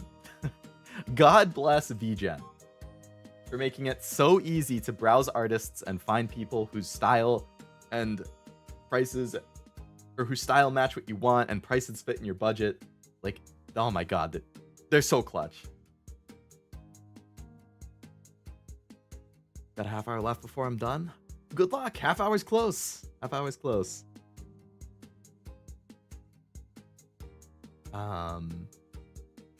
Hail VGen. VGen, my beloved. Yes, yes, yes. We love VGen. VGen. Thank you for the emotes. Of course, of course. Thank you all. Speaking of thank you. Thank you all. Thank you for all the support. I don't have any secret, I don't have the classic Nintendo Switch, but we have just one more thing for you moment. So, that was everything. I can quickly just run through it again if you are, wanting to remember, but there was the 2-year special video that had the art from Fies and Monaluca. There is the 2024 Leo Lovelace Anime Awards, which had the trailer, which is going to be this Saturday night, depending on, or Sunday morning if you're from Europe or Asia or Australia or Africa, I guess. So there was that. We had the Anime Awards website, again, leoawards.net. If you want to go see the archive of all of the Anime Awards I've done in the past, all of the winners, all of the nominees, all of the write-ups, the Hall of Fame, the rules, whatever it is, it's all in one place. There's the new YouTube channel, the Leo's Anime Corner channel. So again, if you are interested in anime videos, whether that is reactions or seasonal talk or, thought piece review type stuff, random small miscellaneous anime stuff, I put maybe games here too. I was thinking like, oh, if I want to talk about like a game, I probably would put it here instead of on the main channel. But this is going to be 99.99% anime. And then there was all of the new assets. So I guess that's 4 separate announcements. There was the special video, the awards, the new channel, and the assets. No Silk Song release announcement. I know. I talked to Team Cherry, but I could not secure that as my final 5th secret reveal. I'm very sorry, Frost. Maybe Cashew or Nivi can coordinate that one. Cashew's probably a better bet since he actually played Hollow Knight. Welcome from a fellow Canadian. Oh man, up close Leo jump scare. Yeah, I used the same thank you page. You can actually tell because the font is different where it says thank you, I think, compared to the font I've been using for the rest of the stuff. Because I just reused the same picture from before. Yeah. Don't make them tell me to get the true ending. Oh, is that the thing that you have to do the Path of Pain for? Oh, right. Cashew sent that meme. I was going to show that. Oh, you updated it. That's good. I think it might just pop up when I open it. Yeah. So Cashew sent this very lovely meme.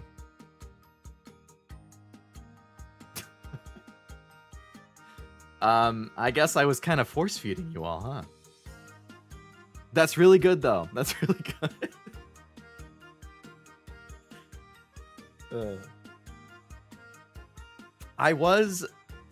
One other thing I was considering putting in this at the end was announcing what my next lineup of games was going to be. Like, because my initial plan before I fell behind schedule on some of my editing and I had to drop it to like focus solely on that stuff. What I wanted to do was finish Metaphor over the last weekend. I didn't end up streaming it all last week because I was like just editing. But what I wanted to do was finish Metaphor over the weekend. And then I would have no games I was currently in the middle of. And I would have a completely clean slate to start year 3 with. So I was thinking after all the other stuff, then I would just say, oh yeah, and here's the next like 3 games I'm going to be playing for my like, Thursday, Saturday, Sunday, whatever it is. But I didn't finish Metaphor, which means I still need to wrap that up first. And I'm also indecisive, so I haven't decided what they're going to be. I've narrowed it down to like 5 or 6. I just have to cut those down to like 3. So that is, you know how I am with being indecisive. A lot of people seem like you want the true ending, Cashew. I don't know. The people have spoken. Has to grind some stuff to get the final area unlocked. Meme was all I could think about as you kept announcing new things. I had to update it because you kept going. Titanfall 2 is in there. Yep. I wonder, can I actually show the, let's see. Do I have the game survey results?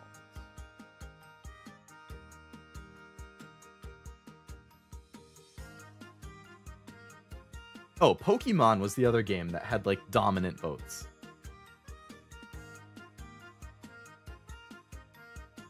So I can just rattle them off. So the things that had the highest votes, the number 1 most voted thing, it was a 2-way tie. It was Fire Emblem and Pokemon. Those were the 2 highest voted. Almost half the people who took the survey voted for those. And then Fire Emblem, I was confused because I was like, all right, if I play Fire Emblem, but then which one? Like, because I have multiple. I have 3 houses, I have Awakening, I have Echoes. I was like, I don't know. I know I've asked before. And I've heard like Awakening is a good starting point. Echoes is a good starting point. 3 houses is a little different from the other one. So it's not necessarily a good starting point for like Fire Emblem in general, but it has a really good story. And I'm like, well, I like a really good story. So then I'm like, I don't know, man. I don't know what one I would start with. But yeah, that and Pokemon were the 2 highest voted. Titanfall 2 is in the list. It got roughly 1 in 4 people who responded voted for Titanfall. Which isn't bad. Anything with less than like a quarter of the votes, I probably am lowering on my priority list. If it was between a quarter and a half, then to me that's like the sweet spot. Because obviously, like, I'll play what I want to play, right? But like, I also want to play stuff that you guys want to play too. So, I think Awakening would be great. That was the one that like saved the franchise, right? So Sleepy, thanks for streaming all the cool stuff. It was fun. Congrats on 2 years. Bye. Thank you as well, Nivy. Thank you again for the very generous gifted. I appreciate that. Thanks for hanging out for the stream. Glad you enjoyed it. Surprised you also play Fire Emblem and FGO. Started watching you for Nikkei, so those two were nice to see. Fire Emblem. I actually I played Fire Emblem, the mobile game, for a while, but it was like years ago. I've never played a mainline one though. FGO I play a ton. FGO is my main gacha. I adore FGO. There will be at some point the FGO tier list stream where I rank all the servants. Did any of them get only 1 vote? Yes. There were a few games that got only 1 vote. Drakengard 3 was one of them. A Space for the Unbound, Star Ocean, Tomb Raider, and Ys. Those were the ones that got only 1 vote. And there was one game that got 0. So I have actually had that 0 game on both polls. I had it on the first one 6 months ago, and I had it on this one. It got 0 votes on both of them. So safe to say, that game is not going to get streamed. I've given it 2 chances, and it got 0 votes. Both times. 6 months apart. From like 3 dozen responses. Say which it is. Noel the Mortal Fate. I will still play it on my own. I've wanted to play it. But yeah, nobody voted for that either time.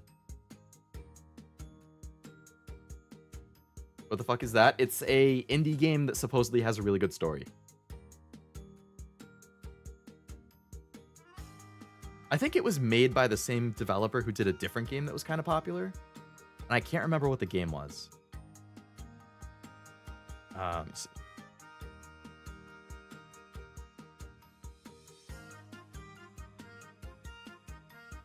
Thought I voted for Ys? You might have. Or maybe like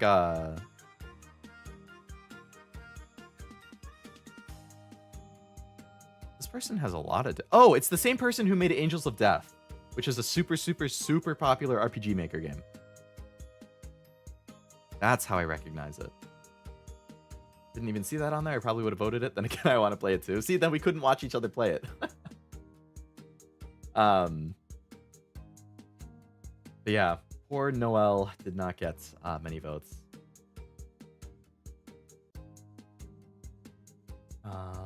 Oh, Cammy, to answer your question, yes, no more announcements. There is nothing else secret that I have saved. That was everything. And then the other highest, so Pokemon and Fire Emblem were the two like highest voted. And then the next tier, there was like a 4-way tie for the next most voted, which was Dave the Diver, which I played one time like a year ago, year and a half ago. Final Fantasy VII Remake was way up there. Legend of Zelda and Little Nightmares, which I was kind of surprised Little Nightmares was so high. Good night, Cammy. Thank you for hanging out. Hope you had a good time. Co-op playthrough? I don't think it's a co-op game, unless you just mean like hanging out while one person plays. Like the Soma thing I did. I know someone would be very happy. I'm sure Havu would be thrilled. I know Havu is always super stoked anytime that gets mentioned.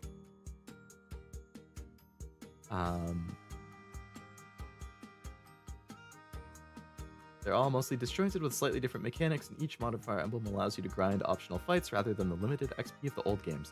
I do appreciate that. Just having the option. And then the third tier of games, there was also a handful of those, was Cyberpunk, Luigi's Mansion, Persona 4, Portal 2, Super Mario, Undertale, and Yakuza. That was like the other like pretty good performance in the votes.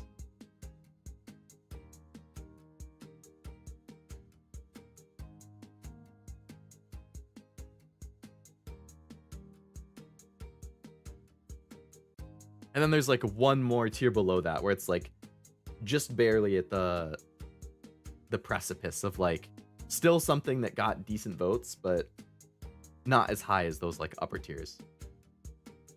Which as of right now, those more like mid-tier ones.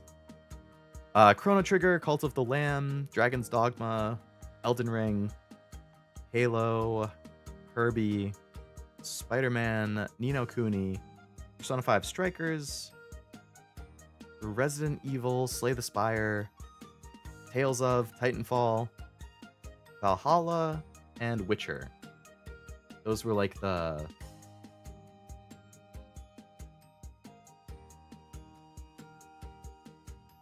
last group in my like, okay, these games are still like in the good tier consideration. Anything that was not one of those from the list got less than 20% of the votes, which to me is a little bit low for if I were going to stream it, like in terms of how much interest I think they have. Might I still stream those other games? Yes. If I feel like streaming them, for sure. I'm gonna end up streaming what I want. So, but yeah, those were the results there. Also, for the people who filled out the Q&A survey that had like the little comments for Leo section, I do appreciate some of the nice comments I got.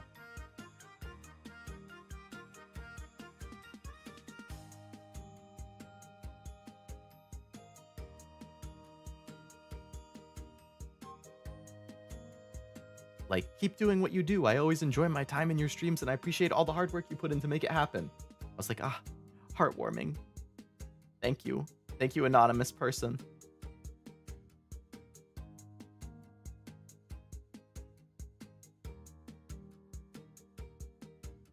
First 3 levels will probably last a year. Voted for P4 and Yakuza. Both of those are pretty up there for my personal list. Like, my personal priority list is not necessarily the exact same as the voted list. The voted list is more of just like a helpful reference. So like I said, like, even though Ys only got 1 vote, like if I want to play an Ys game, I'm going to play an Ys game. Like, you don't have to worry about like me not playing something because it doesn't get a lot of votes. But I just might prioritize other stuff. Voted for P4 and Yakuza. Good choices. What was the total submissions? For the game survey, it was 18. 18 people voted. Let the Spire mention, at least it got some votes. Yeah, got about 1/4 of them. I just selfishly told you to play Heaven Burns Red. There were some good suggestions.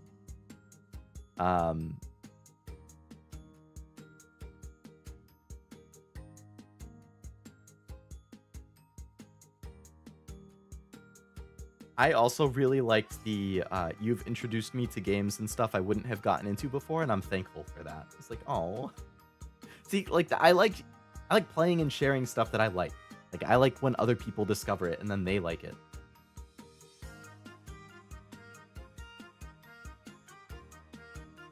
Somebody said their favorite stream or piece of content from me was the Leo Yap tangents.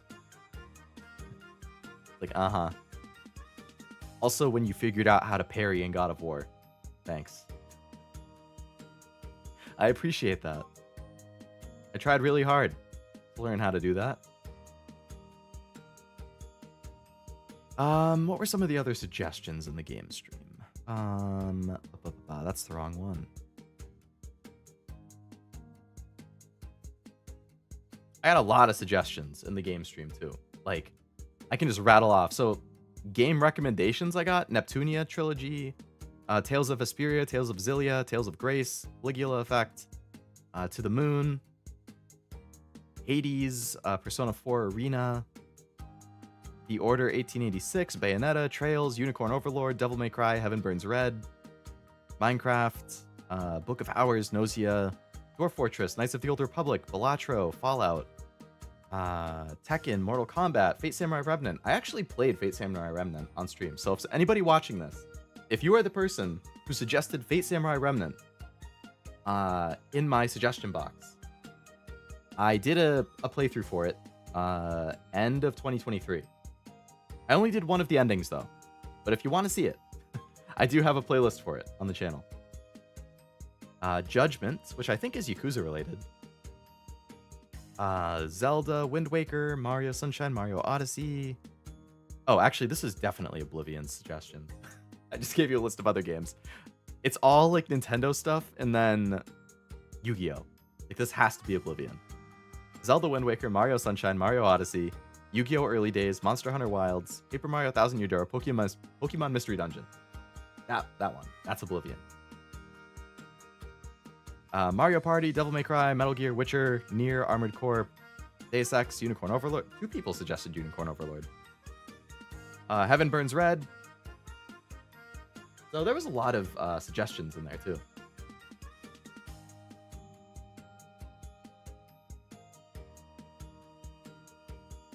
Nothing wrong with selfishly suggesting a game.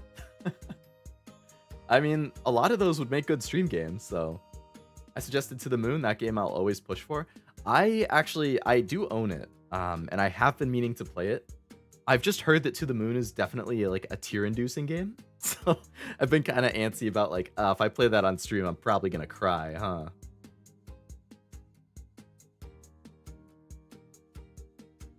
We'll see. I'm not opposed to it. Maybe I would keep it as a member stream so I don't get as embarrassed.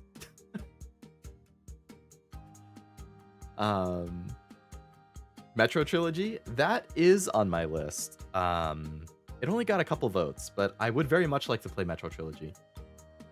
Only gave 4, tried to keep it short this time, went overboard last year, same with the questions. Nothing wrong with that. Nothing wrong with that.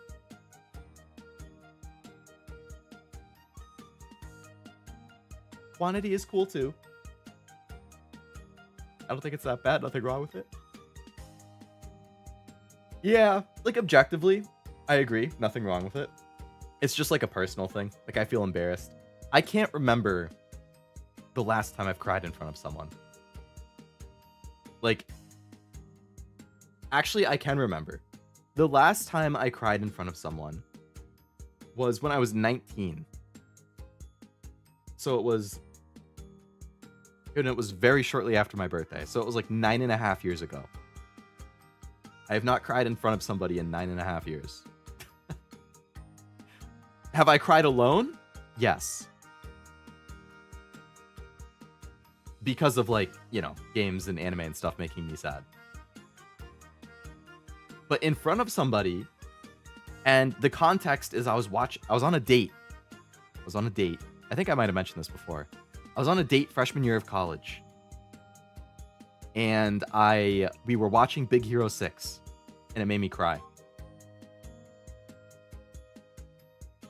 And I was trying to hide it because I was embarrassed, especially because it was literally like a second date. Like, I didn't know them that well. And then I started crying at freaking Big Hero 6.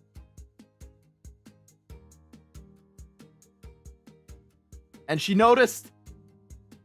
And she was like, "Oh, you crying?" And I was like, "Ugh, leave me alone. Let me cry in silence."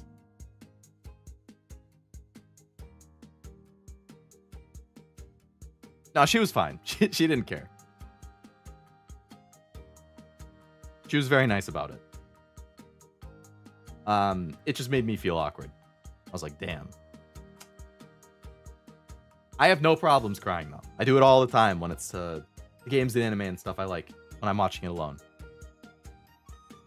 Frieren made me cry. Look Back made me cry. What else have I watched lately that made me cry? Outer Wilds almost did. Persona almost did. There's definitely other stuff. I cry really...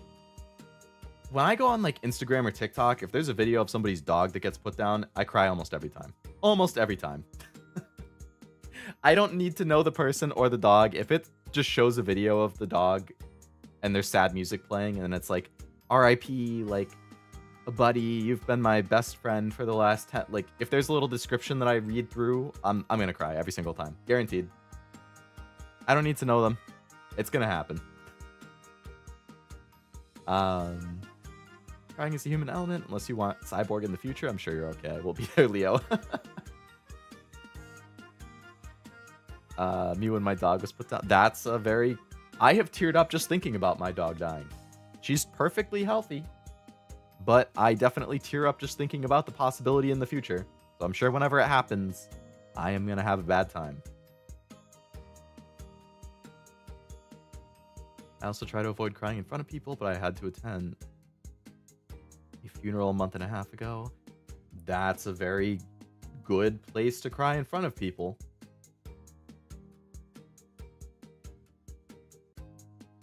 Big Hero 6 is sad, though. It is. There's a couple really sad scenes in there. If she doesn't like you because you cry, that ain't it, King. I agree. I think if somebody judges you because you cry, that's pathetic. Look back, eviscerated my heart. Me too. That's the most I've cried at anything in a while. It's a beautiful movie. Highly recommend. Great message, great storytelling, nice and concise because it's only like 50 minutes. Amazing soundtrack. Like, everything about that movie is amazing, especially if you're a creator. But like, boy, did that make me cry. You couldn't cry to something cooler, like when the Rohirrim charges into battle. I cried at the end of Lord of the Rings: Return of the King. I don't want to spoil what it was, but if you've seen Return of the King, you know the scene at the very end. My dad likes to tease me about it because we were watching it together, and he was like, "Yeah," like he brought it up like within the last year. He's like, "I still remember when you cried at the end of Return of the King." I was like, "Man, that was like 14 years ago. Like, you're still gonna bring that up?" Heck.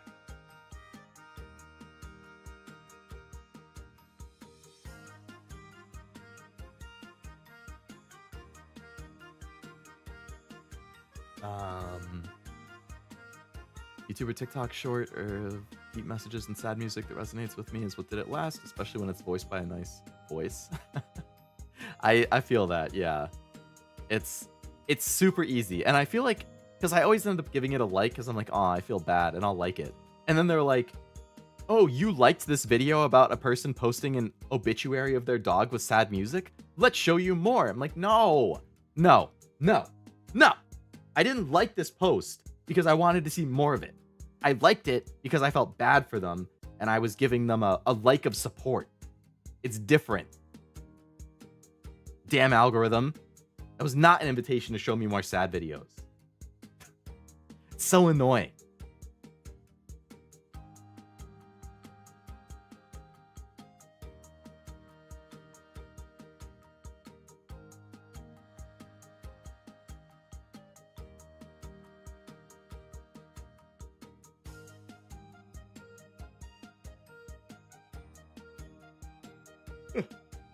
Had a mouse named Wilfred. That was hard. Not as hard as a dog, I guess. But I mean, I know dogs are what people talk about the most, but like a pet is a pet, right? It doesn't really matter if it's a dog or a cat or a hamster or a fish or a gerbil or a mouse. Like, you still get emotionally attached to it. You still love it. So when it dies, it's going to be sad no matter what. I think when people like try to compare pain and grief and stuff, I'm always like, really? Like, why are you trying to make it a competition? It's somebody experiencing their emotions. Just let them like experience it. Like, okay.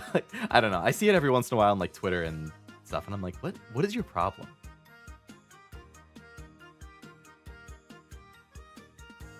Like, oh, your mom just passed away and you're sad? Yeah, that reminds me of when my mom and dad and younger sister and dog and pet fish all suddenly combusted and died at the same time, and I was depressed for a month. Like, why? Okay. Or like, it reminds me, like, that's sad. It's just, it's not as bad as when like, oh, that's not relevant. Shut up. Like, I don't know. I see it every once in a while. I'm like, this is the saddle. Yeah, this ain't the sad Olympics, bud. Do you feel better? That's so good. That's so true. That's what they make it out to be. Like that. What the hell is that? Spoil, I'll have a reason to not watch it. No, Oblivion, never. You need to watch Lord of the Rings. It's one of the greatest movies of all time. You're missing out. 12-hour adventure where you grow to love the characters. They're basically family. Crying is expected. Exactly. Like, when I watch an anime or a movie or a game and I really resonate with a character or like identify with them or just really like them, I think they're really fun, like, I'm probably gonna cry. And I've said it before, I'm like super, super, super weak with goodbye stuff. So like, any type of goodbye. It could be a character dying. That's sad. That's a very permanent goodbye.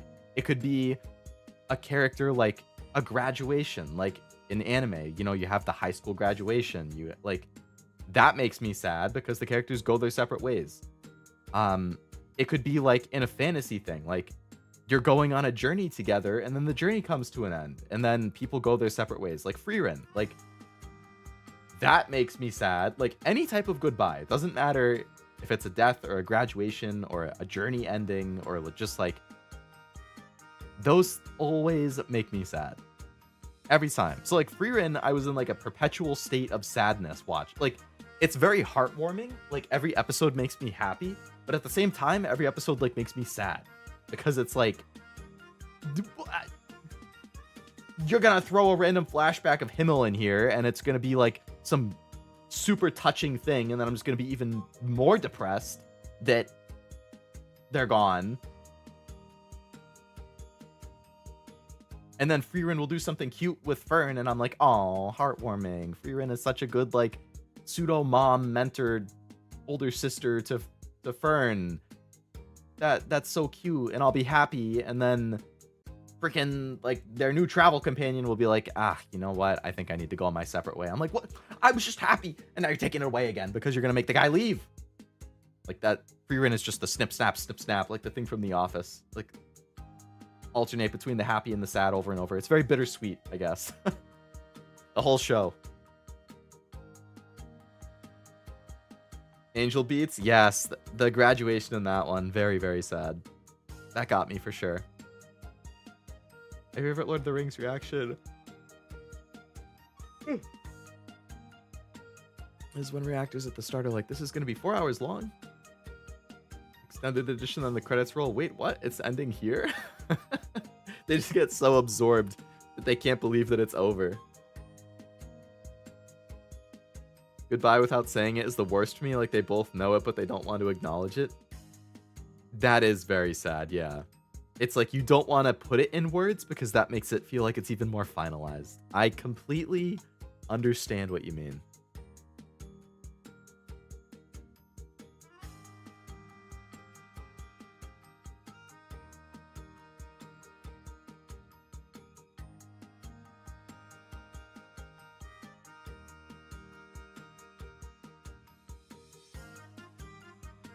All right. Well, it is almost midnight. This has gone for quite a while, and I am yawning a lot. And I probably should wake up in like 6 or so hours, 6.5 hours to get ready for work. So I think this is a good place to call it and end the anniversary stream. But like I said multiple times throughout the video, thank you very, very much for all the support over the last 2 years. I've had a great time streaming and creating content and hanging out with you guys and getting to know you guys and playing games and reacting to it all. So thank you for hanging out. Thank you for watching. Thank you for any donos and memberships that you've thrown. Thank you, Master, for the 20 right there. You're an awesome streamer. You spoil us. Here's to 1,000. Can't overstate the work you put in. Don't burn yourself out. Can't wait to see what comes in this next year, man. Thank you, Master. Thank you.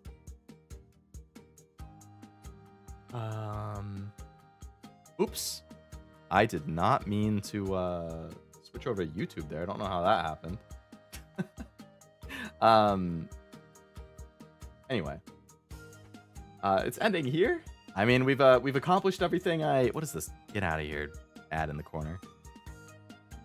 Managed to make it in time to say a quick hi. Happy 2 years. Hope the third one was great. Thank you, Habu. Thanks for popping in. Thanks for stream. Congrats again. Happy birthday. I think anniversary.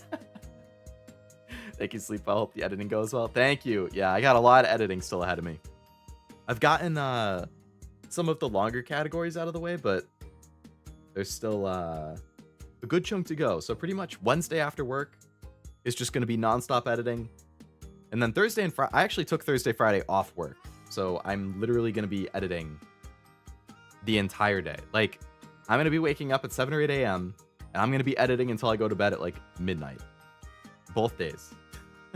It's going to be quite literally editing hell for 2.5 to 3 days. But I got to do it because it's the passion project. I want to be proud of the award show, which is right here on the screen. If I see you, hopefully I see you Saturday night. I would guess that it's probably going to be like 4 showers. That's how long it was last year. I tend to yap about the winners and in between stuff. If I could hit like 3 hours, that would be cool, but we'll see. Yeah. That's a hell march. It is. It is. I would estimate, based on how long it took me last year and how much I currently have done, I would estimate I probably have between 25 to 30 hours worth of work left between editing and making the presentation. Which for 3 days, I mean, that's, 30 out of 72 hours. Cool. Unless I hit peak efficiency, maybe I can drop it to like 25. That would be cool. But yes, thank you. Hopefully editing goes well indeed. 100 Light released the last character trailer. Tribe 9 released on the 20th of this month. B5X is having a Valentine event. That's a lot of good stuff. 100 Line is April, I think. I definitely want to play that. Congrats on 2 years. Thanks for the stream. Thank you, Oblivion. Thanks for hanging out. Probably come, even though I don't watch any new anime. Maybe you'll find some new stuff to like. I mean, you saw a look back clip in there, so you can assume that look back. Jeez. You can assume that look back is going to show up at some point. I do have a movie category, and it would be eligible for other stuff too. Will Outlaw Star be there? Unfortunately, Outlaw Star will not be there, but maybe I'll find a way to work it in just for you, Tim. Thanks for streaming again. Happy 2nd anniversary. Thank you, Jack. All right. I think I've said all my speeches, said all my piece. But yes, thank you again very, very, very, very, very much for all the support over the last 2 years. I'm really looking forward to the 3rd year with all the new stuff. Starting off with, of course, my passion project. And then we got a lot of good games to come. We're going to finish Metaphor. We're going to continue Nikkei. We have new games we're going to start. We got the new channel that I can finally post some anime stuff on. A lot of good stuff. I'm excited for it. I hope you're excited for it. I hope you liked the 2-year special video. I hope you liked the trailer. I hope you liked all the new assets. I will post a summary of the announcements probably in Discord and then maybe on Twitter and YouTube posts and stuff too. If you're looking for a little recap, planning on uploading the trailer and the anniversary video as like special videos separately on the channel. So you can just rewatch them whenever. You don't have to come to the VOD.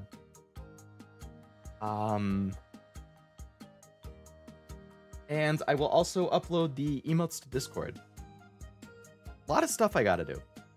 I'll do all that tomorrow. It's late. It's midnight. I should go to bed. That can be my post-work project tomorrow before I start editing. Got the limited edition of 100 Line pre-ordered? Hell yeah. I don't think I'm going to, because if they do the same thing they did with Master Detective, which I assume they will, they're like, hey, Master Detective, new game from Danganronpa creator. Switch exclusive. So I pre-ordered the limited edition on Switch, and the visuals and the performance were like, I mean, it was bearable. It wasn't great, but like, I could play it. And then a year later, they're like, hey, we're going to release the same game with all the DLC for the same price on PS5 and on PC. I was like, really? So then I sold my Switch version and I bought the PS5 one. So I'm going to hold out and I'm going to assume that they're going to release a physical on PS5 like a year later and it's another timed exclusive. But I do want to play it, so I'm probably going to buy it on PC. I'll get it on PC to have like the top of the line visuals and performance and stuff for when I play it. And then if they release a physical on PS5, I'll get it then. If they never release a PS5 physical, then I'll get the Switch one. But I'm going to hold out that they do what they did for Master Detective. And they do that later. Either way, I didn't even know there was a limited edition. So now I'm curious. I'm going to have to look that up. I like goodies. Also looking forward to the next year? Hell yeah. That's what I like to hear. All right, I keep going on tangents and yapping and stuff. So thank you again very, very much. It means a lot to me that you guys watch the streams and chat and hang out and, you know, whether you lurk or chat or, you know, watch 1 out of every 5 streams, whatever it is, I appreciate any support. It does mean a lot. And hopefully we have a great 3rd year together. A lot of good stuff. Thank you for coming to the anniversary stream. I hope you have a great rest of your night, and hopefully I catch you on the awards this weekend. Until then, bye-bye.